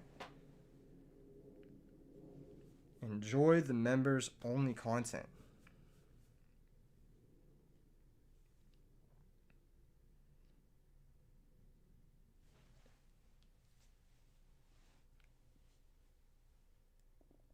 Appreciate that, a guy from a town. Appreciate that. Aw, you were out a while ago with Telezombies? F in the chat. There's the Icarus attack. But it wasn't Chainlink 2, so he is going to be able to search a gear frame. Saludos. Desde Mexico. Yo, shout out No Manche Profe. My Spanish isn't that good, but I appreciate that. Shout out to all the international viewers, especially, of course, those tuning in today. You guys are the real ones. Appreciate that. Appreciate that a lot. Peacekeeper works like 6 SAMs. Yeah, I think so too. From what I remember. Okay, he did search a gear frame, but he didn't normal summon it. Maybe he's like scared of Collude or something. I don't fucking know. I guess if you normal summon it, they just like crash summon Blizzy, and then it's kind of awkward. Yeah, I don't know. I don't know what's going on here. I don't think DLW's in a great spot. I think his opponent has too much life points, and I think he has too many cards. Gores in hand. I don't know if the Ancient Gear deck plays Gores. I know I side it, but I don't know if he's on it, because he's playing a different build than me. He's playing like Raikos and shit. So I don't know.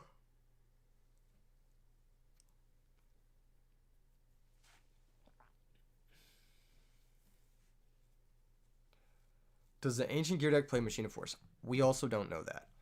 We don't know for sure. I know I don't in Ancient Gears. Even though I think that Lightsworn deck is just like a better version of Ancient Gears. The Lightsworn Machina deck. Well, maybe it's not. I'm not sure. But there's pros and cons.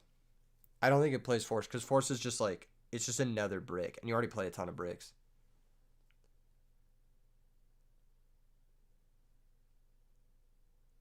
He plays Force? He sent it back with Dust Shoot? Oh, okay. So he does play Force. I must have missed that. Yeah, if he does play Force, then there is an argument for that play. You're right. That's not a bad play. Although it does kind of get you owned by Icarus into Blizzy. So, I don't know. Oh, man. Why is he playing so passively? Does he not realize he's about to die? Maybe it's just a Lone D Prison. Lone D Prison wouldn't be bad. But, like, legit, like, fucking Jay Cannon can just put on the pressure here. He could summon Blizzy, bring back Vayu, and just start hitting for more damage. A 2-turn clock.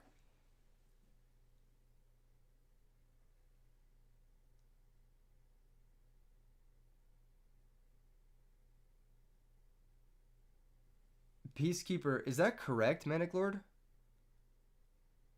Is that correct? I think it just rose in both. I'm not sure, though.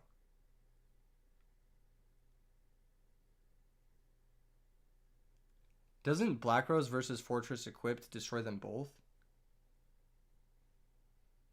Am I wrong about that? No, it doesn't. It just destroys the Fortress. Or, sorry, the gear frame.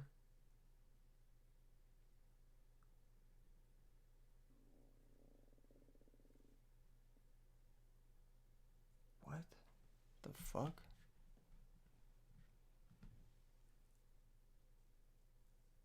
It wouldn't destroy the Fortress. Interesting. Okay, so we had a wrong ruling in this game. My bad, guys. This is why I do not judge these things. I would have stopped it, but it's kind of past that point now.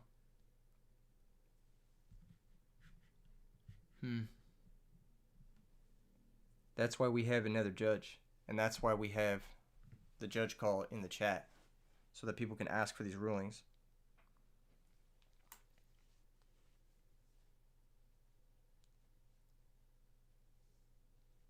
Huh. Shout out New Zealand. All the New Zealand viewers. Shout out Isaac. Real one. Okay, here comes Gear Frame.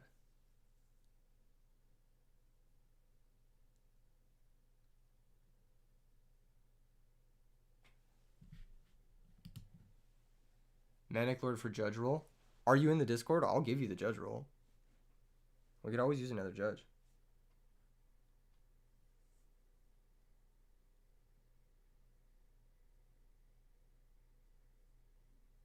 Honestly, being a judge is more about, like, being around Kappa than anything else. Okay, we're getting Gear Frame for Force for Fortress. So plays are happening.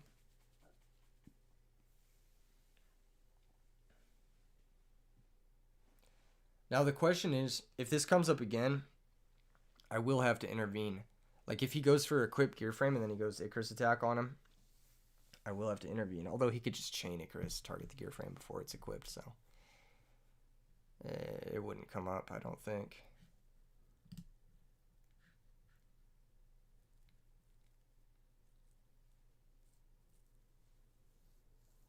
Manic Lord, what's your name on the Discord? I'll give you the judge roll for the next event.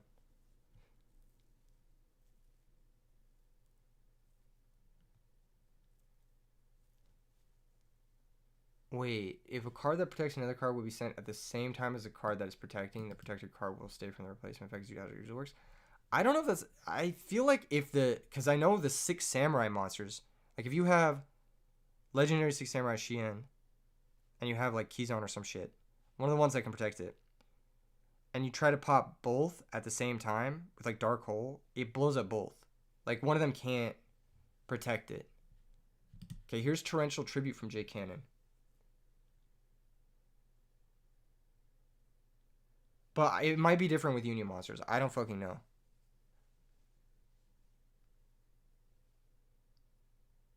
If you control a field barrier and a black garden, the only card that goes up field barrier, it's card dependent. It's a card dependent thing. Okay, that makes more sense. If it's card dependent, then that makes sense. Is this gonna be a Gear Town play? Is this gonna be some action here? Are we gonna see a reversal? Is DLW actually gonna pull this one out? That'd be crazy if he did. That'd be actually crazy if he managed to trigger 2 Gear Towns here. That'd be pretty nice. No cap.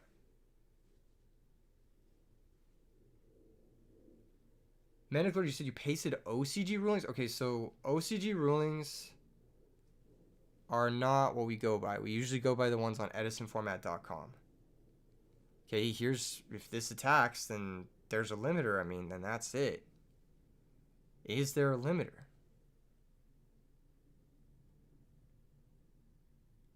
No. Okay. Cannon's going to get another turn, and he's got a short in the grave, so he can at least make a Bionic with the Blizzy, at the very least. So, I don't know. We got a game.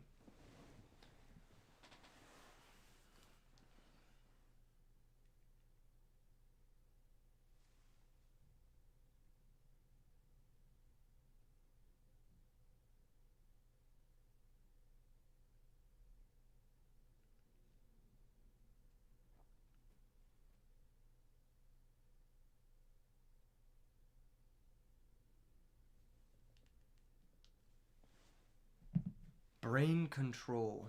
That would be disgusting. You know what would be disgusting? Electric virus. Kappa.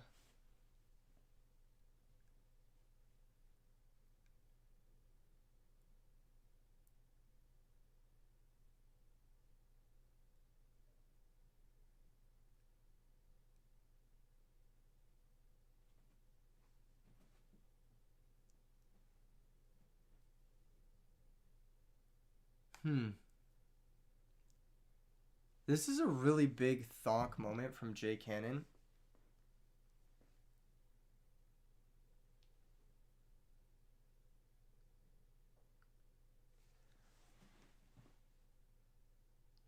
Manic Lord, you're saying if both Spirit of the 6 Samurai equipped by 6 Samurai are destroyed by the same effect, and the Spirit of the 6 Samurai effect is not applied.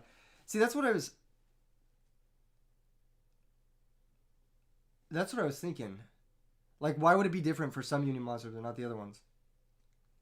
That doesn't make any fucking sense. Machine's really rising up this tournament? Yeah. Machina's fucking did crazy this tournament.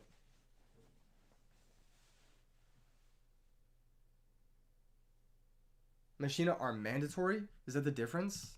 The other Union monsters aren't mandatory? Is that... I don't know what the difference is. Are they just worded differently than the previous Union monsters, previous generation? And if they are mandatory, why would that make a difference? Dude, Yu-Gi-Oh! Is so fucking stupid. Holy shit, this game is giving me like a migraine. I can't tell if it's just the fact that J Cannon's taken 45 minutes on this turn. He needs to make a move. I'm going to give him a slow pit warning. You need to make a move. You need to make a move. Thank you. Fucking Jesus Christ. What do I think about the new car path video? I haven't watched it. I've been busy. Alright, we're gonna see maybe a collude thing happen here. Did he wait for his opponent to thumb up? I guess it doesn't matter. There are some pretty big hurdles for this game, and rulings is definitely the biggest. I hate it. You're right, Sofia. It just makes it miserable. And it also makes it miserable because we're playing on a fucking manual sim. Like, it's just like... Bruh. Or manual platform. I don't know if sim's the right word.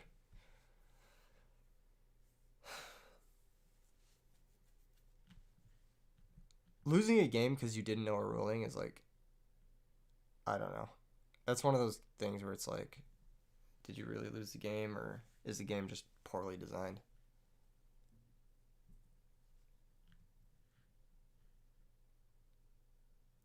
He did wait? Okay, cool.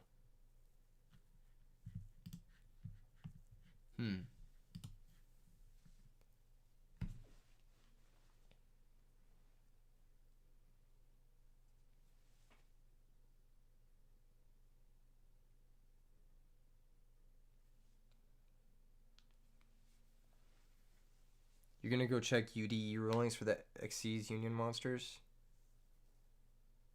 Edison VR tabletop sim. That'd be fire, actually. Ace of Spades says prefer to lose due to your ignorance than due to sack. I disagree. I'd rather get sacked. Yo, Pro Storms in chat. Pro Storms in chat. Gear Town gonna get activated? That's crazy. That was a really good Pro Storm. I think the game's over now. If there's a brain controller or a way to clear this, which Siroko's in play, and that's a way to clear it, if I've ever seen one. Yep, that's game. You just make dude, or you just pump dude. No wait, pump dude isn't game, right? It's only 21. Yeah, you can just make Brownic, and that'll do it. J Cannon gonna move on. I believe that was game 3. Was that game 3? Yeah, that was game 3. Is there a Gores? Gores would be crazy here. Damn, crazy. Crazy. GG's to both players. GG's. Minor ruling thing there with the Machina gear frame stuff, but it's fucking weird. That's something that I didn't even know. Holy shit. Alright. The rest of the matches are going to take place. I am going to sign off for today. I'm going to go take a break before I have to leave tonight. But I will be covering all of the matches for the rest of this tournament tomorrow. Live for y'all. And I'll see you guys then. Thank you so much for everything. Thank you so much for an amazing year. Congratulations to TimesTwo and whoever else makes it into finals on earning their invite for next year. Appreciate it, everyone. Have a good night.